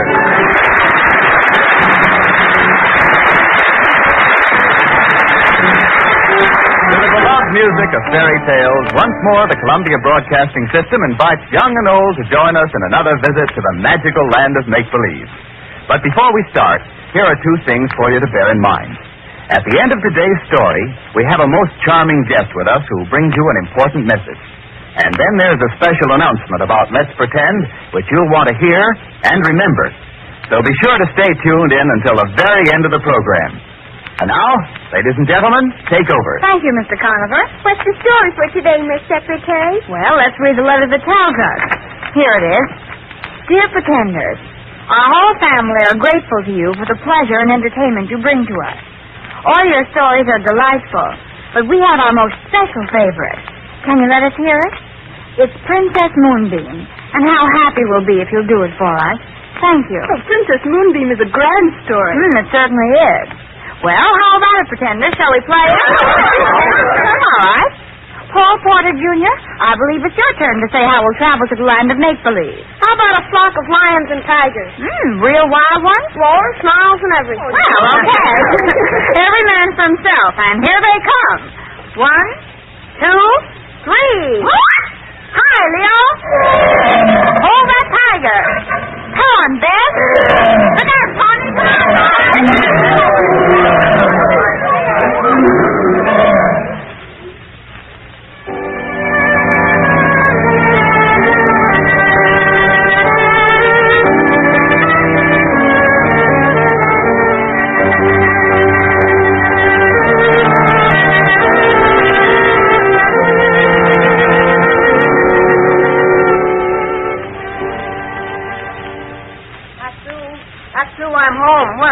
Here I am, honorable husband, here. Oh, but why do you hide in the shadow of the bamboos, little wife? It is not that I hide, Yankai. Then what is it?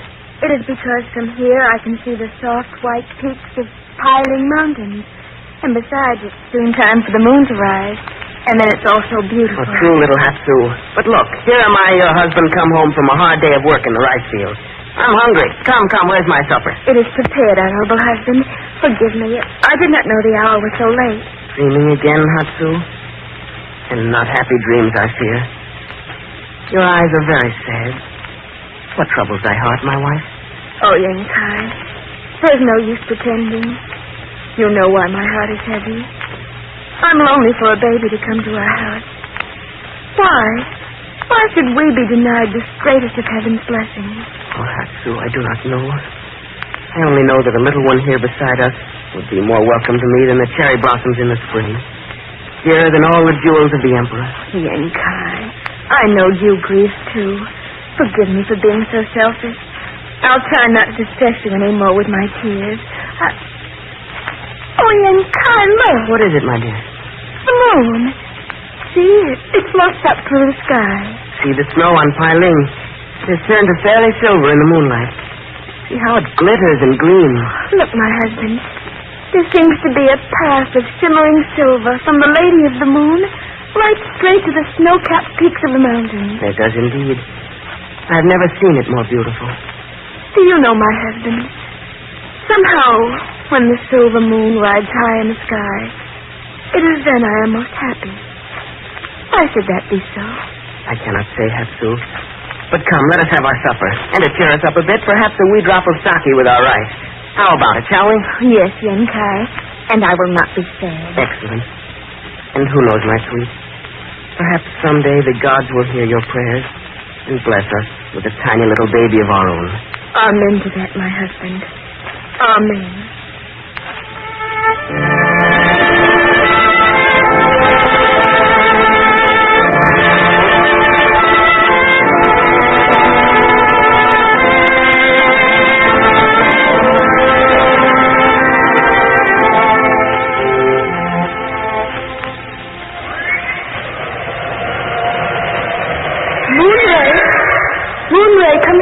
Yes, Mother Moon. How may I serve your highness? Where is my daughter, the Princess Moonbeam? I'm not sure, your highness, but I think she's playing with a dog star along the Milky Way somewhere. There's 3 shooting stars fall in quick succession, and she will come to me then. Yes, Your Majesty.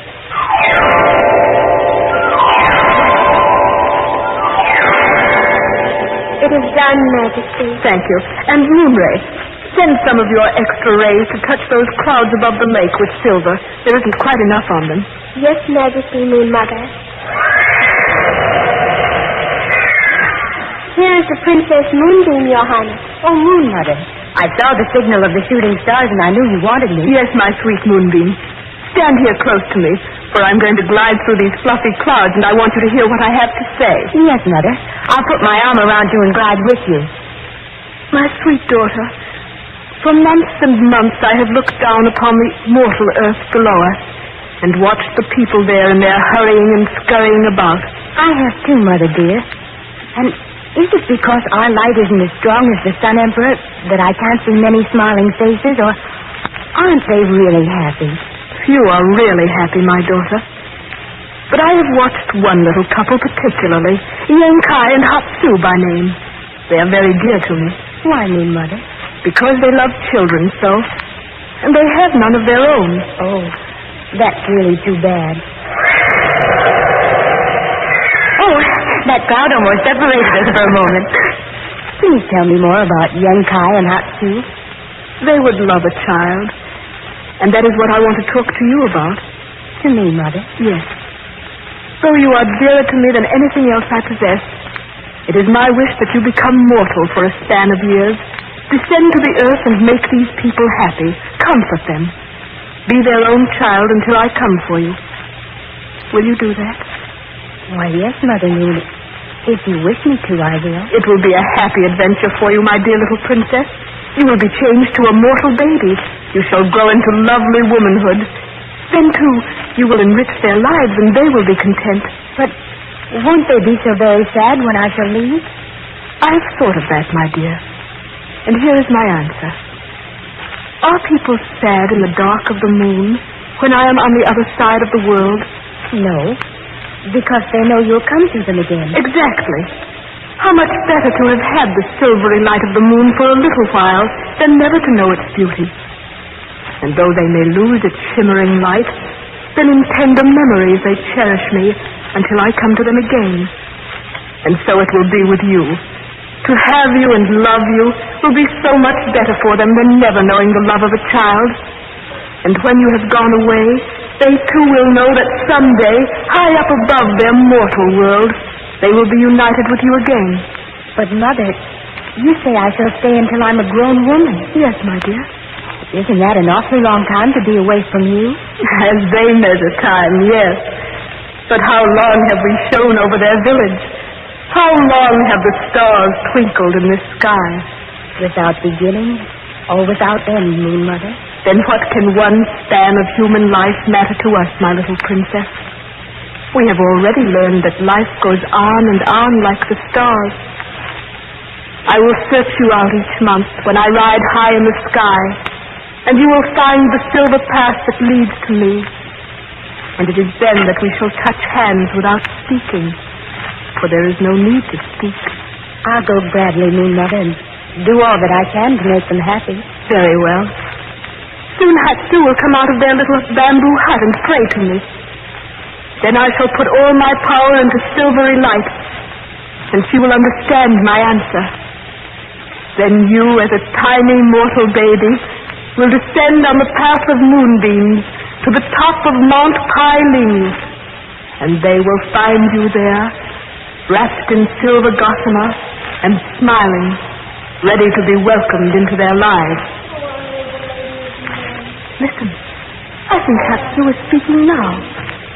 Our house is dark without a baby's smile. Our hearts are dead without a baby's laughter. Grant me this prayer. Send to me a little child that we may love and cherish and serve. Oh, honorable Lady of the Moon, hear me. Now is the time, my sweet.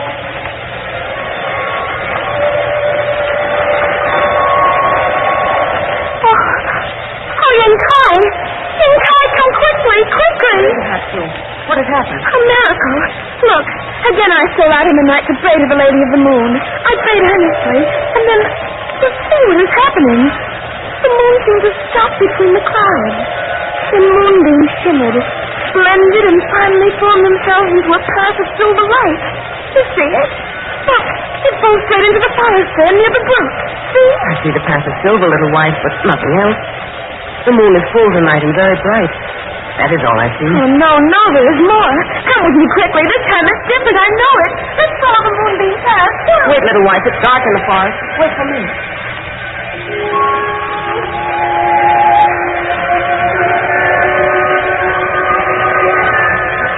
Look.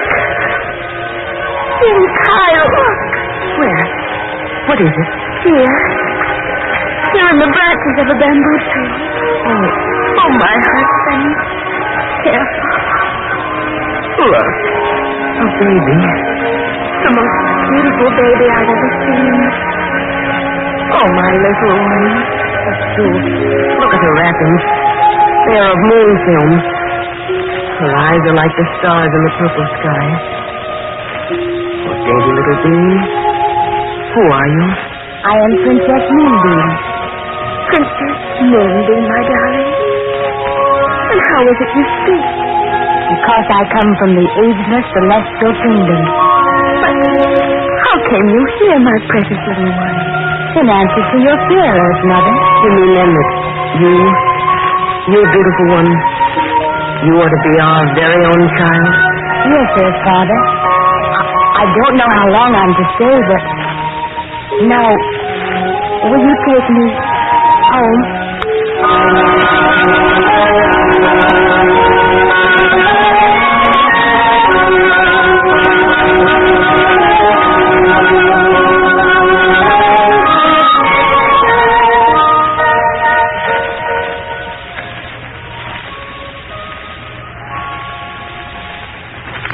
Why, little Mother Hotsu, why do you look so sad? There is no use in denying it, daughter. For years, ever since you came to us, we have known that you were only loan to us. And now that you're a grown maiden, we feel that you may disappear as you came. And we dread the time when you must go. Are you sorry that I came to you? Would you rather never have had me here? Would someone blind now regret that he once had eyes to see the flowers, the sky, the stars? Oh, no, my darling. It's as your father said. You have brought a lasting happiness that will warm our hearts always. And even though we knew that you were only loan to us, after all, isn't everything we have in this life just loan? We shall keep you as long as we are permitted, my princess. And when the time comes that you must go, we shall be as brave as we can. But always grateful for this blessing. What? Listen. I hear the sound of many horses. What? Oh, look, Moonbeam. It's the Emperor's retinue. Oh, Yin Kai. Do you suppose it's really His Majesty passing this way? Must be. Oh, we've stopped. Yin Kai, a page is coming into the yard. Quickly see what he wants. His Imperial Majesty commands a word with you. Enter. You do our humble house great honor. How may we serve you? His Imperial Majesty and ruler of your kingdom is weary from a long day of travel. He asks for a cup of tea and a place sheltered from the sun where he may rest. We are indeed honored. Moonbeam, stop the charcoal fire under the kettle. Yin Kai, carry fresh mats down to the clearing by the spring. Page, tell our Emperor he does our home great honor. Yes, madam. Look at your mother, Moonbeam. She's trying to be 10 places at once. Oh, it's really the Emperor. There, the mats, Yin Kai. Is the fire going nicely, Moonbeam? Yes, Mother. The kettle is already boiling. It'll only take a second. Oh, lucky for us that only today I've made fresh rice cake. The tea is ready, Mother. Shall I take it out? Oh, wait, here. Here's a tray. Put the tea on it. Here. You're the right and almond tea cake. Oh, wait. Put the bowl of kumquats and tangerines on it. All right. And here, a bit of starchy in case you would want it. Now then, is everything there? I think so. Kumquats.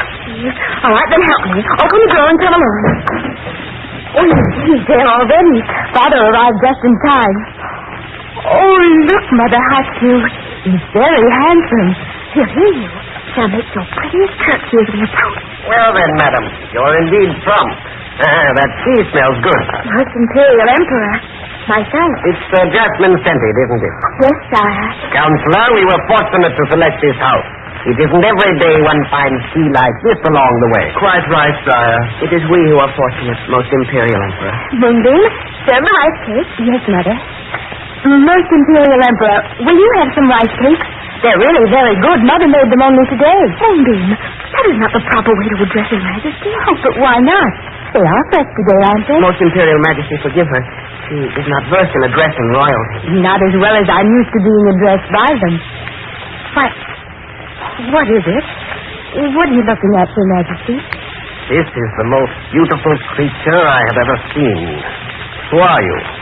Where did you come from? She is our daughter, sire. She is too beautiful to be mortal. Well, you see, sire, really... Yes, sire. Where was this girl when I sent couriers all over the kingdom to find the most beautiful women in my empire? Why, sire, we never dreamed that so poor a hut could house such beauty. We didn't stop here. What is your name, father? I am called Yin Kai. This is my wife, Hatsu, and this is our daughter, Moonbeam. A fitting name for one so lovely. Well, Moonbeam, let us not waste words. I have long searched for one who could inspire me to love For years we have sought for one worthy of the title of Empress of my kingdom. In a word, you are that woman. I offer you marriage. Thank you very much, Imperial Majesty. Don't say another word. I know you must be overwhelmed that the Emperor offers marriage. But your beauty makes it possible for me to be so generous. Now then, when will you be ready to come to the palace for the wedding ceremony? Never, Your Majesty. What's that? Moonbeam, you're forgetting. You are addressing the Emperor himself. Yes, daughter. Please watch your words and think twice before you speak. Never mind the ceremony. Just explain what you meant by never. I have addressed you properly, Imperial Majesty, so that I might please my Earth Father and Mother. But you're speaking to the Princess of the Moon. Princess of the Moon, eh? And do you think that a higher rank than Imperial Majesty? Of course, my friend. For my mother, the Lady of the Moon, rules the celestial kingdom, the kingdom of the sun, the planets, and the stars. Why, this is ridiculous. You mean to say you have a greater army than mine? We have no armies at all, Emperor. That's what I thought. A kingdom without an army.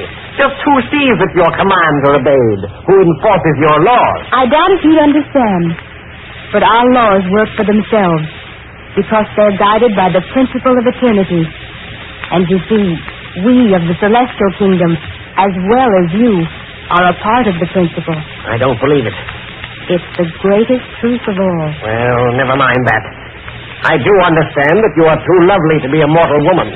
But what are you doing here? Your Majesty, Hatsu and I can explain that. Oh, I'd forgotten you were here. Well, then, speak. Tell me.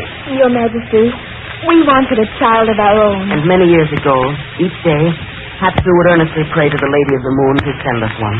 And one night, when the moon was high over Mount Pylene, she answered my prayer. And the little princess came down to us in a path of silver to be our greatest joy and happiness. Well, then, if that is true, she will be returning to her own kingdom someday, won't she? Yes, Your Majesty. It's decreed that someday my moon mother will glide softly down the silver path, and I'll return with her. Well, then, what becomes of you, Yenkai, and you, Hatsu? We have always known she was only loan to us. And the memories of her devotion will warm our hearts and enrich all the years of our lives. Well, I won't have it. This is my kingdom. I rule over it. You will obey me as everyone else does. Never in my life have I wanted anything so much. You send for your celestial mother and tell her I want you to be my wife. It will do no good, Emperor. Even you cannot change decrees of the divine. We'll see about that. Counselor. Yes, Your Majesty. Go to the road. Give orders to the soldiers that the hunt is postponed. March them in here and surround the house. Send runners to the palace for more soldiers. This girl is to be guarded. And no one, mind you, no one is to leave or enter the grounds under any circumstances. You understand? Yes, sire. Then see to it at once. And quickly, too. I want the house surrounded and the soldiers stationed at their posts before dark. So, tell the captain I want a special guard. I'm afraid, Yenkai. I, too, feel as if something I know not what is about to happen. Don't be afraid, Mother Hatsu. I know that we're not in danger. The moon is just coming over Mount Pylene. It is brighter than usual tonight. Do you see that silver path beginning to form? Yes. Moonbeam. What does that mean? Does that mean your moon mother comes for you tonight, my daughter? I'm sure it does, my father. Moonbeam. Don't cry, little Mother Hatsu. But you are crying too, Moonbeam. Only because I can't bear to see you unhappy. There she is. The Lady of the Moon. Mother! Moon Mother! Yes, my daughter.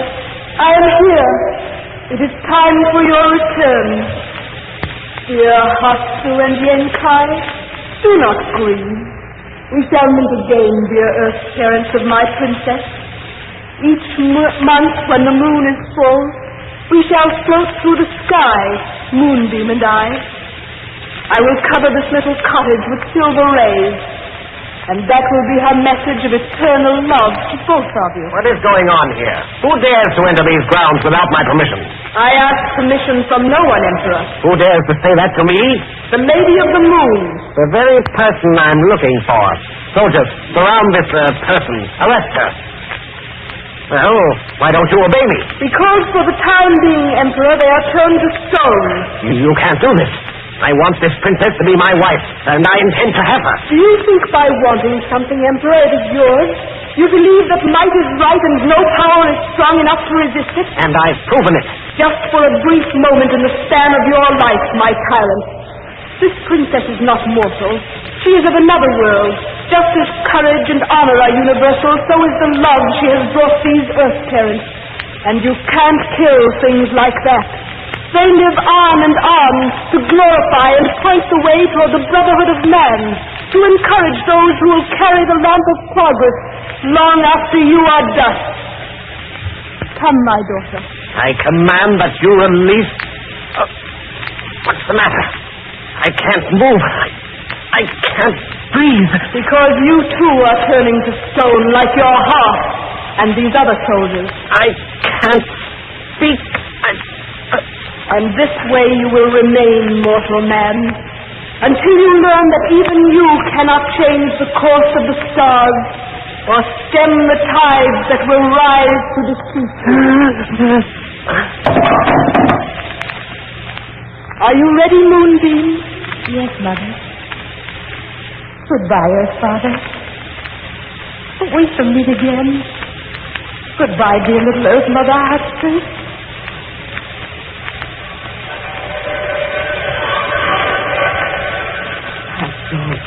She's gone. And look, teardrops have fallen from her lovely eyes upon my hand. Oh, my Moonbeam, we shall miss you. But we are grateful for having you as long as we did. You are right, young Kai. All our lives will be better for having had this sweet little Moonbeam to love and... Oh, look, young Kai. Look. What is it? Your hand, where the teardrops were. Look how they shimmer and fade and glisten there. I see. They have changed. They have wings. And there. They fly into the air. There are two more. And more. The night is filled with Moonbeam's teardrops. What can it mean? Moonbeam's teardrops have been changed into little silver fireflies that twinkle through the night and tell us she is thinking of us and sending us messages of love. And always they shall be called fireflies. And the love of Moonbeam will live on forever.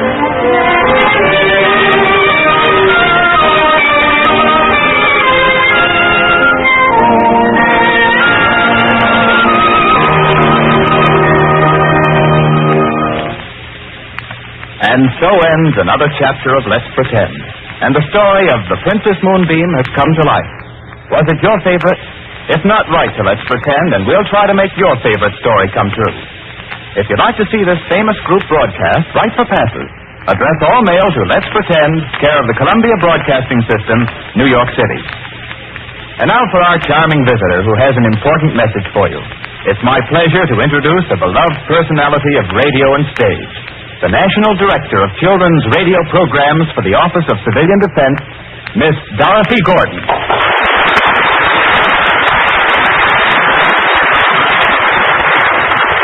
Hello, boys and girls. I feel guilty to take 1 second away from today's lovely story. And yet, I know that all of you want to do everything you possibly can to help us win the war. That's why I stole 3 minutes out of Let's Pretend to tell you of a job that you can do. Of course, you all know that we're at war with horrible men, Hitler and the Japanese. These men are just like those giants of old, the ones that put on their 7-league boots and stepped into everyone's country and grabbed up everything. They are like the emperor in today's story, who thought that whatever he wanted, he had a right to take. These men are like the giant that Jack killed, who wanted to keep the gold and the music and the food of the world all to himself. You remember how he robbed everybody and made them afraid? Jack just had to kill him to make people free again. And that's our job. We, the United Nations, will have to get rid of those terrible men who are robbing the world of freedom and happiness. To do that, we have to work together and help our government in every way. We'll have to give up lots of things that we would like to have so that we can win and then have all the things we need and want. America is the land of the free. People have come here from all over the world because here they found a country where they could have whatever religion they wanted, where they could work at any trade, where they could get an education, where they could live happily with their families. There are in America today 10 million men and women who have come from different parts of the world who have never as yet learned how to speak English. It isn't that they don't love America, for they do very much. But many of them found it difficult to learn another language after they were grown up. However, these 10 million people have several million children who go to school here and who do know how to speak English. Some of you boys and girls listening in this moment may be the children of those foreign language-speaking people, or you may be a relative, or you may be just a friend. Now, you boys and girls can help a great deal by explaining things to the men and women who do not speak English. For instance, tell them that every time anyone turns a wheel in unnecessary driving, they are turning the wheel against our soldiers and in favor of Hitler. Tell them that they are not to pay any attention to people who say, there's enough gas to go around. The reason gasoline is being rationed all over the country is because no gas means no driving. No driving saves rubber. And the Army and the Navy must have rubber for their work to win the war. And there's another thing. I know that you boys and girls, just as most of us, like whipped cream on your cake. Well, we cannot get cream for whipping. Why? Because heavy whipping cream makes butter and milk powder. We need a lot of butter and a lot of milk powder to feed our Army and Navy. So, you'll just give up your Charlotte Roosters and heavy cream desserts and other things as time goes on, because you boys and girls want to be the Jacks who will help rid the world of the terrible giants so that we can all be happy and free.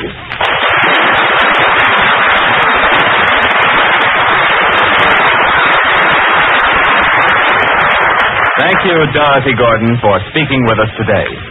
And now the pretenders identify themselves as the players in the story of Princess Moonbeam. The secretary of our letter department, Gwen Davies.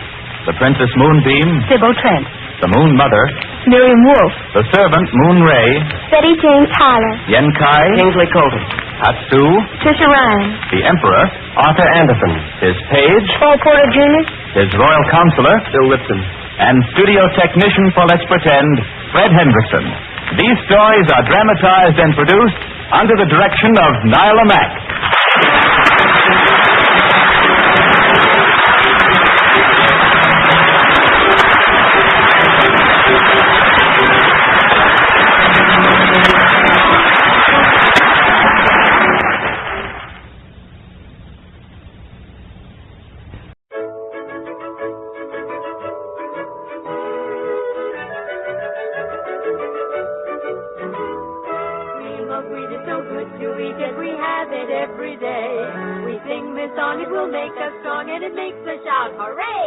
It's good for growing babies and grown-ups too to eat.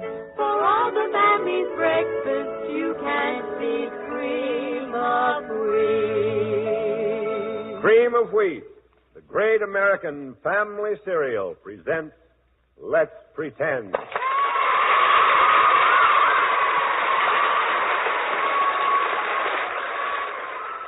Thank you for that nice reception, audience, and welcome to Let's Pretend. How about that story? Well, let's see. Gwen, Sybil, let's get some action. We've got plenty of action for today, Uncle Bill. Tell him, Gwen. Well, it's a story we've had hundreds of requests for, Uncle Bill, Bluebeard. How do you get that, Uncle Bill Bluebeard? I'm not a mean fella. Of course you're not, Uncle Bill. But if you were, you'd get just what was coming to you, just like he does. So in other words, everything comes out all right? Everything, except for the fellow who did wrong. And wicked people have to be punished, you know. Well, I'll buy that. All right, how do we travel? Well, it's Jack Grimes' turn to say. All right, Gwen. I'll tell you what, let's get there in a hurry, huh? Let's make it a fire engine. All right, Jack, a fire engine it is. Everybody set? 1, 2, 3. We're headed straight for Let's Pretend and the story of Bluebeard, a fire engine with a clang, clang, clang. Let's go!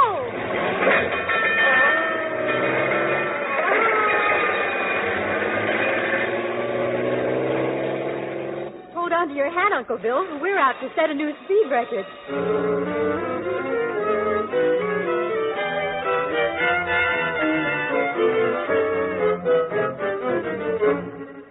Once upon a time, long years ago, there was a dark and gloomy castle high up on a lonely mountain.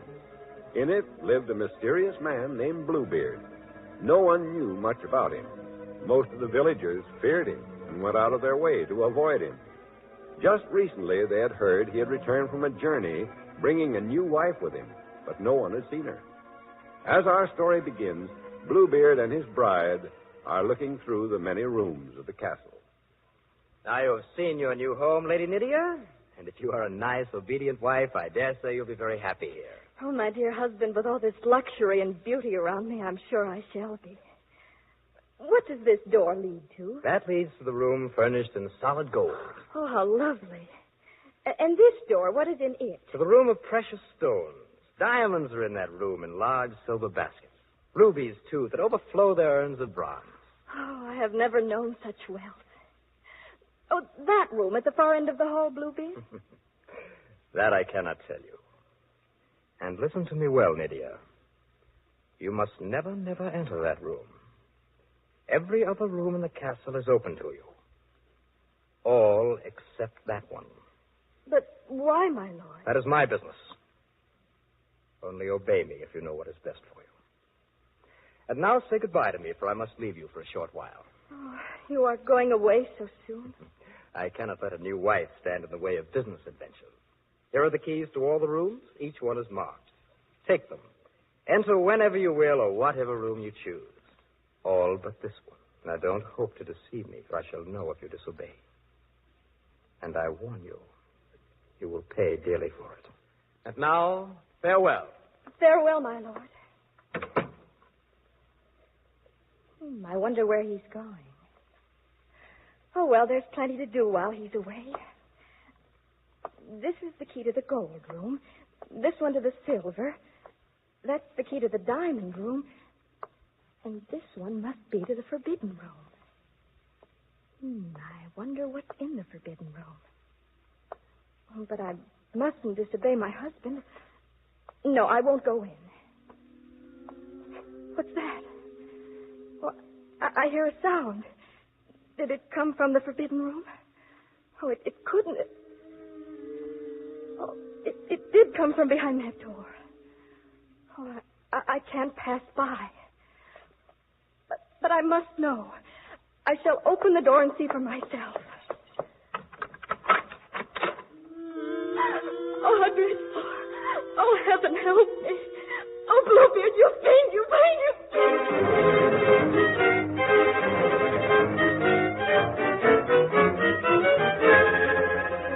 Lydia! Where are you? Here, my lord. Welcome home. And have you been a sweet, obedient little wife while I've been gone? You remembered all that I told you? Yes, my lord. Good. And now, dear Nydia, give me the keys that I left with you. Yes, Bluebeard. Here they are. Thank you. Now, let me see. What's this? What do I see? What do you see, Bluebeard? Have you disobeyed me? Have you gone to the forbidden room? No, Bluebeard, of course not. What makes you ask? And why is the spot of blood on the magic key? Magic key? You didn't know that, did you? You didn't know that when the door was opened, a spot of blood appeared on the key. You thought to fool me, Bluebeard. I told you I'd know.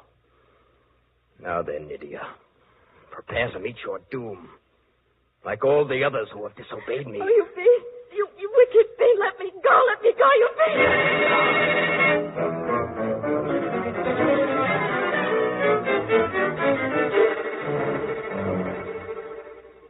Please come in, Sister Anne. And you too, brother. Of course, Fatima. What did you want to talk to us about, Fatima? Yes, sister. You sounded very serious. It is serious, Thomas. And I want you and you, Frederick, to advise me. Oh, then it evidently doesn't concern me. Oh, but it does, Anne. Very much. Well, then, tell us, sister. Well, as you know, of course, Bluebeard seems to be very much in love with me. He certainly seems to be, Fatima. You couldn't mistake it. Couldn't you? Sometimes I do. What do you mean, sister? He's been charming, I know, and while I like him very much, there are times that Something about him frightens me, too. I don't understand it, and I don't know what to do. Well, until you're quite sure, Fatima, I'd do nothing. But that's why I wanted to talk to all of you. You see, he's coming for his answer today. Well, I don't see how you can hesitate. The richest man in the country, attractive. He can give you everything you want. What more can you ask? Anne, if I consent, will you come and live with me, at least for a while? In that beautiful castle with all the luxury that goes with it? I should say I would. And Frederick and Thomas, if I'm ever in danger, will you come to me? What a strange request. But of course we will, Fatima. How would our brothers know? Well, that's simple, Anne. If at any time you need us, Fatima, place a mirror in the tower window where the sun's rays will strike it. A mirror? Yes, we'll see it. And don't forget, we have the fastest horses in the country. We'll come to you immediately. Well, that must be Bluebeard now. I'll go. How do you do, Anne? Good afternoon, Bluebeard. Come in, please. Thank you. How do you do, sir? Good afternoon. Won't you sit down, Bluebeard? Thank you, Fatima. How lovely you look today. I'm glad you think so. Thomas. Yes? Frederick, let's make some tea. Help me, won't you? Since when have you needed help for that? Ever since I found I have two such dumb brothers. Oh, yes, of course. Excuse us, won't you, Bluebeard? Yes. So sorry you must leave us. You look it. Come, boys. My darling. At last we're alone. You know, of course, why I've come. Yes, Bluebeard. And what is my answer? Oh, Fatima, dearest one, make me the happiest man in the kingdom. Say you will be my wife. Do you really love me so very much? How could I help it? So young, so beautiful. Say you will be mine. Yes, Bluebeard. I will be your wife. Fatima, my dear. No. Please don't kiss me yet. My timid little dove. Very well. It shall... What are you looking at? Your hair, Fatima. What? Those long black braids around your head like a crown. When you let it down, it must hang nearly to the floor, doesn't it? Yes, almost. Bluebeard. Yes, Fatima. I have a favor to ask. Anything, my dear.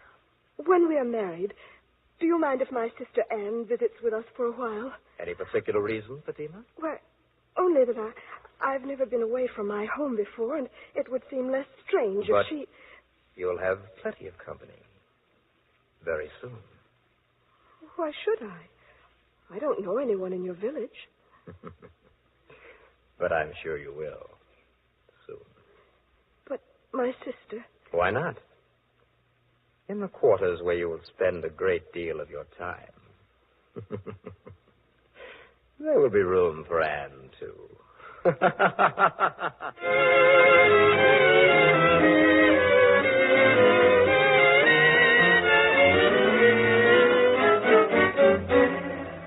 Young and lovely Fatima, in spite of a feeling of fear, finally accepted Bluebeard's proposal of marriage. But before she gave her answer, she made her sister Anne promise to journey with her to his castle. Then she and her two brothers arranged that, should she ever need them, a mirror was to be placed in the castle tower. The reflection of the sun on it would tell them she was in danger, and they would come to her. We find the beautiful bride with her sister Anne walking through the magnificent corridors of the castle as Bluebeard talks with them. And so, Fatima, I must go away. But you will be a good little wife, and Anne here will keep you company. Besides, I have given you the keys to all the rooms in the castle. Open them and inspect their treasures to your heart's content. All but this one room. Don't use the little key or unlock the door it fits. You'll regret it all your life. Do you understand? Yes, my lord. I have no desire to pry into what doesn't concern me. Others have said that too, but curiosity overcame good judgment. However, we shall see what you do. Goodbye. We shall see.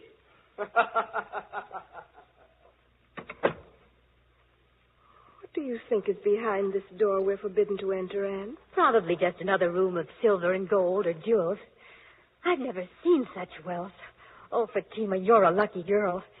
You're not afraid anymore, are you? I think Bluebeard is most considerate. As long as he has his own way in everything. But once he's angry, I dare not think what he would do. a lovely tapestry on the wall there, isn't it? Beautiful. The whole corridor is lovely. Anne, what do you think happened to his other wives? What's that? I hear nothing. Probably the wind. I think Thomas was wrong. I don't believe he's been married so many times. Listen. I hear groans. Don't you hear them? Yes, I do. Fatima, they come from behind the forbidden door. His other wives. He's holding them prisoners. That's what's happened to them. They're locked in there, and I have the key. Come, Anne. You mustn't be afraid. I shall open the door and release them. This is the key to it. There. Merciful heaven. Oh, my sister Fatima, don't faint. Pull yourself together. Everything's going black. I can't see. Get me out of here. Oh, Anne. Anne, what shall we do? Get help as quickly as possible and release those poor women before Bluebeard returns. We can't manage it alone. Where are the keys? Oh, Fatima. There's a drop of blood on the one that unlocks this door. Take your handkerchief. Wipe it off quickly. It won't come off. Look. What shall we do? Go to my room and scour it. And put the signal in the window for our brothers to come to us. Upstairs. Quickly, sister. Oh, thief. What if he should return before our brothers get here? Oh, Anne. Don't give way. Bluebeard must not know. You must be calm and act as if nothing had happened until help arrives. The signal. What if they don't see it? Oh, quick, Anne, to the tower. Hurry.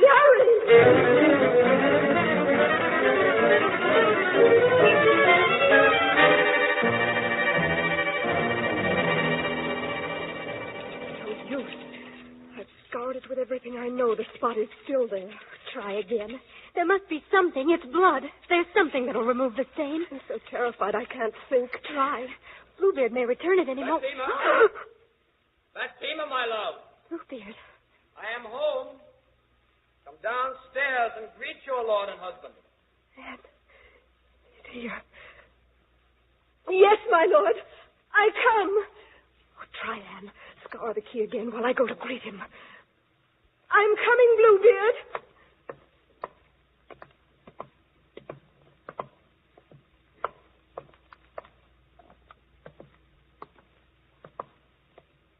Greetings, my lord. You are pale, Fatima. Is anything wrong? Oh, no, Bluebeard. My head aches a little, that's all. Well, I can cure that. Give me the keys. There is a special herb in the silver room that will cure you immediately. Oh, no, I don't need it. My head will be all right soon. Silly wife. You are quite pale. You need some medicine, and I'll get it for you. Give me the keys. There they are, Bluebeard. Thank you. What's this? Fatima, one key is missing. Where is it? One key is missing, Bluebeard. Oh, which one? The one to the forbidden room. Where is it? Oh, it must have dropped in my room. I'll run upstairs and get it. Excuse Make me. haste. I want all the keys. Yes, my lord. I'll get it. Oh, Anne. Is the spot of blood still on the key? Heaven help us, it is. Oh, what shall we do? Give me the key, and then stay there by the window to tell me when our brothers are in sight. Perhaps I can delay. Fatima, I am waiting. I'm coming.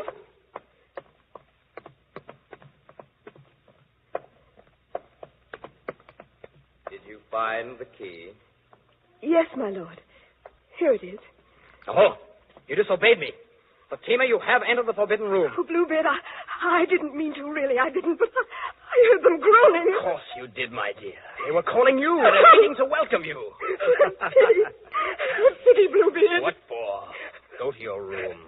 Say your prayers.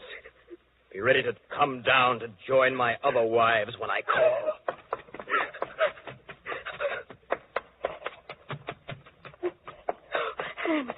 Anne, help me. Help me. Fatima. Oh, how white you are. He's going to kill me. I know he will. Oh, heaven help me. Did you put the mirror in the sun? Yes. Then stay by the tower. Tell me what you see. Fatima, I'll give you a moment to say your prayers. Sister Anne, do you see anyone coming? I see nothing but the sun on the grass. Fatima, say all your prayers. The time is near. A moment, my lord. Another moment of prayer. Sister Anne, do you see anyone coming? I see nothing but the sun on the road and the green grass. The time is up, Fatima. Come down. One moment more, my lord. Only a moment. And do you see anyone coming? A great dust rises. It's moving this way. Tell me quickly. Is it my brother's horses? Fatima, come instantly. Alas, my sister, it is only a flock of sheep. Fatima, 1 second more and I shall come up for you. A moment, my lord, to say goodbye to my sister. Sister Anne, do you see anyone coming? I am on the first step of the stairs, Fatima. Anne, do you see anyone coming? Yes, I see 2 horsemen. They're a long way off. Can you see? Are they our brothers? Tell me. I think so. Yes, it is. Thank heaven. Oh, Anne, wave your handkerchief. Signal them to hurry. I'm coming up, Fatima. No, don't! I'm coming, my lord. I'm coming. What do I hear? Who dares enter my castle yard? I'll make short work of them. Frederick! Thomas! Help! Help! Save me! He's going to kill me! Hurry! Take down the door! Hurry! There he is, Frederick, up the stairs. How dare you? You thought you must let me at him, Frederick. Don't scare him. He tried to kill her. You both, you whippersnappers. Fight me, will you? Yes, to the death, you monster. Oh! You run me through. I am done for. Oh, brothers, you saved me. Oh, thank heaven you came when you did. Yes, thank heaven we did. Brave girls, my sisters. Now, come with me to the forbidden room quickly. Help us release those women he has held prisoners. Their torture is at an end, for Bluebeard will never harm anyone again.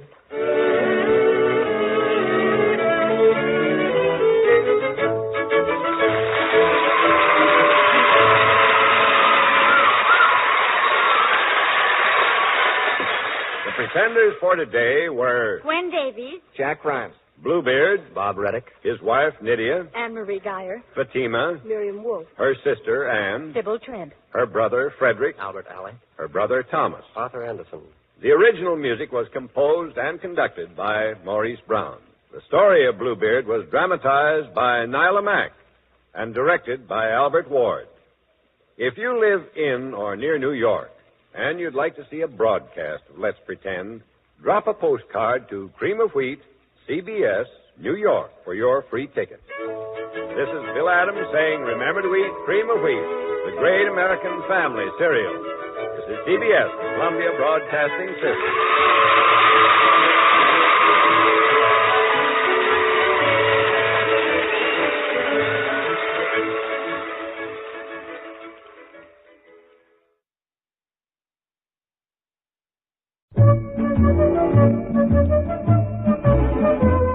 This is the Let's Pretend story of Melilot. Come one, come all, the big and small, we're here with Let's Pretend. You'll laugh, you'll cry, and wonder why until the very end. The joy of storytelling you always do extend. So give a cheer, 'cause look for another Let's Pretend. Hello, pretenders. Hello, Uncle Ted. Say, you've all heard the expression, appearances are deceiving, haven't you? Sure. And sometimes people say, you can't tell a book by its cover. Mm-hmm. Both sayings mean the same thing. You can't always tell what a person is like from his looks. And it's certainly lucky for the 3 young men in our story that a young girl named Melilot didn't go by appearances. And now, Matthew, suppose you tell us how we traveled to meet Melilot. Well, I'd like to fly, Uncle Ted, only not in an airplane. On the back of an eagle, I think. Well, now, that ought to be both fast and exciting. Everybody want to travel on an eagle's back? You bet. Okay, Emily, will you take charge of the magic? Certainly, Uncle Ted. Magical sound men, every one of us would like an eagle to fly us right to Let's Pretend and our story of Melilot. 1, 2, 3. Aren't they cute? And there we are. Quiet now, you birds, while we all get on your backs. Ready? I'm ready. Hold tight, everybody. Let's go.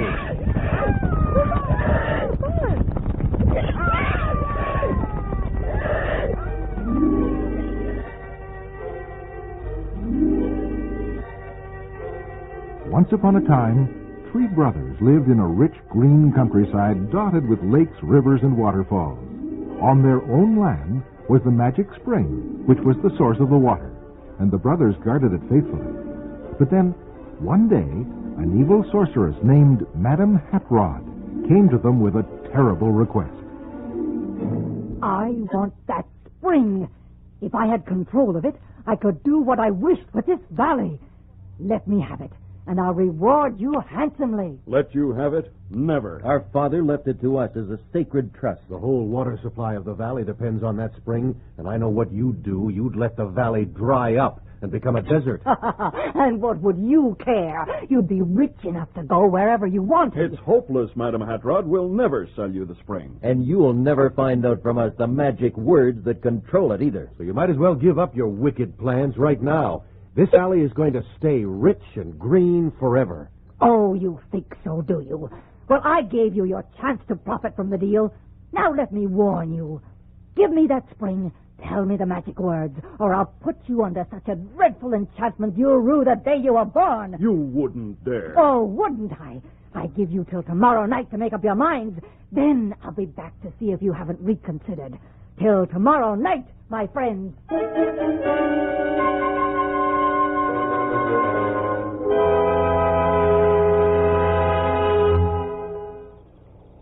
She should be along any minute now, brothers. Yes, it's completely dark now. I wonder what sort of enchantment she plans for us. Something very unpleasant, without a doubt. You're sure, brothers, you don't want to change your minds and give Hatrod what she wants? Let her have the spring so she can dry up every river and brook in the valley? Listen. Hear our own stream rushing along in the darkness? Should that sound be stilled and never heard in the valley again? Every farm for miles around would be ruined. Hundreds would starve because of us. We can't let it happen, whatever she does to us. I agree. Good for you, brothers. That's how I feel, too. Let her do her worst. Listen, that wind. And that raven. She's coming. Hatrod's coming. Yes, I am here for your answer. Good heavens! Madam Hatrod's the raven. I transformed myself into a raven to show you how easy enchantments are for me. I can transform you 3 into anything if you choose to defy me. So come now. Do I get the spring? No, Hatrod, you do not. What? What are you saying? We defy you, witch. You shall not have the spring. Then look your last on each other in your natural forms. And hear now what your doom shall be. Since you are so fond of water, from now on, bear the mark of your devotion. From now on, be half men, half frog. No. With hideous frog heads and frog legs. Go on, guard your spring. Gods of thunder, make it so.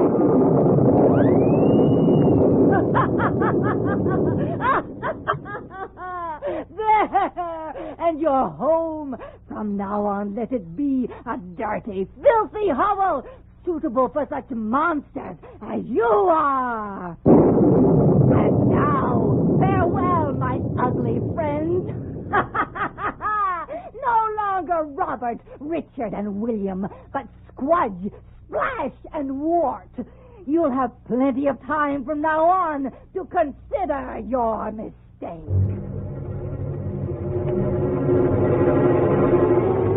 And so Hatrod's terrible enchantment fell on the 3 brothers, and it seemed there was no way to end it. At first they had thought they would go down in the valley and ask if anyone, anywhere, knew of a magic greater than Hatrod's. But whoever saw the brothers in their hideous form ran screaming away from them. So they returned to the hovel that was their home and tried to find help in books. Oh, it's no use. There's nothing in these books that tells how to end a spell like Hatrod's. Well, we must face it, brothers. We're doomed for life. To live in the filth and squalor of this cabin. Too hideous for any of our men to look at. Hopping about on these horrible frog legs. Wait. Brothers, listen to this. You found something? A way to break the enchantment? No, not that, Squdge, but a hint, a clue, as to where we might go to get help. Well, what does it say? Splash, have you ever heard of the nymph of the oak? The nymph of the oak? No. Wait a minute. Doesn't she dwell in the forest of Fen, in the next kingdom? That's right, I've heard of her. Well, it says in this old book, she knows the answer to every enchantment under the sun. Then we must go to her at once. Yes, what are we waiting for? But Splash, Squdge, now think a minute. It's miles, hundreds of miles to the forest of Fen. We'll have to hop all the way. And we'll have to stay away from towns and settlements, too. Would you let that stop you, Splash? Never. If there's a chance anywhere in the world to find out how to be free, I say, let's go. All right then, brothers. Let the way be long and hard. If we find the way to freedom, at the end of it, it's worth it. All the way. Come, let us start at once.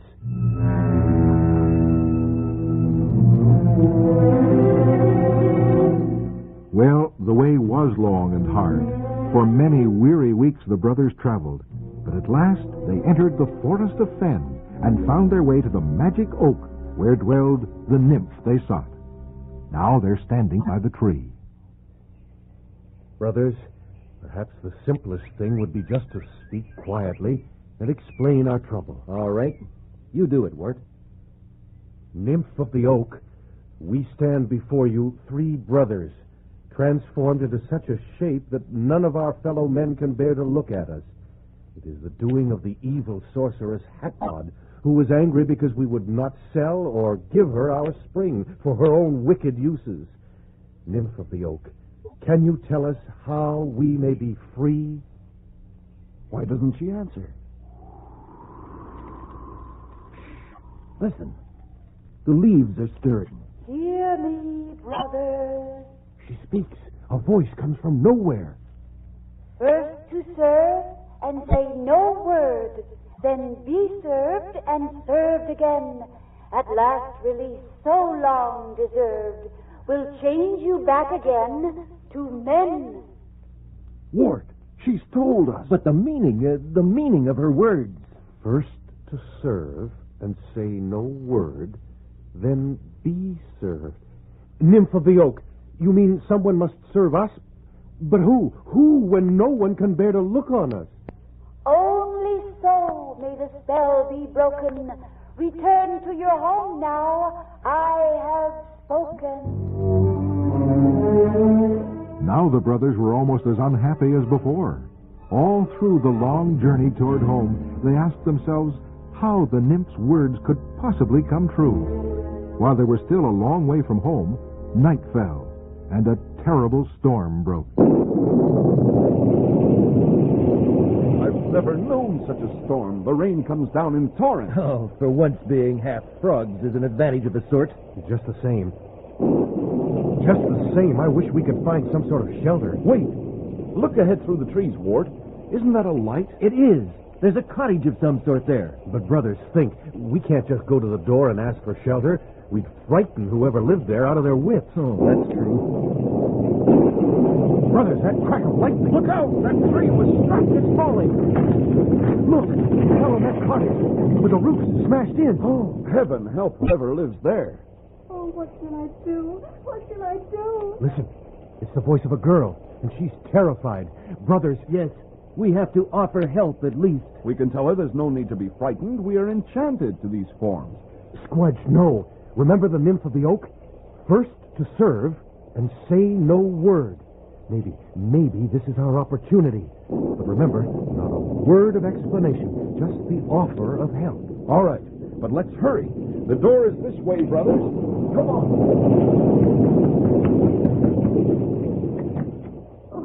Oh, thank heavens, whoever you are. Oh, my goodness. What are you creatures? Do not be frightened, little maiden. However fearsome we look, we only wish to help you. But We understand you must be shocked at first sight of us, but please let us help you. We know the tree crashed into your roof. We heard you crying. Brothers, look inside. The roof timbers have crashed in. Rain's pouring in. Let us haul the tree off the roof and patch it for you. Please. Me? Oh, sir, forgive me. You're very kind, and I have been very rude. Won't you please come in out of the rain? Brothers, did you hear? She asks us in. She'll let us serve. Oh, Oh, you hop. You have men's bodies and frogs' legs. Please don't be frightened. We can't help it. You see, we... Say no word, Mother. Oh, forgive me. Your voices are gentle. I didn't mean to gasp. Here, let me close the door. And if you can help me, I will appreciate it very much. I'm all alone here. Father had to go on a journey, and all was well till the storm struck. All will be well again in no time. Have you hammers and nails, little maiden? Oh, yes, and I'll get them at once. And my name is Melilot, gentlemen. Melilot. And you call us gentlemen. Won't you tell me your names? We are known now as Squdge, Splash, and Wart. Ugly names for ugly creatures. No, don't say that. I'm glad to meet you all, and you're wonderful to help me. I'll go get the hammer and nails at once. Brothers, the first part of the nymph's requirements is coming true. Ah, but there's all the rest of it, Wart. Is it possible we'll be served and served again? This little maiden, Melilot, has already proved herself different from anyone who has ever seen us. But will she fulfill all the requirements? She's coming back, and our fate is in her hands. Yes, from now on, our fate depends on Melilot.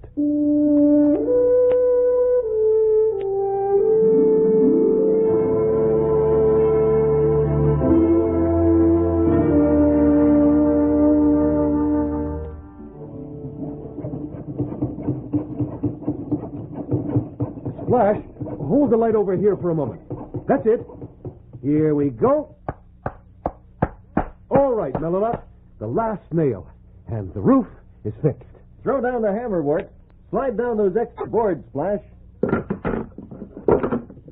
Oh, I don't know how to thank you, all of you. Look out below. I'm jumping down. Here I come. Yes, the roof is snug as can be now. I can see that. You fixed it good as new. Oh, but you must be very tired. Not a bit, Melilot. It was good to work. But now you must come into the cottage. I fixed a fire so it's warm and cozy. You must rest. That's right. Come on in. Thank you. We'll be glad You're to. always very good now. Ah, it is cozy in here, and so clean. Oh, how nice it would be to live once more like this. Splash. Shh. But it's true. Everything does shine. And you keep house all by yourself for your father, Melilot? Yes, and I'm glad you think things look nice, but... Oh, I know that most of all you must be hungry now, and it's just because Father's been gone so long, and just tonight... Well, just tonight... Melilot, what's wrong? Don't cry. Please don't. Just tell us what's wrong. Well, you've worked so hard for me, and more than anything, I'd love to serve you a real meal, but I haven't eaten a single crust of bread to offer you. I'm so sorry. What was that? Melilot, look. Look on the table. Why, there's a full loaf of bread and a pitcher filled with milk. But where on earth did they come from? First to serve, then be served. She wanted to serve us, you know. Oh, but I shan't ask where the food came from. I'm just so glad I have something to offer you now. Here, I'll break the bread into 3 parts and divide the milk. There you are. Now, please, sit down, eat, and enjoy yourself. Oh, and I do have some honey in the pantry. I'll go get it. Splash, Squdge, you saw that bread and milk appear out of nowhere? We certainly did. Magic's working for us now. What's more, she's surely hungry, but she divided the bread and milk and kept nothing for herself. Dare we give her some of ours, or would that go against the nymph's instructions? Then be served and served again. I don't know, Wart. Here we are. Here's honey for your bread. Oh, it looks wonderful, Melilot. But won't you share our feast? Oh, no, I'm not hungry, truly. Oh, my goodness. Another loaf of bread, another pitcher of milk out of nowhere. Now, will you admit you're hungry, Melilot? Well, now that there is enough for all of us, yes, I guess I will have some bread and milk. It does taste good. Doesn't it? And to think it came by magic. Is there something special about you 3 that brings magic like this? I think there's something special about you, Melilot. About me? Oh, no. That's where you're wrong. You let us help you, then you fed us. And now I'm going to see to it you all three go to bed, too. I don't know where you live, but it's much too late for you to travel on tonight, tired as you are. You must stay here. There's plenty of room in here, and I'll sleep in a hammock out on the porch. It'll be lovely sleeping there now that the storm is over. Come now, one bedroom's over there. The other one is right next. So to bed with you all. And a very good night. Come, brothers. Good night, Melilot. Good night. Poor things. Poor kind creatures, hopping so awkwardly. And to think I was frightened of them when I first saw them. I only wish there was some way to help them. For somehow I'm sure they need help. Well, time for me to go out to my hammock. Good night, Splash, Squadge, and Wart. Sleep well.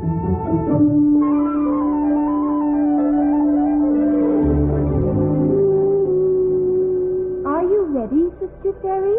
I am with all my heart. The spinning wheel is ready. Then let our magic start. Moon, send your beams to us, silvery bright.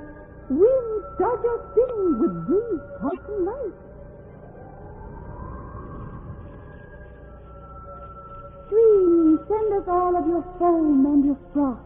Weave us the loveliest fairy light cloth. What in the world is happening? Am I dreaming? Those two tiny creatures there on the grass. And is that a spinning wheel?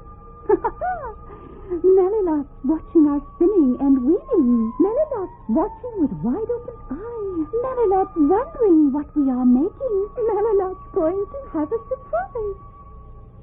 I'm not dreaming. Those are fairies. I see them. I hear them. Put all our magic into the spinning. The cloth must be finished before we are through. Now fold it and carry it. Lay it down gently at the feet of sweet Melilot, loving and true. Oh, wait, please tell me. Why, they're gone. And I'd be sure I'd been dreaming, but for this bundle of snowy white cloth at my feet. Oh, it's beautiful. What shall I do with it? I know. My new friends, Squidge, Splash, and Wart, their shirts are all torn, tattered. I'll make each one of them a new one. Tonight, while they're asleep, I'll make them so they'll be ready in the morning. That's something I can do to make them happy.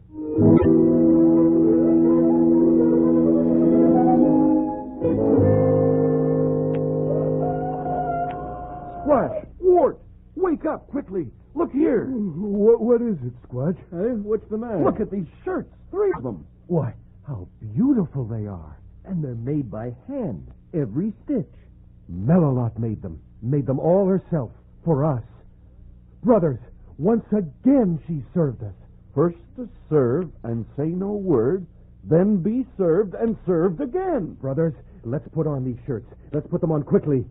So, my arm in one armhole, then in the other. Brothers, look at me. The miracle has happened. William, you are yourself again. The spell is ended. Now, I. And I. Look, brothers. Wait. It's a false miracle. Oh, Robert, Richard, to see you again in your natural form. But look, out the window there. There's our good angel, still sleeping in her hammock. Come quickly, both of you. We must thank her. Yes, but how can we ever thank her enough? Look, we walk as men again. Here she is, her eyes fast closed. And look, her dress is as tattered as our old shirts were. But it was us she thought of, not herself. Melilot, I kiss the hem of the ragged dress you wear, that we might be clothed as we are. Look, her dress is transformed to finest silk. And there are jewels twined in her hair. Brothers, our gratitude works magic too. Look, I kiss the wall of the cottage which sheltered us. And the cottage is transformed to a splendid home. She's waking. Oh, my goodness. It's bright daylight.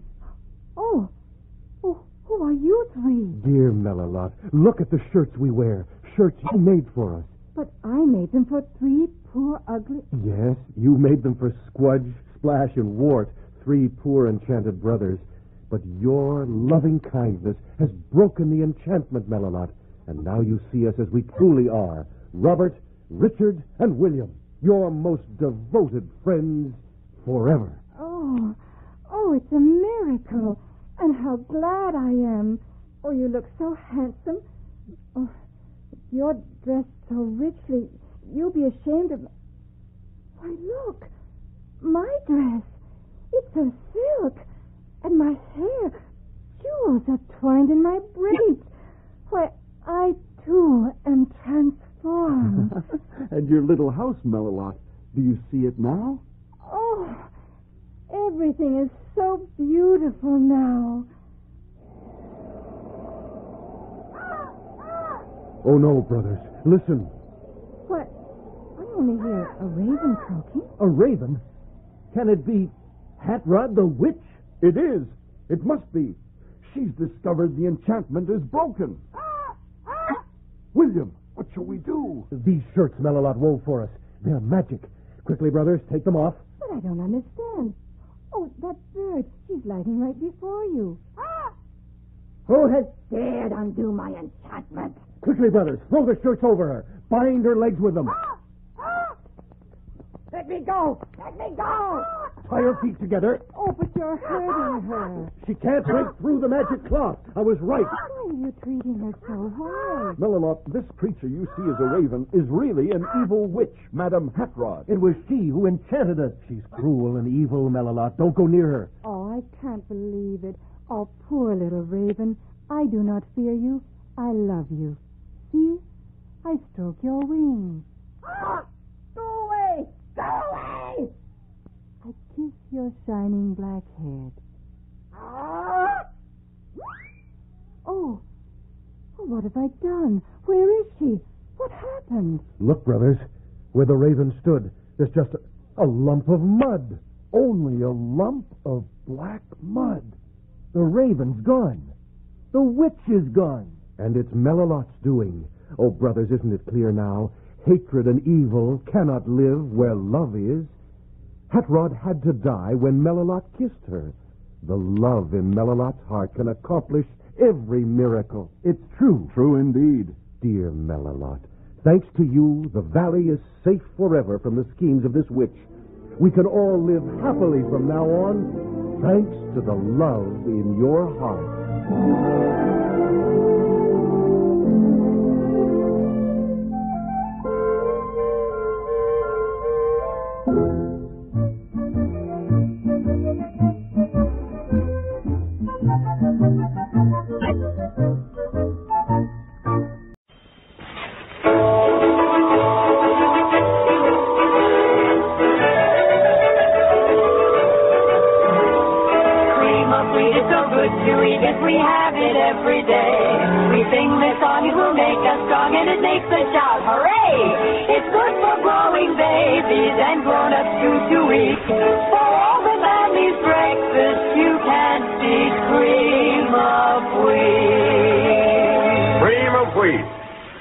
American Family Cereal presents Let's Pretend.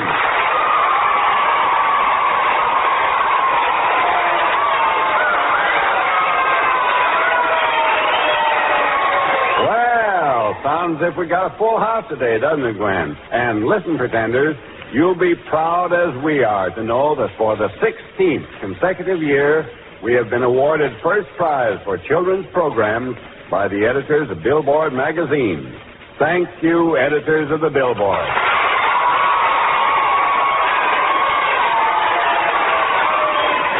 And now, Sybil, what's the story for today? The 6 swans, Uncle Bill. 6 swans it is.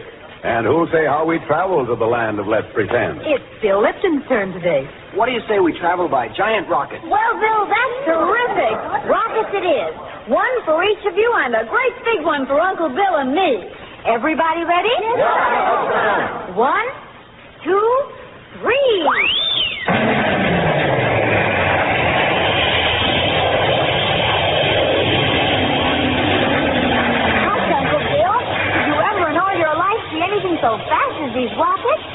so smooth, too. Almost sounds as if you're talking about our favorite breakfast treat, Gwen. Yep. Enriched 5-minute cream of wheat is mighty fast and smooth, too. You see, it cooks to full digestibility even for babies in just 5 minutes of boiling. And talk about smooth.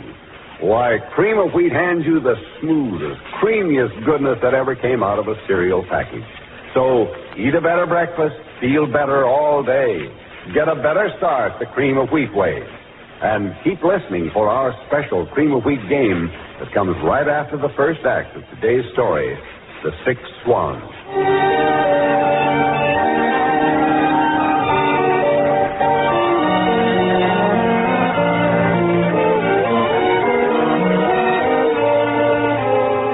Once upon a time, in a land beyond the magic mountains, 6 brothers and their sister Elise dwelt happily together and adored each other.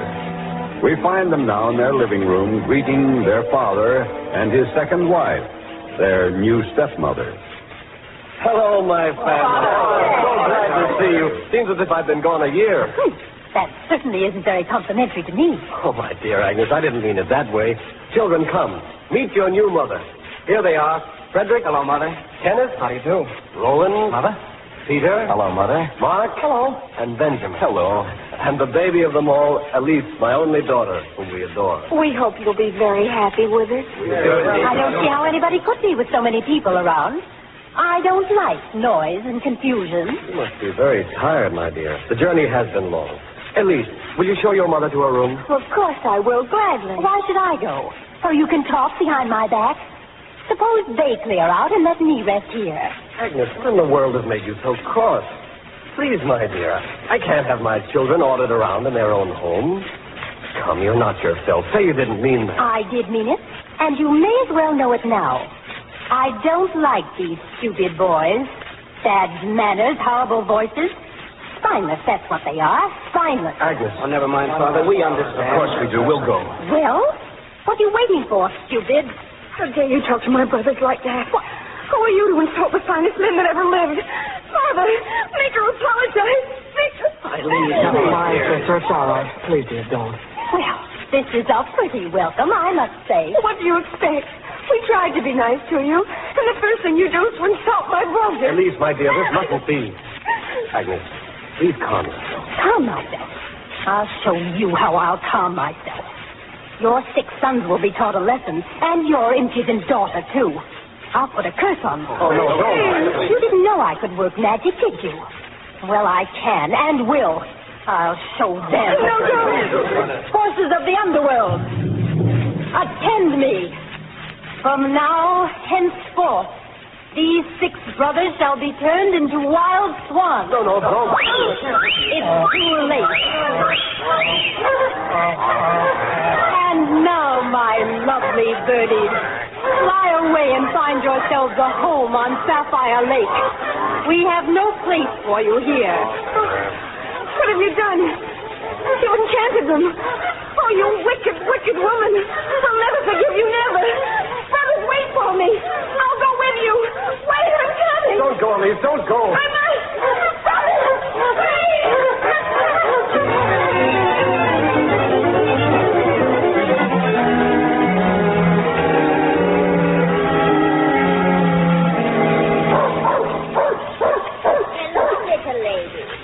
Laddie, be quiet. Good morning, madam. Good morning, child. What in the world are you doing away out here in the forest of the cathedral pines? And how does it happen that you're here by yourself? Well, you see, it's my brothers. I'm looking for them. Brothers? Yes, madam, 6 of them. Have you seen... Oh, tell me, have you seen 6 swans flying together? Swans? I thought you said you were looking for your brothers. I am. You see, they were enchanted by a wicked woman.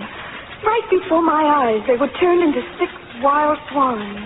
Oh, I understand now. Yesterday at twilight, I saw 6 swans with golden crowns on their heads.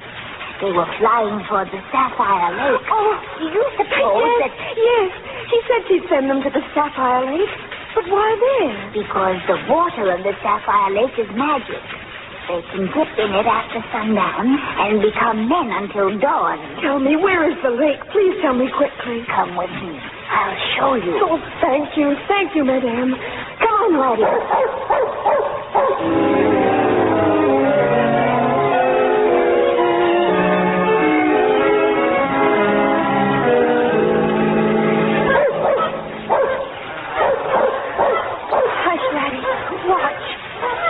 Saints in heaven grant that I found my brother.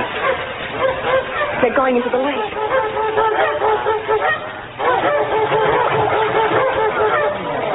Oh, it's good to be a man again, if only for a few hours. There it is. Brothers, there must be some way to break this enchantment. How? Must we go on like this? Kenneth! Fred! Please, little sister. How did you find us? Glad I understand you. Oh, I've missed you and grieved for you. So have we, too. Oh, brothers, it was all my fault. If I hadn't made our stepmother angry, she never would have changed you into swans. Can you ever forgive me? Oh, nonsense. She's just a wicked old witch. I'm sure she intended doing it no matter what happened. Oh, it's so good to see you, Elise, dear. Fred, how long are you permitted to stay in the form of men? Oh, all too short a while, Elise. At the first ray of the dawn, we are changed back into swans. And then where do you go, Benjamin? To a far distant mountain where we've made our home. This brings us to the most important question. What can we do, Benjamin? What about? About Elise. We can't leave her here. Of course not. Must we give her up just when we found her? No. I won't go home ever again while this enchantment endures. But how can we take care of you? I don't know. Oh, but we must find a way. I'll never leave you, never. I have an idea, boys. But we can weave a cradle that will hold Elise and Laddie. Then at dawn, all of us can hold it with our beaks. And take her to our cave in the mountains. At least we can be together and she'll be safe. What do you say? Come on, let's get started.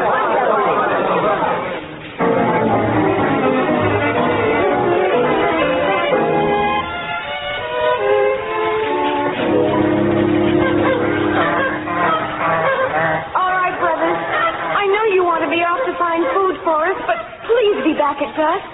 Goodbye. And come back to us soon. Goodbye. Oh, Gladys. What can I do to break this cruel enchantment? I'd give my life if it would save her.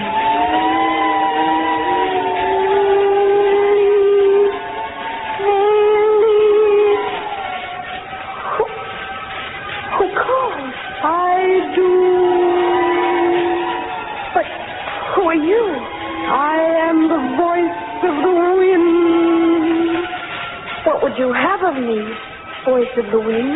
I can tell you how to save your brothers and break this enchantment. Do you want to hear? Oh, yes. Yes, if there's a way, tell me. It will be torture for you. Are you strong enough to meet the test? Try me, voice of the wind. I shall not fail. I believe you. Listen. Out on the mountainside there grows a nettle weed. Gather it, tear it to pieces with your bare hands, grind it to a pulp with your bare feet. They will bleed, but you must go on. I'm not afraid of pain. What else? After the fiber is broken from its pulp, you can weave coats of mail. Weave 6 coats for your brothers. And when the last is done, throw them over the swans and the enchantment is broken forever. Can you bear the pain of the nettle tearing at your flesh? Of course I can. Then listen, for now comes the hardest part of all.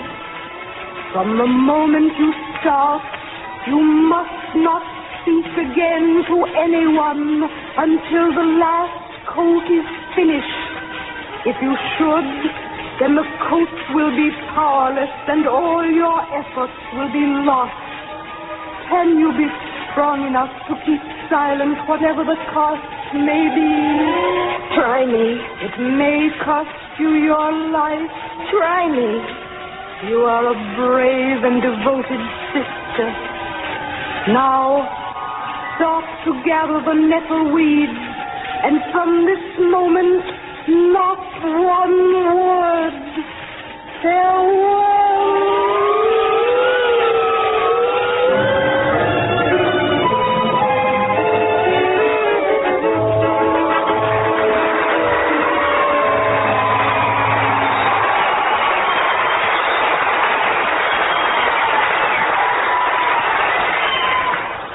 Well, Bill, what's cooking in the cream of wheat game department? A rootin' tootin' game about the wild and woolly West, Sybil. Okay, let's shoot. What's the cowboy's name for food? Chow it is, partners. And you can bet your boots and saddles that the best all-fired breakfast chow on the whole range is smooth and delicious cream of wheat. Yes, sirree, it's right at the head of the herd for real lip-smacking flavor. And now let's see you rustle up the answer to this one. What's the name for that famous Western revolver the cowboys used to pack in their holsters? All right, the six-shooter. And when it comes to packing high-caliber, high-six-way nourishment, it's enriched 5-minute cream of wheat that hits the bullseye there. You bet. 6 mighty important food elements. Lots of good blood-building iron, calcium and phosphorus for strong bones and teeth, vitamin B1 to help put the spurs to your appetite, a good share of niacin, and the brand of quick food power that helps give you all the get-up-and-go of a regular bucking bronco.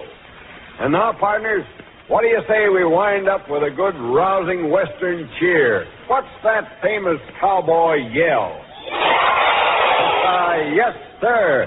And if you want to hear yippies at your house and start a regular stampede to the breakfast table, just yell out the word enriched 5-minute or regular cream of wheat. Either one gives 40 man-sized servings at a cost of less than a penny a bowl.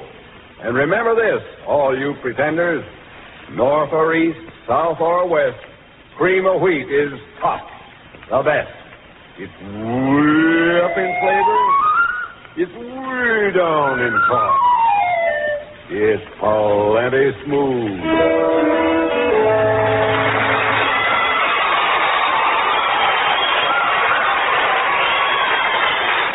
Thanks a lot, audience. And now back to...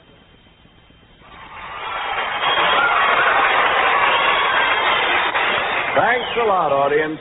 And now back to our story of the 6 swans.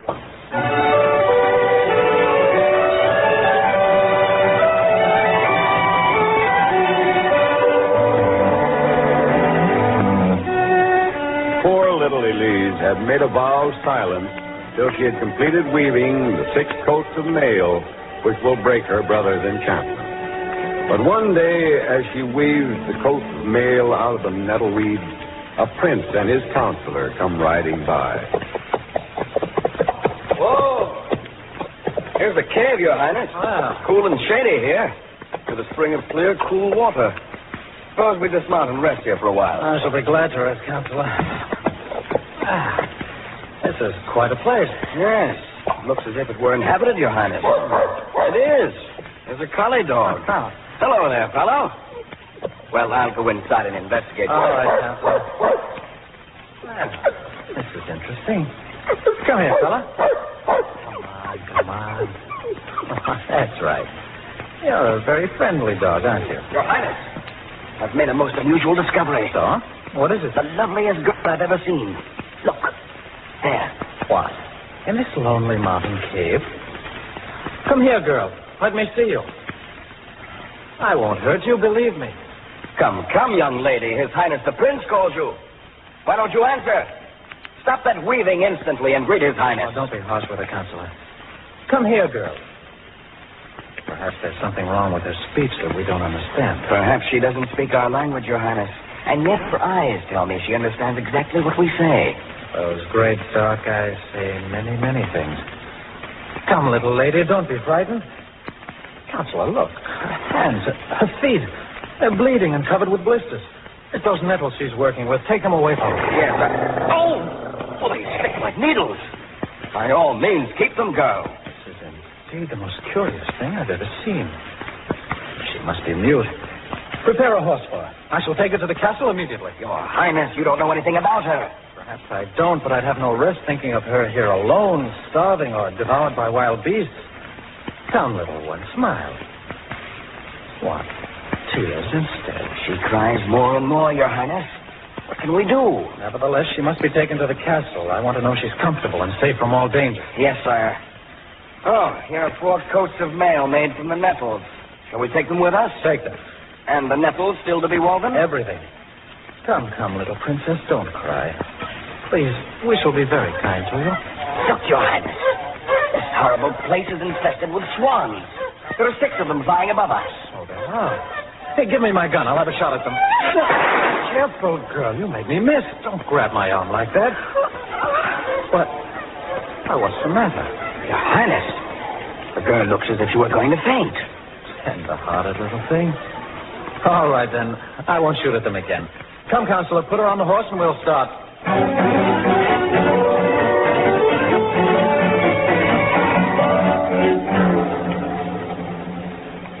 I tell you, Your Highness, the girl is a witch.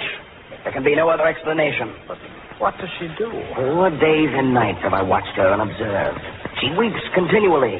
The slightest sound of birds calling, she runs to the window and looks in every direction, as if she were expecting something to come to her out of the sky. Well, so far I see nothing evil. What else happens? She weaves the nettles into cloth with a feverish haste. Day and night she's weaving on those coats of mail while her fingers bleed. But she never stops. Poor little lady. If I only knew what to do, if she could only speak. I'm certain she understands what we say, Your Highness. And here's another strange thing. Twice she has used up all the nettles. Instead of using the wool you've placed in her cave room, she wanders out in the dark. All night she searches the mountainside, gathering more nettles. Her hands and feet bleeding, but she pays no attention to the pain. She comes back at dawn with arms full of nettles. And without rest, she starts weaving again. What makes her do it, I wonder? And why does she remain silent? The court physicians say there's nothing wrong. What can it be? It's very mysterious. You really think she's a witch? She is a witch, I tell you, plotting some evil thing to do. Oh, I'm thinking of your safety, sire. Believe me, I am. Better burn her at the stake, Your Highness, and not wait until she strikes. I can't believe that so lovely a girl could be evil. But listen to me, Counselor. I shall watch with you tonight. If she does what you say again, then I can do nothing else. She shall be put to death before she harms anyone.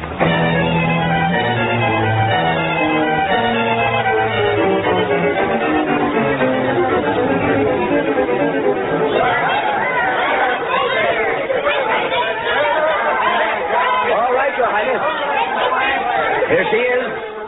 She insisted on bringing with her the coats of mail she was weaving. Even now she's working on one. Will you give the signal to start the fire? Quiet the people if you can, Counselor, and bring the girl to me. I want to speak to her. Quiet, everyone.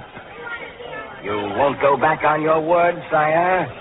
You won't let this woman live to bring evil to your kingdom. Please, I will keep my word. Now, please let me speak to her alone. Little lady, can't you say one word before they burn you? Can't you give me one reason to stay the order? Speak to me. Justify my belief in you, won't you? Help me to save you. I adore you. I can't believe you're a witch, but you must help me to help you. Your Highness, look at the swans flying over us. 6 of them. They're coming down. They're flying right to the witch. Look at her. She is a witch. Look what she's doing. The swans are circling her. Look, the coats of mail. She's throwing one over each swan. Eddie, my darling little sister. Oh, thank heaven we found you in time. Oh, Derek, you saved us. You've broken the enchantment. We're men once more. Oh, Elise, we are here, your 6 brothers. What are they doing to you? What is this, men? Who are you? What can all of this mean? Your Highness, This is Elise, our sister, Your Highness. She has worked day and night to weave these coats of mail, which have broken the enchantment and turned us from wild swans back to men. Oh, brothers, are you all right? Yes, Elise. We're all right now. Oh, my darling. I nearly let them burn you at the stake. Well, why didn't you tell me? I would have kept your secret. I couldn't tell you, my prince. I promised I wouldn't speak or utter a sound until the coats were done, and I'd broken the enchantment. That's why I couldn't explain. Though it cost me my life, I dared not speak. You brave little girl. You precious sister. Poor brother. Oh, Benjamin, I couldn't finish your coat.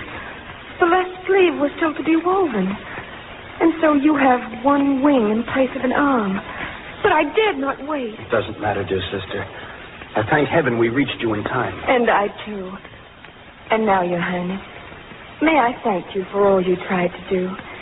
You've been so very gentle with me. And I have been grateful, though I couldn't tell you so. To think that I doubted your beautiful eyes when they spoke for you. Oh, Elise, I want you for my queen. I've told you so many times, but now, thank heaven, you can speak. What is my answer? Will you do me the honor to become my wife? Oh, yes, Your Highness. If my brothers consent, I'll be happy to marry you. Well, may I, boys? People, loyal subjects, salute the bravest, the most gallant woman in all the world.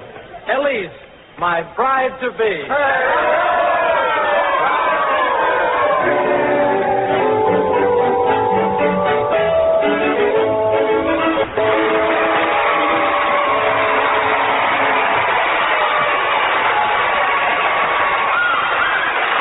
And now, before we tell you about next week's exciting story, how about it, audience?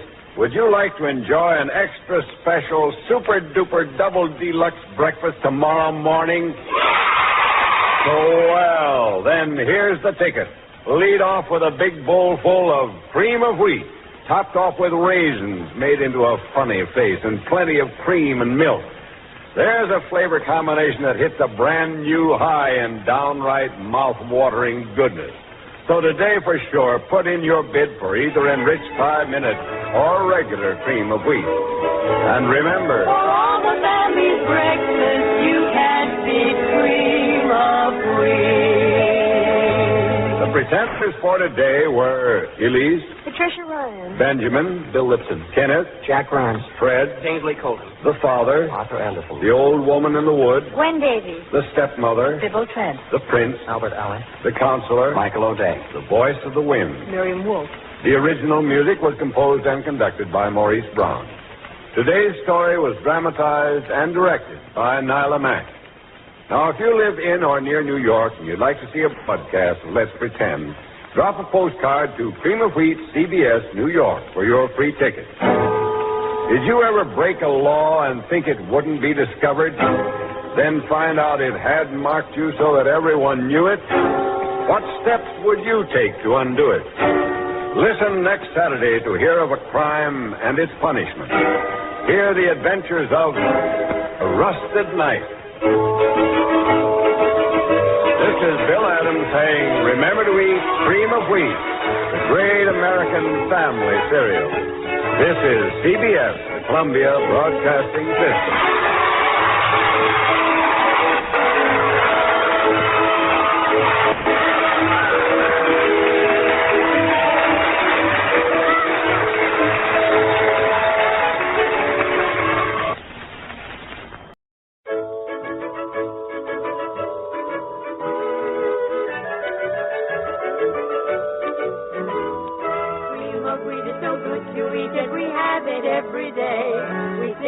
It will make us strong and it makes us shout, hooray!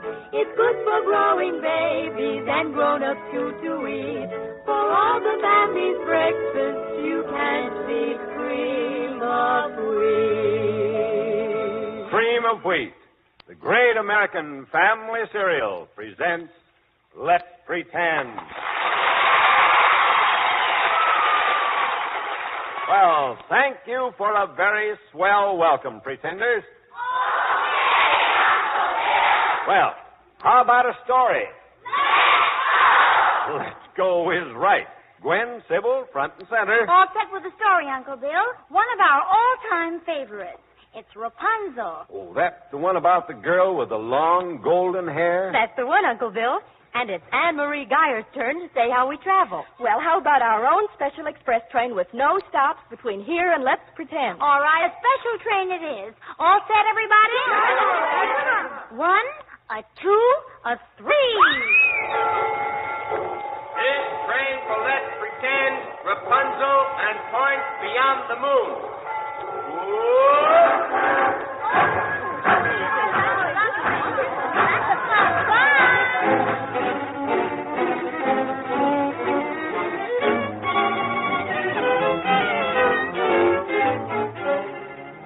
Once upon a time, in the Nightingale Kingdom, there lived a young and devoted couple named John and Marion. Next door lived a witch in a garden filled with magic lettuce, which would heal any illness.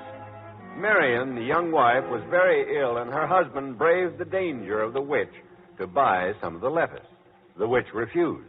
Our story begins at midnight in the witch's garden. No. I've caught you. Oh, let me go. Please, let me go. Trying to steal my lettuce, were you? After I told you you couldn't have it.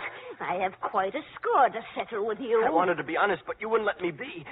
And my little wife says she will die unless she has some of the magic lettuce. A likely story. Oh, have pity on me, witch. I didn't want to steal it. I tried to buy it first. Please understand and forgive me. Well, you were honest with me. All right. I'll make a bargain with you. What is it? You may have all the lettuce you want if you will promise that should you ever have a daughter, you will give her to me for my own. Oh, no. I couldn't make that promise. Very well, then. That was your only chance, and you refused it. Now I shall put a curse on you and your wife.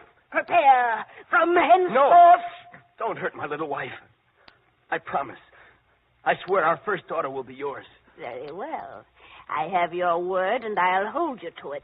Now take the lettuce and go back to your wife and tell her the good news.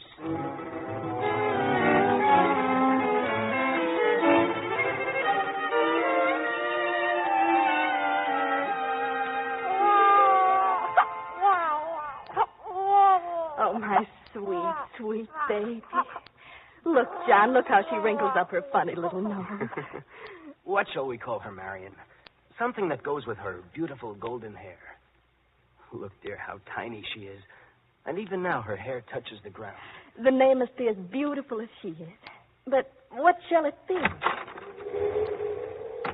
I'll settle that. You didn't expect to see me so soon, did you? What are you doing here, witch? You promised your first daughter to me. I've come for her. That's what I'm doing here. Oh, no, witch, don't take my baby. Well, a bargain's a bargain. You got the magic lettuce you wanted. I was to have your daughter. She's mine. And I know what I shall name her. Rapunzel. That means little salad, for that's how I got her. If you hadn't wanted the salad, I shouldn't have had her. You can't have her, you say. Can't take our baby. I won't let you. No, all right. You brought this on yourself. Mother of witches, attend me. Turn these people into stone until I have taken the child that belongs to me away.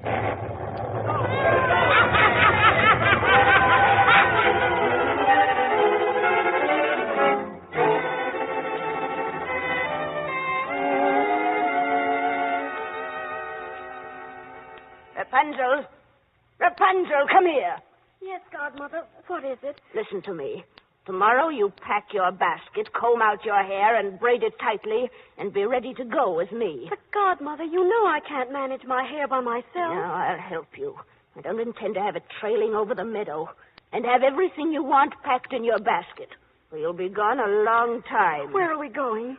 To a high tower I have built, where there'll be no stairs for busybodies to climb and no prying eyes to interfere. But how can I go up and down from the tower without stairs? You can't. That's the reason I'm taking you there. And you'll stay there until I see fit to bring you back. Until then, you will see only me. Why do you punish me as if I'd done something terrible? I'm going to turn you into a powerful witch. Oh, no. And there's a reason why you have such long golden hair, too. You see, you'll climb up first on a rope ladder, which I'll take away once you're up there. And after that, when I come to see you, I shall stand below the window. When I call, you will let down your long braids, and I shall climb by them. Oh, how awful. Why do you do this to me? Because I know what is best for you. Now, pack your basket and start braiding your golden hair. Oh, no, please, Godmother. Another sound out of you, and I shall beat you until you can't stand. Do you hear me? Yes, Godmother. Now then, get ready for the tower.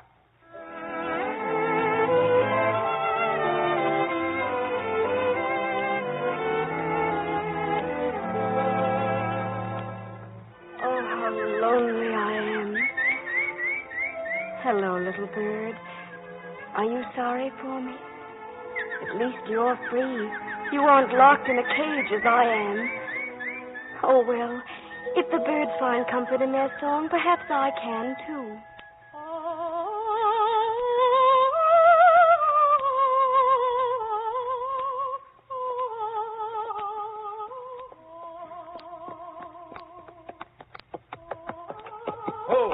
Oh, there, Julia. Hold on. Listen, Edward. Do you hear that lovely voice? Yes, I do, Your Highness. But I see no one. Where does it come from? By all the gods, I intend to find out. A voice like that must belong to a very beautiful girl. Listen. Look, Your Highness. There's a tower that reaches far above the trees. Why, so there is. Strange, we've never seen that before. Sire, listen. The voice comes from the tower. You're right, it does. And how sweet it is. Edward, I must know the possessor of such a voice. Shh, there's someone coming. Creep in these bushes, Your Highness. Let's see what happens. Perhaps they'll find out something important for us to know. They tear a person to pieces with their thorns and stickers. Rapunzel! Rapunzel, let down your hair that I may climb without a stair. Why, Godmother? Are you coming up to the tower? Certainly I am. Let down your hair. And stand still, idiot. This ladder is bad enough to climb without you weaving around. I want you to stop that singing. Hold still. Your voice echoes all through the forest. No one is to know where you are. Here. Let's climb. Here are your supplies for the month. Did you understand what I've said? Stop that singing. Godmother, I shall die if I can't sing. I would want to. There's nothing else to live for. Oh, yes, there is. You'll live and learn to work enchantments and mix magic potions.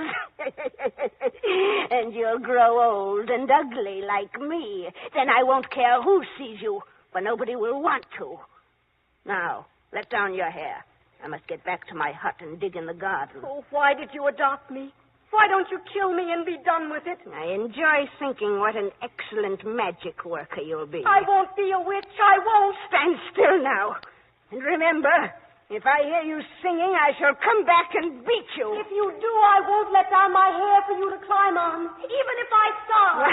And I shall sing too, you wicked, wicked woman. I won't stop. Except for this disobedience, wait and see. She'll pay for this. Wait and see. The old woman is gone, Your Highness. I can hardly believe my ears and eyes. Did you see that lovely face as the girl leaned out of the window? And those unbelievably long braids of golden hair. Oh, she's exquisite. Yeah, we've stumbled on the strangest thing I've ever heard of, Your Highness. Edward, do you know what I intend to do? Knowing you as I do, I can guess. You're quite right. Tonight, when it's dark, I shall return. I shall call as the witch did, and then we shall see what happens. I rather imagine that's what you do. You'll come with me and be the lookout to warn me if the old hag returns. Yes, sir. I don't want harm to come to the girl. Come, we'll return at dusk.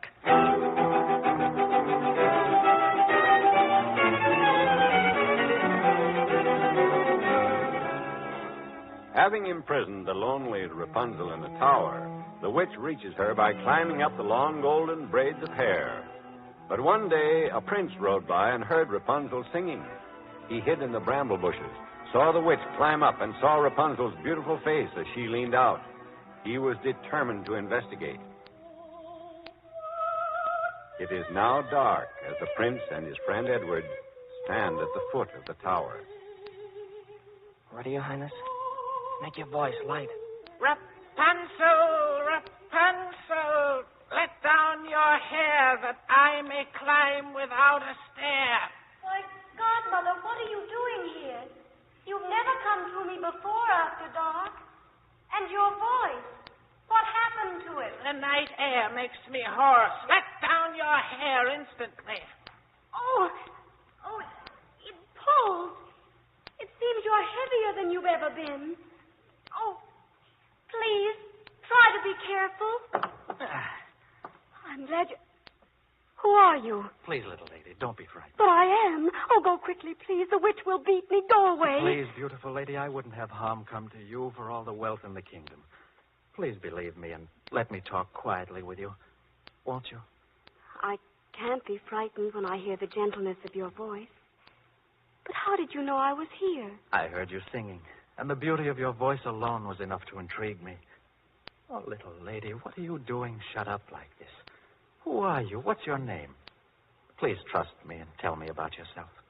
I do trust you. My name is Rapunzel. My godmother is a witch, and... oh, sir, the most dreadful thing of all. She intends to make one of me, too. Oh, unspeakably awful. It mustn't be. You mustn't stay here any longer. It's not fair. You have a right to a happy life of your own. You're kind, but you don't know the power of my godmother. She would kill me before she'd let me go. Who are you, please? Oh, mademoiselle, permit me. I am Prince Terence. Oh, a prince, did you say? A real prince? To the rest of the world, perhaps. But to you, lovely one, just an ordinary person who kneels at your feet and kisses your hand in tribute to your perfect beauty. Oh, my dear, I want to be your friend and help you. It's no use. The witch would find out, and she would do terrible things to both of us. How can we get away from her? She'll kill us both or enchant us if she finds out. I can't have harm come to you. What shall I do? Leave that to me, Rapunzel. Tomorrow night I shall bring a rope ladder. Then I'll adjust it, help you, and we shall escape. Will you be ready? Yes.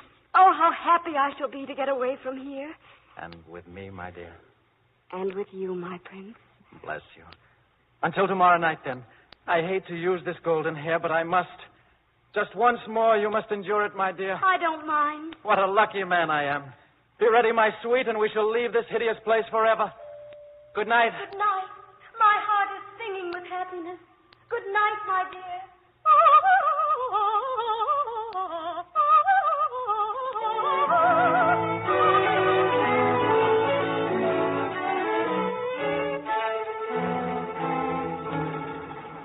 Rapunzel!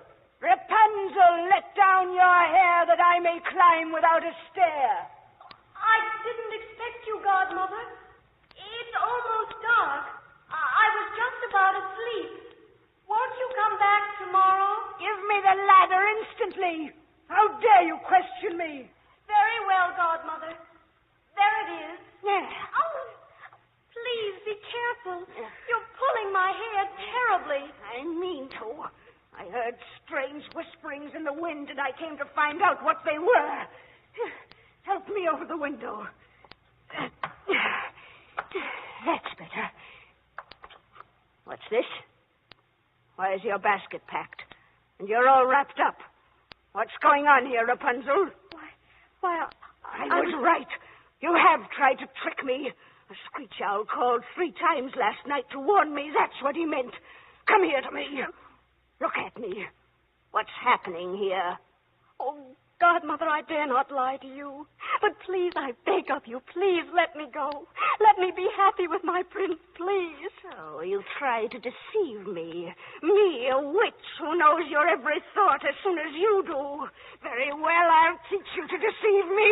Give me those scissors. Oh, don't hurt me. What are you going to do? I'll show you. There go your golden braids. You've cut off my hair. How can he climb to save me now? I'll show you how. And just wait until he sees who's holding these golden braids for him to climb. What shall I do? Oh, I don't know what to do. If you want to live, keep still. Tell him to come up. And if you don't want him with a broken neck, say nothing else. I warn you. Tell him to come up. Come up, my prince. Just once more will I use your lovely hair for a ladder, my dear. And then we shall... You don't seem happy, my lovely lady. What's wrong? Aren't you glad to go away? Aren't you glad this is the last... Aren't you glad to see me? Quite a surprise, isn't it? Better stay on the windowsill. You'll be more comfortable. Get out of my way, old woman. I don't want to hurt you. No? Well, I'm different. Prepare to reach the ground more quickly than you came up. What? Don't let him fall. It'll kill him. No! Now then, my fine young prince, pick yourself up out of those thorns and brambles if you woman. Oh, my love, I'm coming to you. Don't jump, you idiot. You'll break your neck. Don't jump. Let me go. I'm coming, my love. I'm coming.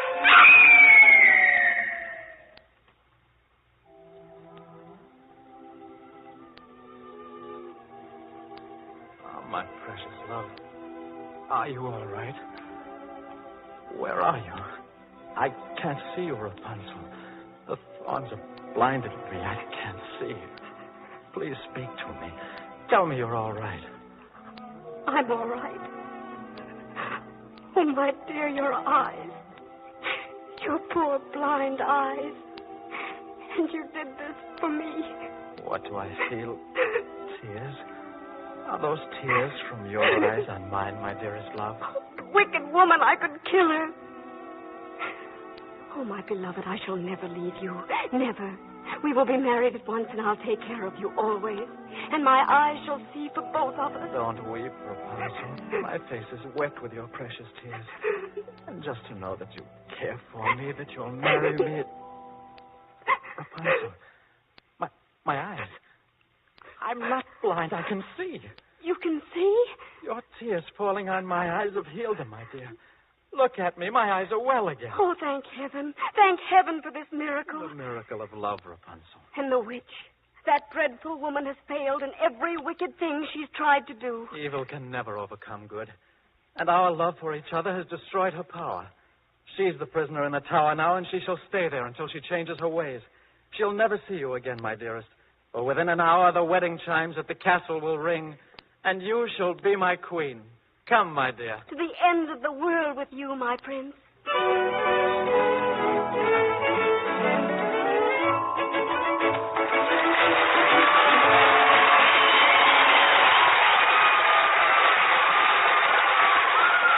Pretenders for today were Gwen Davies. Sybil Trent. Rapunzel, Marilyn Erskine. her father, Bill Lipton, her mother, Anne-Marie Geyer. the witch, Miriam Wolfe. the prince, Albert Allen, his friend Edward. Jack Grimes. Original music was composed and conducted by Maurice Brown. Rapunzel was adapted for radio by Nyla Mack and directed by Albert Ward. Would you like to see a broadcast of Let's Pretend? Well, if you live in or near New York, just drop a postcard to Cream of Wheat, CBS, New York, for your tickets.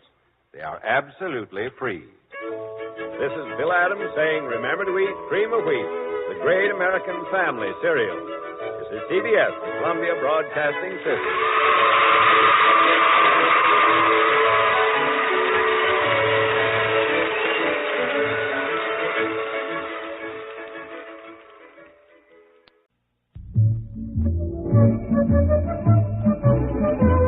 This is the Let's Pretend story of the Frog Prince. Come one, come all, the big over here with Let's Pretend. You laugh, you cry, and wonder why until the very end. The joy of storytelling you always do extend. So give a cheer, 'cause look for here another Let's Pretend. Hello, Pretenders. Hello, Uncle Ted.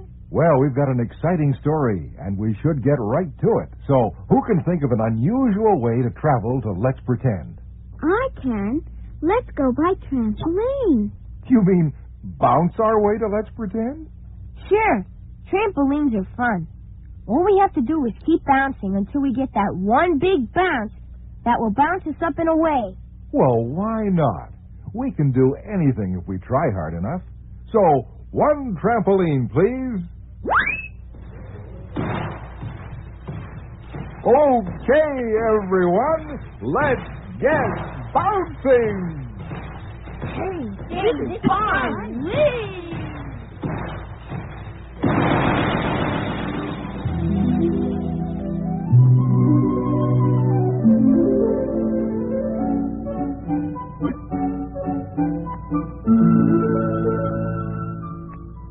Once upon a time, when enchantments happened a lot oftener than they do these days, a certain kind and handsome prince named Bertram was on his way to pay a visit to a neighboring kingdom. He and his faithful serving man, Henry, were full of good cheer as they rode through the forest, quite unaware of the danger they were soon to meet.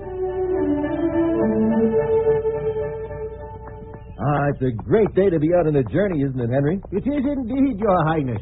Why, even an old codger like me gets the notion he's a youngster again. Well, we won't overdo it today, even so, Henry.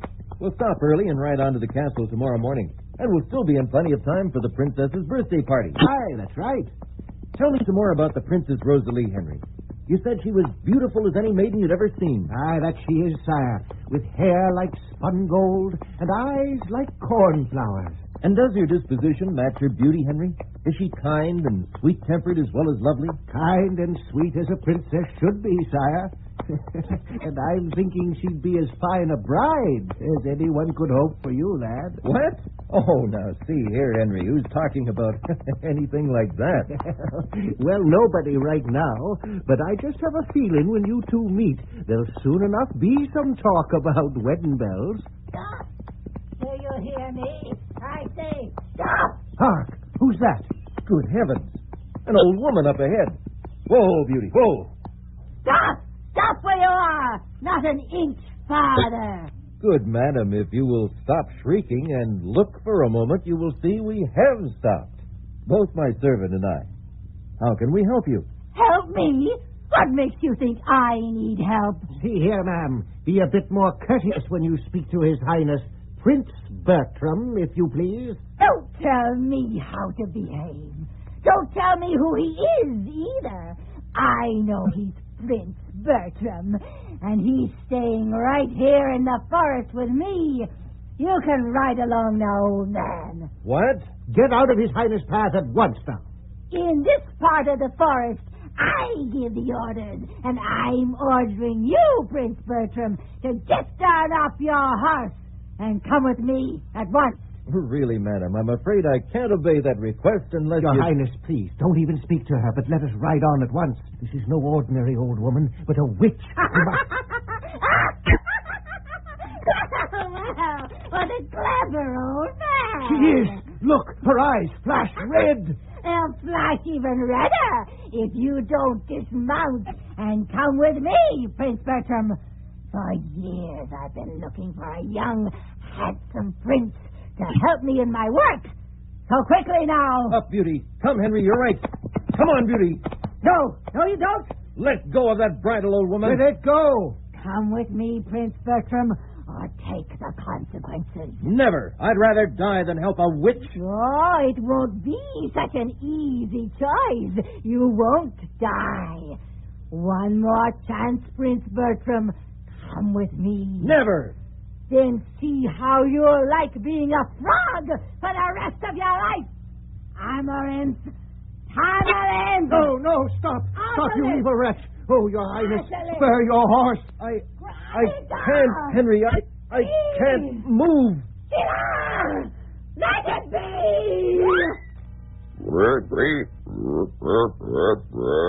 Oh, no. It's not so. It can't be.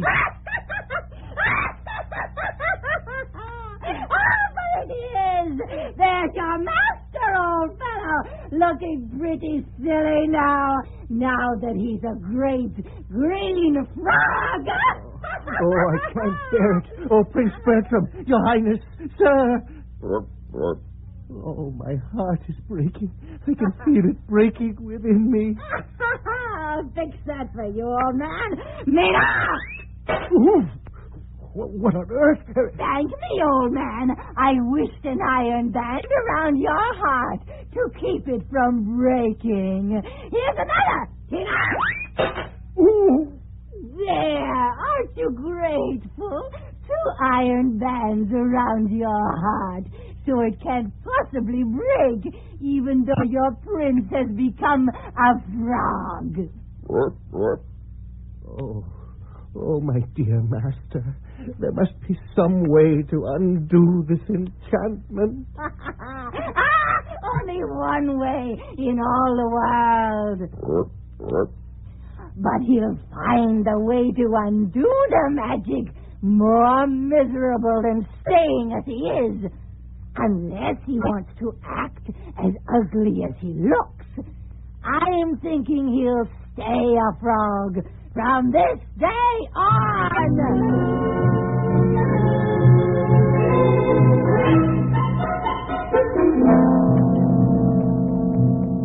Your Majesty. Majesty, there's still no sign of Prince Bertram along the high road.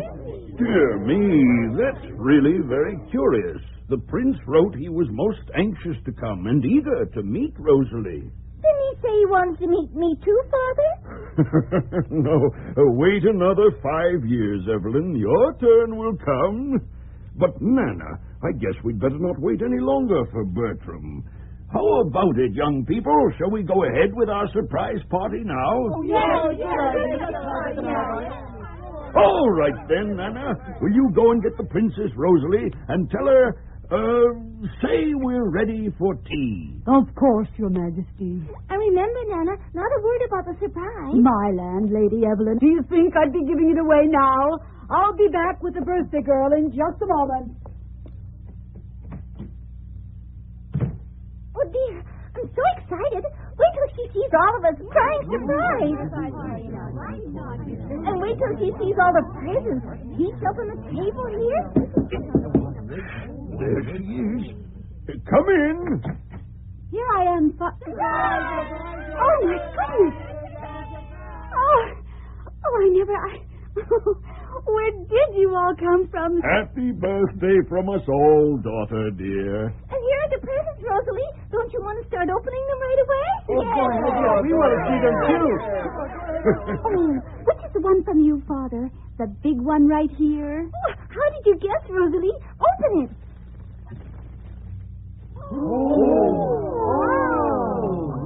Father, what a beautiful golden ball. Too much of a toy for a young lady just turned 17? Oh, no, it's lovely.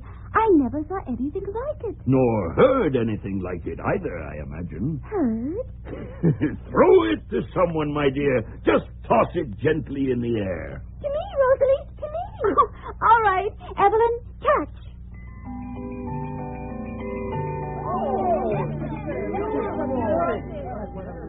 Father, it plays music. Oh, it's the loveliest thing in the world. Thank you. You're welcome, my dear. Now open my present. Oh, I'm going to open all the wonderful presents here. And then we'll all go out in the garden and toss the golden ball back and forth in the sunshine. Does that sound like fun? All right, but toss the ball back to me now, won't you, Evelyn? I can't bear to have it out of my sight for a minute.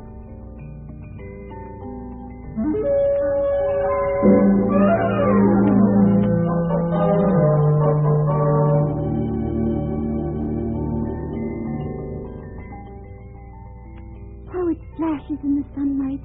It seems as though I'll never get tired of tossing it and listening to its music. Even Evelyn is a little weary of it now. But I'll never be. Oh, no. Please, not in the pool. Oh, it can't.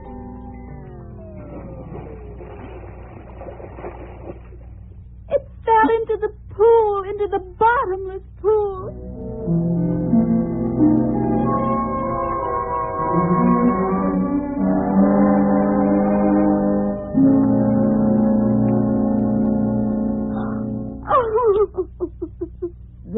There now, Your Highness, dear. Please don't cry anymore. Oh, Nana, I can't help it. I love that golden ball more than anything. I know it, my dear, but surely your father will get you another. He can't. He's tried. He's had messengers go all over the land, and there isn't another one like it. Well, then, we'll have the pool drained. Nana, you know that's not possible. This is a bottomless pool. Oh, I'd give anything if somebody could get it for me, some way. Oh, if I only hadn't been so careless.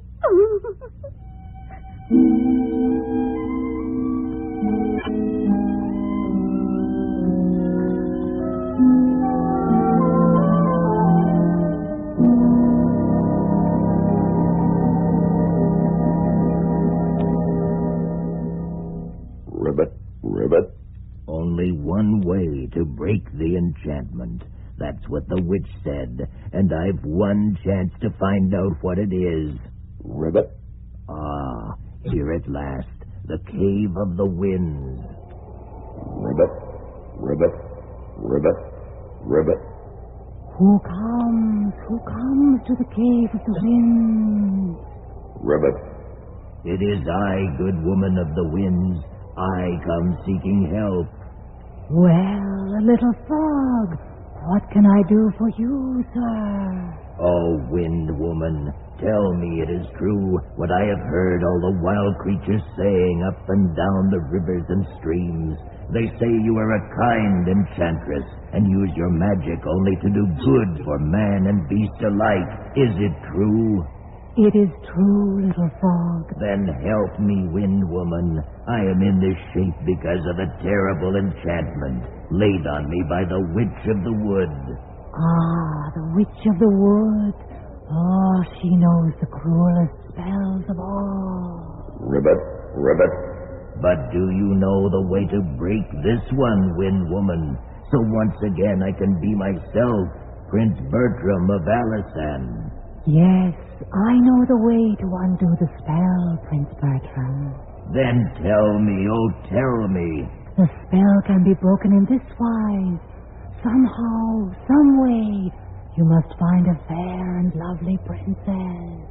I was on my way to visit a fair and lovely princess when this spell fell on me. Ah, but wait. That princess may or may not be the one who can help you. You must find a princess to whom you can render some service. You must see to it the princess is obligated to you. And then, listen well now, for this is the hardest part. Here is what you must do to become yourself again, Prince Bertram.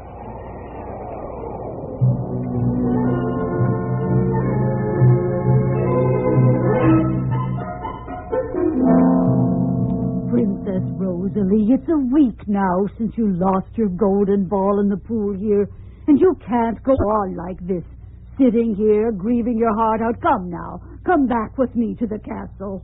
Oh, Nana, please. At least I'm near to the spot where I lost it when I stay here by the pool. Very well. If you won't come in, then I shall bring some hot chocolate and honey cakes out here. And please, please don't cry any more. Don't cry. Oh, when it was my own fault. Oh, why did I toss it so near the pool? Ribbit. Good luck for me that you did. Oh, who's that? Ribbit. It is I. But who? I see no one. Where are you? Ribbit. Here, at the edge of the pool. At the edge of the... But I see only a great green frog. Ribbit. Exactly. Oh, good heavens, it speaks. The frog speaks. How can that be? Never mind that. You'd like to have your golden ball back, wouldn't you? Oh, yes. Yes, more than anything. Oh, could you get it for me, Mr. Frog? Oh, yes, of course. Oh, wonderful. If you're willing to do something for me in return. Oh, anything. Well, you're very obliging, aren't you? Still, I'll wager I could ask for something you won't want to do. Can I come live with you in the castle? Live in the castle? Why, of course. Why not? Eat off your golden plate. If you can bring back my golden ball, of course you can eat off my golden plate. Drink from your own silver cup. Oh, of course. Oh, please, Mr. Frog, get my ball. Wait.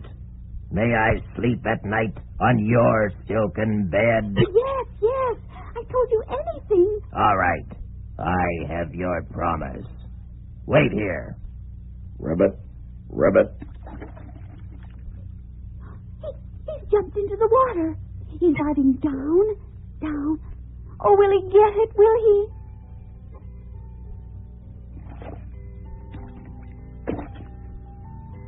He has it. I hear it. Oh. All right, princess.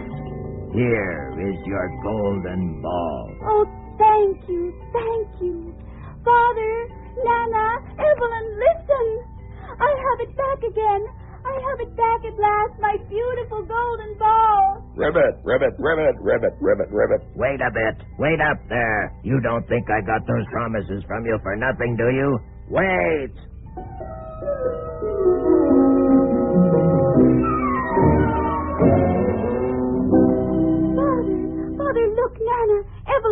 only look. Rosalie, we were just about to send for you. Dinner is ready, Your Highness. But look, listen. Your golden ball. Oh, you have it back. Yes. How on earth did you get it, daughter? I thought it was deep in the bottomless pool. The strangest thing, Father. An ugly old frog hopped out on the edge of the pool and said he'd get it. Ribbit. A frog? A frog said he'd get it? Wait a minute. Listen. Ribbit. Yes. What in the world is that? Why, it sounds like a frog. Oh, it is. Oh, and I'm a terrible person. I forgot all about my promise. Ribbit, open the door. Open the door for me. Yes, of course, Mr. Frog, and I'm terribly sorry I ran off and forgot you. Ribbit. Oh, you are you? A frog that talks? How does it happen, Mr. Frog? Well, tell us. Ribbit. I'm not here to answer questions. I'm here to get what was promised. Yes, of course, Mr. Frog, and you shall. You see, I am grateful. Now, what all did I say I'd do? Yes, just what is all this, Rosalie? I take it you made some promise to the frog as a reward for getting your ball? Yes, Father. I said he could live in the castle with us, and, let's see. Eat from your golden plate, drink from your silver cup, sleep on your silken bed. So hurry up now. Put me up on the table. Well, please, Mr. Frog, you don't need to be so ugly about it. Yes, my goodness. You don't need to swell up and pop your eyes like that. Rosalie keeps her promises. Ribbit. Pick me up. Please, don't hop around so. Oh, Father, look at him. I never dreamed he was this ugly. How can I bear to pick him up? What you have promised, you must perform. Oh, all right. There. But don't squirm, Mr. Frog. I'm putting you on the table. Right here, beside my own plate. Ribbit. All right. Put some food on it. And be quick about it. And where's your silver cup? I'm thirsty. My silver cup. Oh, yes, of course. Here, Mr. Frog.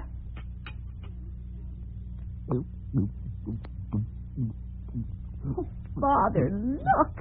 He's half into my cup and he's splashing the water all about. Oh, how can I keep him beside my plate? He is being as ugly as possible about it. But if you didn't intend to keep your promise, Rosalie, you shouldn't have made it. Put some food on your plate for him now. What you have promised, you must perform. Ribbit. My goodness, I don't see why he has to get his feet all over your plate that way, Rosalie. That seems to be his way of getting the food he wants. Well, it's not very pleasant to watch a frog messing up your food while we're eating. All right, Evelyn, that's enough. Ribbit. All right, I've had enough. Now I'm sleepy. Take me up and put me on your little silken bed, Princess. Just a minute, Mr. Frog. I grant you promises are made to be kept. But after all, my daughter made the promises she did without half thinking. You took advantage of her desire for her ball. Ribbit. I had to. There wasn't any other way. And the thing is, she's done her best to keep them, although you haven't made it too easy. Must you sleep on her bed and force her to go somewhere else? Yes, she promised. She's got to keep the promise. Her bed. Oh, Father, it's as though he was trying to force me to the point where I'd be glad to break a promise. Ribbit. Yes, take me upstairs now. You promised. You put me on your bed. All right. Go along with your sister, Evelyn, and as soon as she's put him down as he wishes, take her into your room. All right, Father. Ribbit. Pick me up. Ribbit. Oh, all right. Ugh. All right. Evelyn, open the door.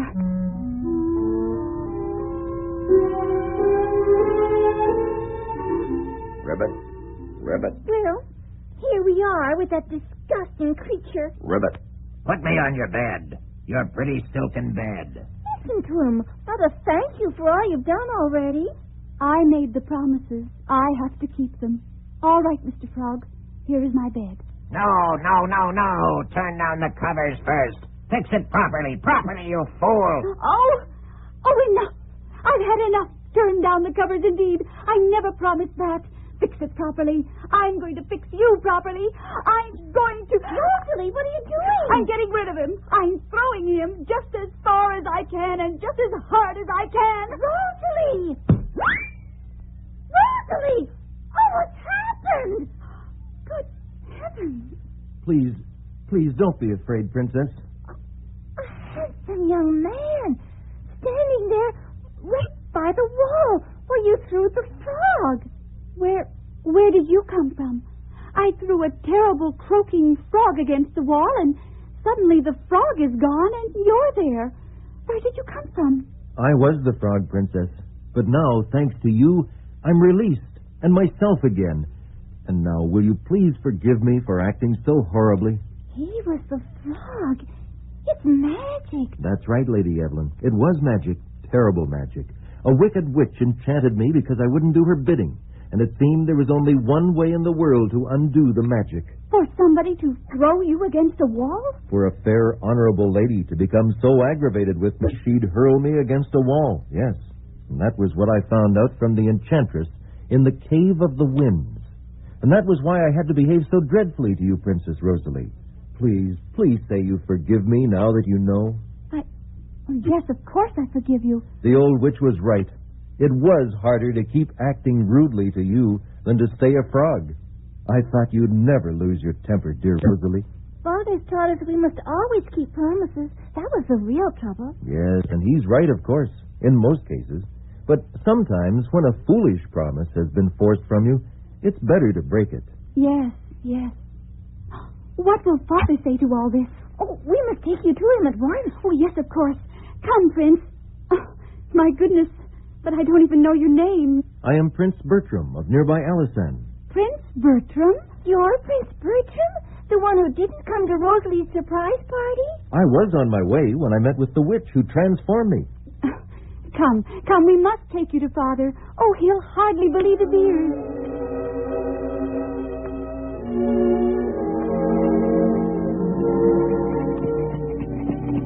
Just one moment now, and we'll be turning in the gate, Rosalie.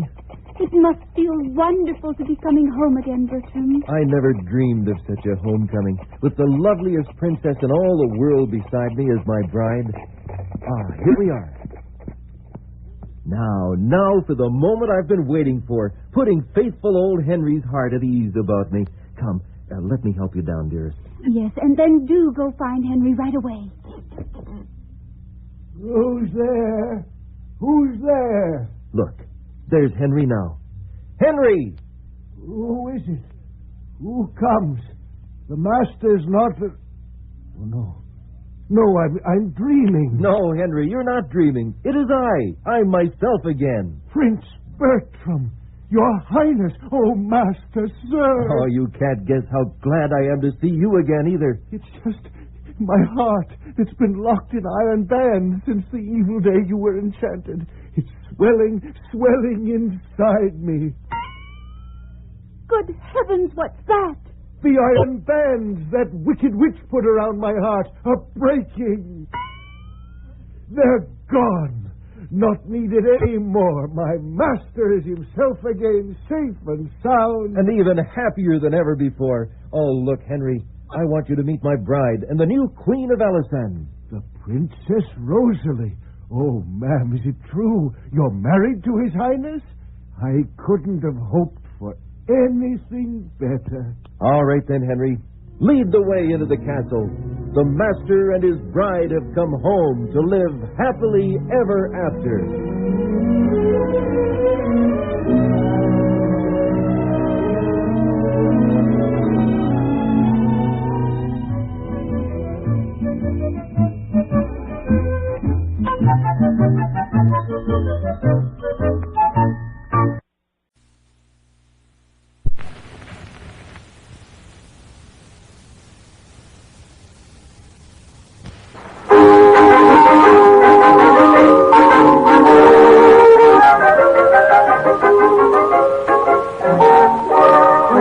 Sweet is so good to eat it, we have it every day. We sing this song, it will make us strong, and it makes us shout, hooray! It's good for growing babies and grown-ups to eat. For all the family's breakfast, you can't beat cream of wheat. Cream of Wheat, the great American family cereal, presents Let's Pretend.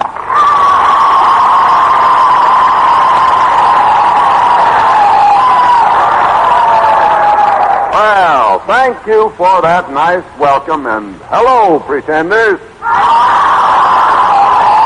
Well, you all set for a story? I said it, didn't I?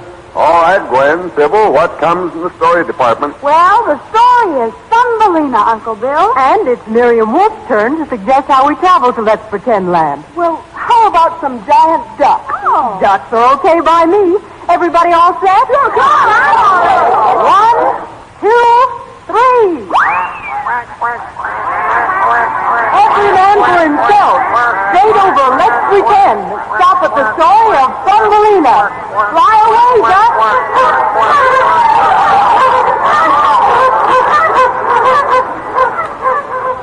If you'll pardon the pun, Uncle Bill, I wouldn't duck out on a trip like this for the world. Fun, isn't it? You bet it is, Sybil. And I just have a hunch that you don't duck cream of wheat at breakfast time either. And that's because most happy, healthy boys and girls like you take to that smooth, tempting cream of wheat like a duck takes to water. And flavor, man, oh man. Just wait till you try it. Do that tomorrow morning. Eat a better breakfast, feel better all day.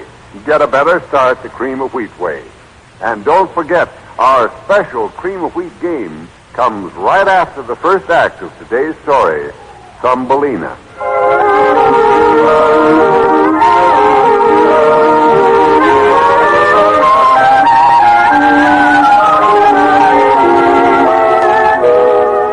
Once upon a time, in the kingdom of singing flowers, a fairy queen gave a magic seed to Marilyn, a mortal lady. Our story begins the following morning in Marilyn's living room.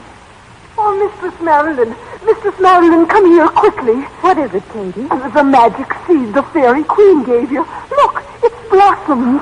Oh, into a golden tulip. Yes. Oh, how pretty. I'm going to kiss you, you pretty golden tulip. There. Look, Mistress Marilyn, something's happening. Why, Katie, the tulip is opening. Hello. Oh, saints be praised. Look, Mistress Marilyn. Look at that little bit of a girl standing in the tulip big as life. Oh, my goodness. Are you giant? Can I believe my eyes? Oh, you darling little girl. Who are you and where did you come from? Why, the fairy queen sent me to you. You said you wanted a little child. Here I am. You mean you were inside the golden tulip? Oh, yes. I'm very comfortable here. It's soft and roomy, and the petals fold up and keep me warm. Why, you're no bigger than half my thumb. What's your name, darling? The fairy queen didn't say anything about a name. Do all mortals have names? Of course, dear. Where'll we find a name good enough for the mice? I shall call her Thumbelina, Katie, because, as I said, she's no bigger than my thumb, and she could hide in a thimble. Thumbelina it is. And a fine name it is for her, too, Mistress Marilyn. Thumbelina. Is that my name? Yes, my darling. And now, Katie, what shall we use for a cradle for her? Oh, well, no. How about the hand-painted teacup with the roses on it? Oh, no, it's much too big. Oh, I know. Get me half a walnut shell. Oh, yes, Mum, the very thing, Mum. And then we'll line it with violet blossoms. They're soft and silky. Oh, yes, I'd like that. And may I have a rose petal for my pillow? I always slept on one at the fairy's house. A rose petal for a pillow, of course. Oh, I'm so sleepy. I think I'll take a nap. Will you excuse me, please? Good night. Good night, Thumbelina. Sleep well in your flower cradle.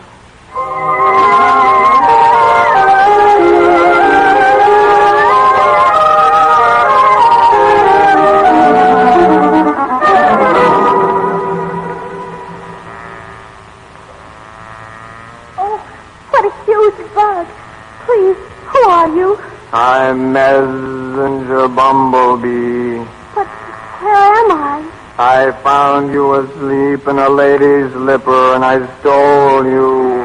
What do you intend to do with me? I'm going to take you to the Royal Bumblebee Palace. Oh, no. Oh, don't take me away, please. Don't argue with me, little one. I've had my orders direct from the King Bee himself. Get on my back and hold tight. Come now. No, put me down. I don't want to go. Put me down.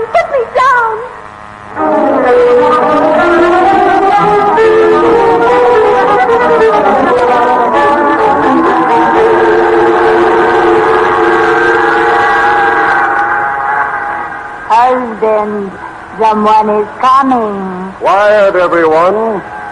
Look, bees, here comes our messenger.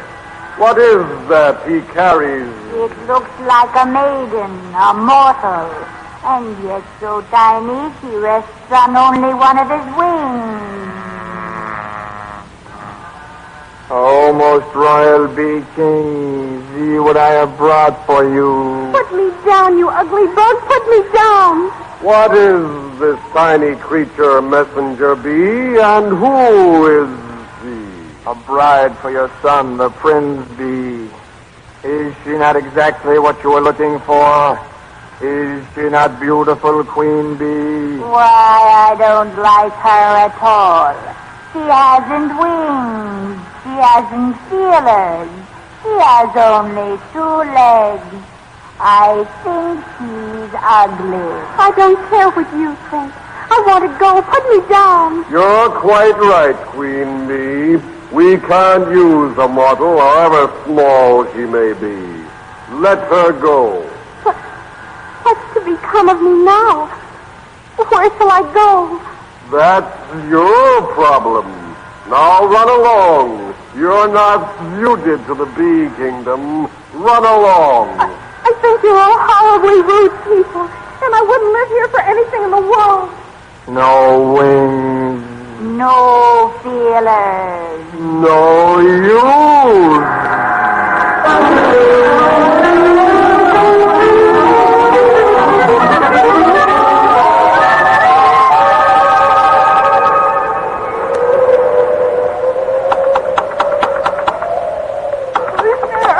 Please, lady.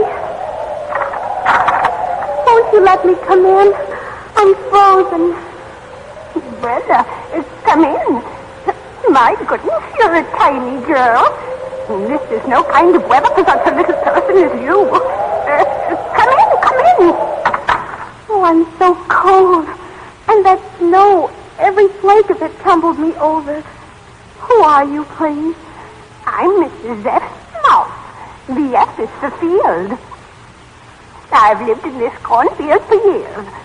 What did you say your name is? I'm Thumbelina, Mrs. Mouse, and I've been lost for days. Oh, poor little girl. And now winter has come, and I can't stand the cold.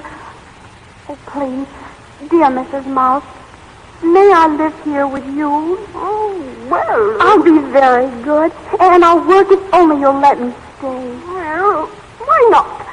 You're so little you can't be much help. But then you won't be much trouble. So come along. Here, sit on this thimble by the fire and watch me while I make some pudding for dinner. Oh, thank you. You're very kind. And your house is so cozy and clean. Oh, dear Mrs. Field Mouse, I'm truly grateful.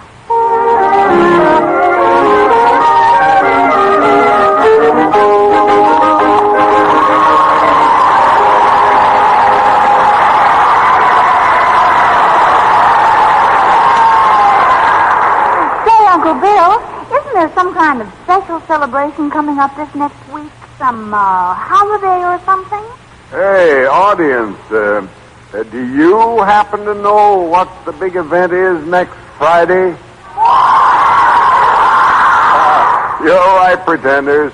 And this morning, it's a big 4th of July game that promises to be the poppin'est, bangingest sound effects game we ever played.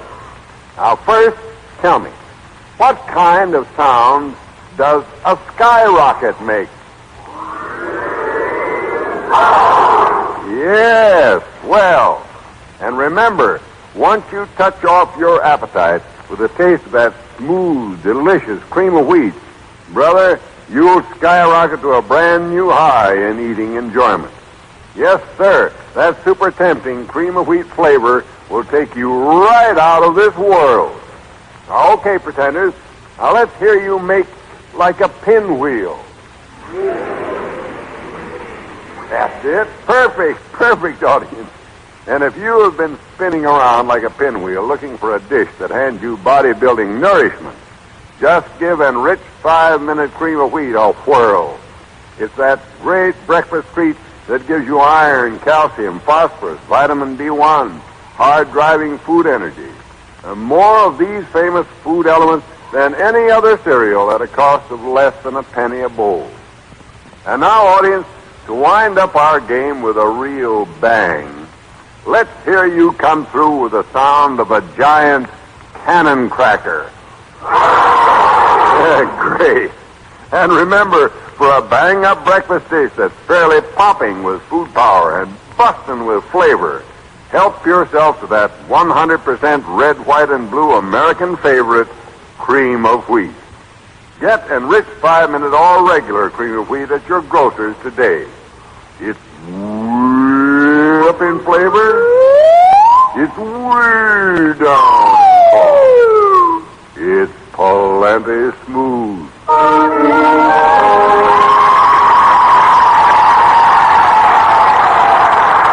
Thanks a lot, audience. And now back to today's story, Thumbelina.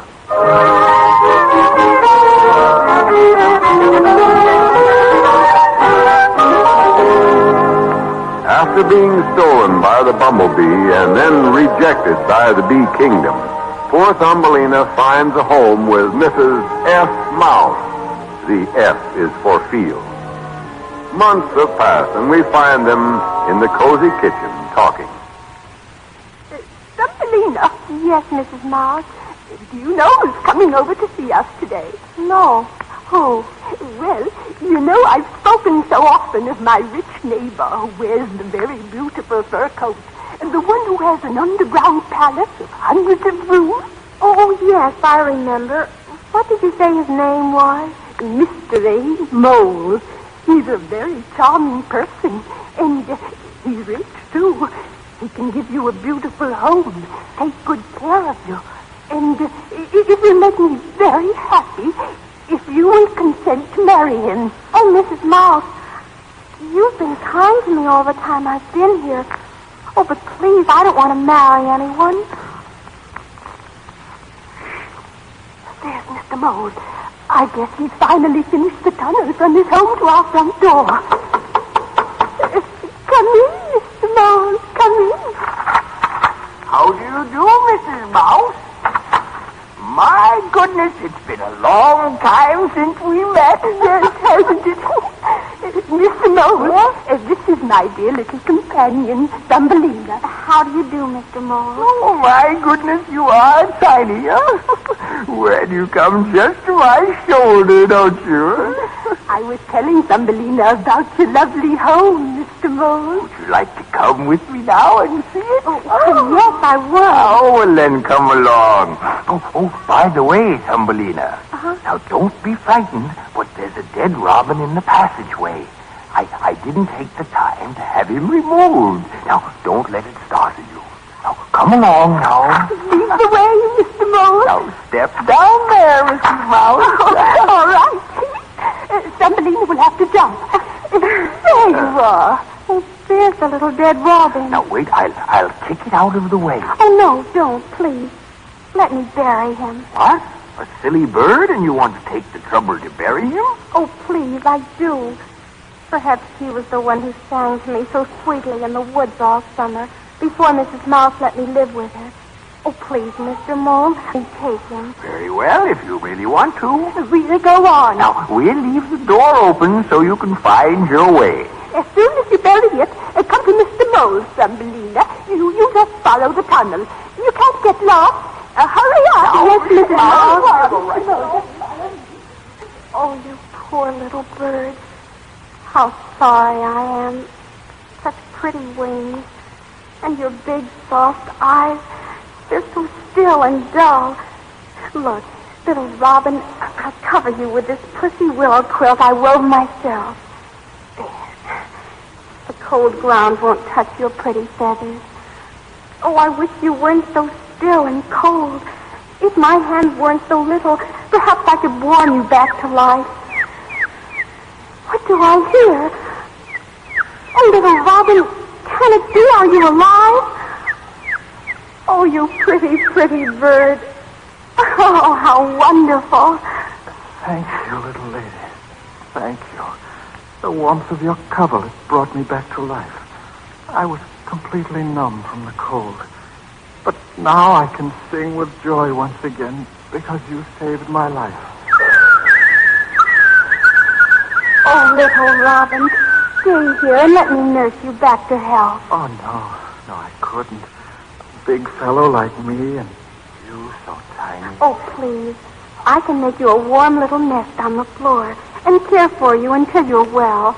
Oh, please, my friend, let me help you. Your kindness to me is more than I deserve. But if you really want me to, I shall stay. And I'll be very grateful. Oh, I'm glad. And now, will you sing to me your song of spring? Of course. I'm so happy I couldn't help it if I tried. Oh, how sweet. Sing it again and again.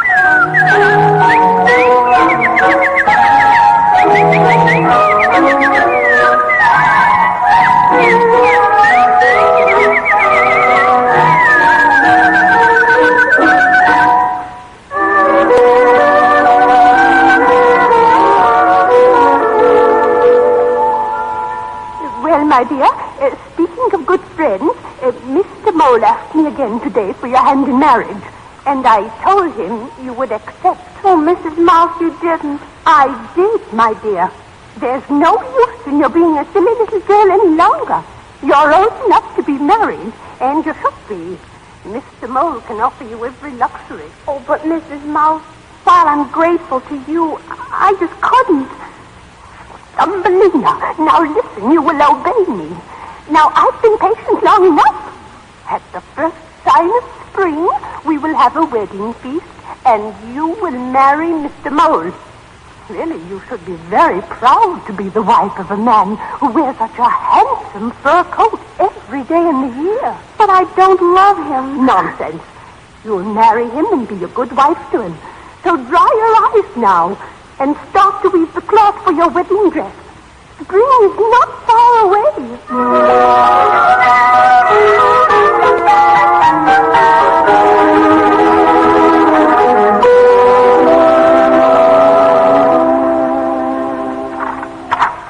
May I come in, Mrs. Mole? Why, certainly, Mr. Mole. I was expecting you. Is Thumbelina dressing for the ceremony? Yes. She is the loveliest bride I have ever seen. Oh, what I wanted to ask you. Will you come over and see if the Frog Orchestra is properly arranged to play the wedding march? Of course. Thumbelina, I'm going to Mr. Mole's. I'll be back in a minute. All right, Mrs. Mouse. Mind now. Hurry up and get into your wedding gown. It's nearly time for the ceremony. Yes, Mrs. Mouse. Oh, Spring. Never have you seen such an unhappy girl. Why? Why must I marry a person I don't love and to live in that darkened palace? Blue skies, goodbye. What do I hear? Can it be that... Oh, it is. Oh, my little Robin friend.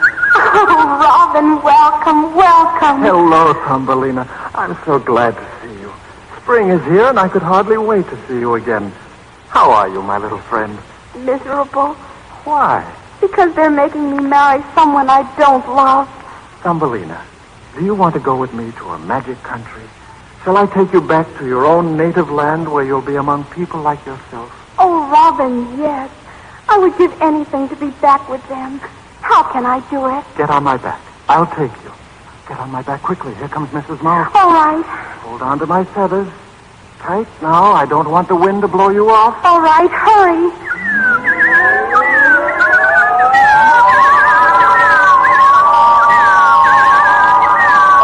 Where are we, Robin? Soon we'll be flying down to the magic land I told you about.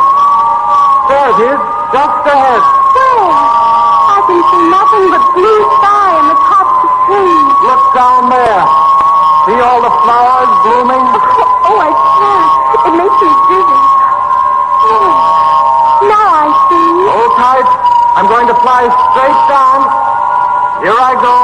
Hold on.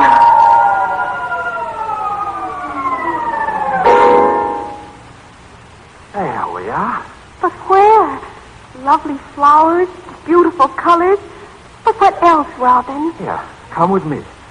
Can you climb up this tulip stem? Oh, yes, if you'll help me just a little. There you go. All right now. Open the petals, Your Majesty. Oh, Robin, look. The petals are opening.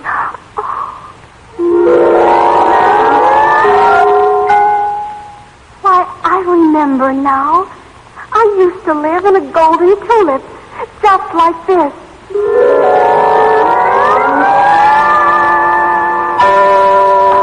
Greetings, Robin. We were expecting you. But who is this dainty little lady?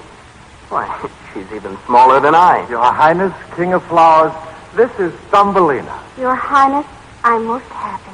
Welcome, my princess. Oh, little Robin, you have brought me the princess of my dreams. Oh, Your Majesty, you're very kind. Oh, but it's true. Each spring when the tulips blossom, I have hoped to find you. And here you come to me out of the clear blue sky on the wing of a robin. What is your name, princess? Mortals name me Thumbelina, but somehow it never seemed to suit me. Will you live here, princess, and change your name to one of our kingdom? To what, Your Highness? Will you take the name of Maya? Maya. It's a pretty name, but just what does it mean? It means, in the language of the flowers and birds, all that is lovely in springtime. And in the language of the heart, I love you. Maya, princess, will you be my queen? Oh, yes, Your Highness, I will. Oh, little Robin, call your friends. Give us your blessing and song. May you live happily all the rest of your life. Sing, little Robin. Sing for happiness.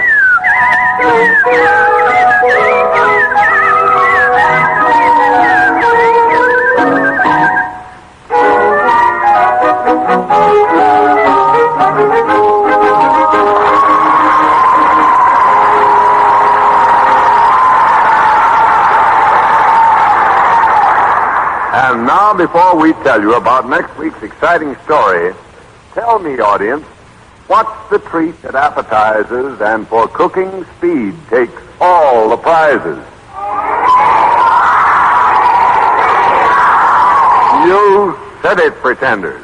That quick-to-fix enriched 5-minute cream of wheat cooks to full digestibility even for babies in just 5 minutes of boiling. Now, that's what I call speed. And as for flavor, well, what do you say we let you be the judge tomorrow morning? Help yourself to cream of wheat and get that cream of wheat feeling. Remember, For all the family breakfast, you can see cream of wheat. the pretenders for today were Sybil Trent, Thumbelina, Betty Jane Tyler. Mistress Marilyn, Anne-Marie Geyer, Katie the maid, Miriam Wolfe, the bee messenger, Jack Grant, Mrs. Field Mouse, Daisy Alden, Mr. A. Mole, Bob Reddick, the king bee, Arthur Anderson, the queen bee, Gwen Davies. the king of the flowers, Kingsley Colton, the robin. Albert Alley. The bird imitation was by Henry Boyd. The original music was composed and conducted by Maurice Brown. Let's Pretend is written for radio by Nyla Mack and directed by Albert Ward. Now, if you live in or near New York and you'd like to see a broadcast of Let's Pretend, drop a postcard to Cream of Wheat, CBS, New York, for your free ticket. Would you be surprised if your brother turned into a fawn when he drank water out of a small brook and then started to talk? What would you do when the king and his hunters came through the woods and shot arrows at the fawn? Would you like to hear what happened back at the king's palace and how the wicked witch mother of the brother and sister did all in her power to destroy them? Then listen next Saturday to the story of how the kindly king, through his love for the sister, returned the fawn to human form and brought the witch mother to justice in the story of Brother and Sister. This is Bill Adams saying, remember to eat cream of wheat, great American family cereal. CBS, Columbia Broadcasting System.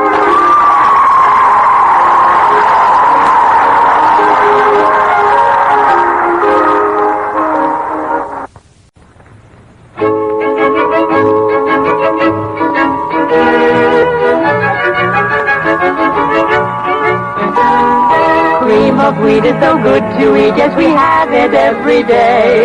We sing this song, it will make us strong, and it makes us shout, hooray! It's good for growing babies and grown-ups too to eat.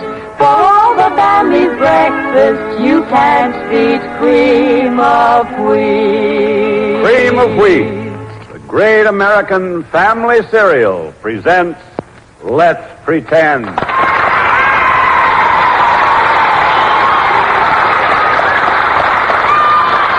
Well, Sybil, sounds like our audience out there is excited about something. You know what it is? Yes, Uncle Bill. I think they're anxious for our story today. Something special today, audience? What is it? Oh, so it is. Jack and the Beanstalk. Well, let's get going. Who's going to say how we traveled today? We drew lots, and I won. I suggest we travel by steamroller. And who are you, it says here? Why, I'm Betty Jane Tyler, she replied. Okay, Betty Jane, steamroller it is. Everybody ready? Yes. 1, 2, 3. Let's go.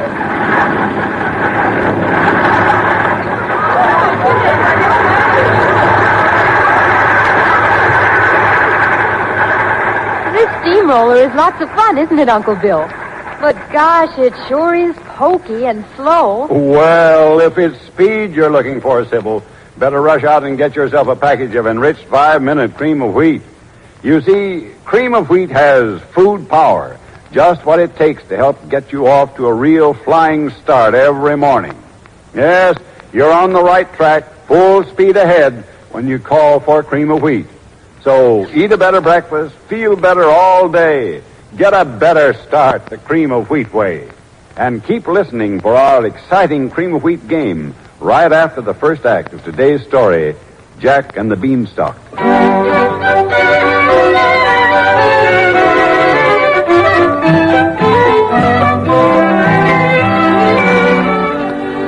Once upon a time in the land of enchantment, a widow and her brave young son lived in the shadow of poverty. The mother did her best, but there came a day when she could no longer hide the truth. We find her talking with her son, Jack, in the kitchen of their spotless home. You see, Jack, there isn't a penny in our house. Unless something unforeseen happens, I'm afraid we'll both go hungry. Mother, I had no idea it was as bad as that. I know you didn't, Jack. I wouldn't tell you now, only... Well, I don't know what else to do. Mother, we used to have money. I remember as a little fellow before my father died, we had everything we wanted. What happened to it? I suppose since you're old enough to know this present trouble, you may as well know that, too. Your father was one of the many victims of Bullibus. Bullibus? The giant who lives in the Granite Mountain? Yes. He killed your father, destroyed our home, and took every piece of gold we had. A monster. Yes, Jack, but that's past and done. The point is, what are we going to do now? Well, have you thought of anything? We have only one thing left. Bossy, the cow, we could sell her. Sell Bossy, Mother? Oh, no, I love Bossy. I know, Jack, but what else can we do? There's nothing left. Mother, I don't see how I can part with it. But if you say so, why, then I suppose we must. You'd better take her to the butcher, Jack, and get the best price possible. To the butcher? When must I go? I think you'd better go immediately. Putting it off only makes it more difficult.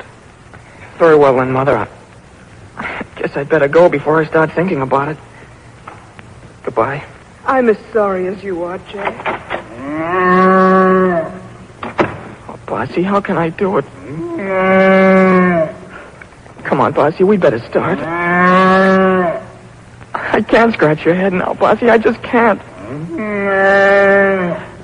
I know, but Mother said there's nothing else to be done. Come on, Bossy.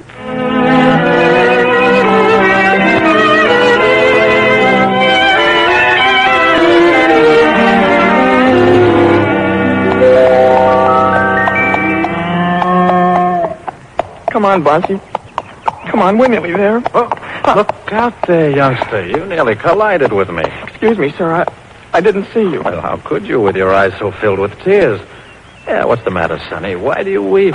I just can't take Bossy to the butcher, sir. Come now. Stop the tears. They don't become you. After all, you're a man. And don't cry. You're right, sir, they don't. But you see, I just happen to have made a pet out of Bossy, and it's hard to part with her. Good day to you, sir. Come, Bossy. Here, wait a minute. You're quite a person, youngster. I like you. What's your name? Jack, sir. Well, then, Jack, tell me, why do you have to take Bossy to the butcher? My mother and I must eat, sir, and we have no money. Bossy's all we have left to sell. I see. Well, suppose I bought the cow from you. What then? And you wouldn't kill her for meat? No, I promise you I wouldn't. And would you be kind to her, sir, would you? I would be very kind to her. Oh, then I'll sell her to you. Oh, what can you give for her, sir? Mother said to get the best price possible. Well, I have no money. Only these beans. But they're very nourishing, Jack. Beans?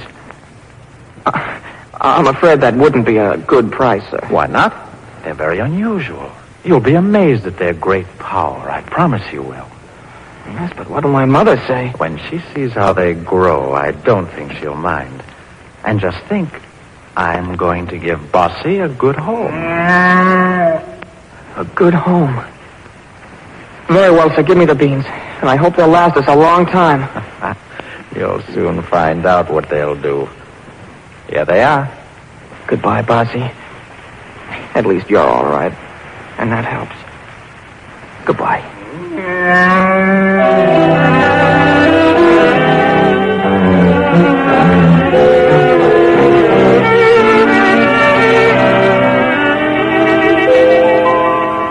Well, Jack, you've been gone a long time. Yes, Mother. Poor boy, it was a difficult thing to do, but we had to. What did the butcher pay you? I didn't sell Bossy to the butcher. No? To whom, then? A stranger on the road who promised to be very kind to her. Oh, well, so far, so good. What did he pay you? Mother, I hope you won't be angry. Tell me quickly, Jack. What did he pay you? He gave me these beans. He gave you what? These beans. He said they had great power and were very nourishing. And you mean to say you sold the cow, our last hope for food, for a handful of beans? Well, the stranger said they... The stranger said. And did he say what we would eat or how we live? He didn't say anything about that, did he? No, only I'm sure that he wouldn't... Jack, how could you be so stupid? And I thought you were intelligent. I counted on your help. And you've thrown away our last hope. Just as I throw these silly beans out the window. No, don't throw them away, Mother. There'll be food for the birds and the worms. And that's more than we'll have. Now go to your room. Start learning what it means to be hungry. Perhaps by tomorrow morning you'll come to your senses and realize what you've done. But, Mother, Good night. Yes, Mother. I'm sorry. Good night.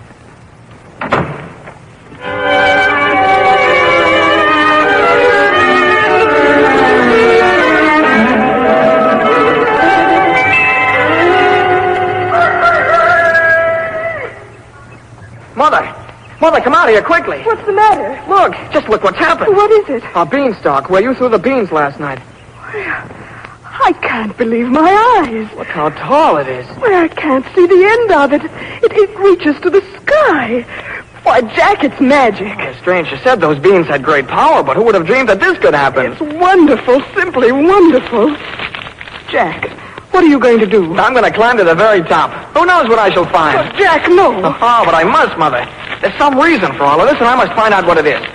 Something tells me our luck has changed. Oh, please be careful. Oh, I'll be careful. Jack, don't fall. Oh, Mother, I can see the top of the church steeple. Oh, now I can see the next village. Hey, there's the river. Well, now I can see the whole world.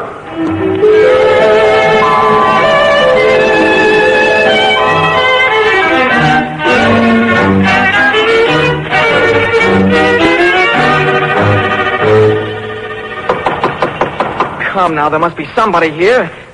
Hey, let me in. Go away, whoever you are. You can't come in here. But I must. Let me in.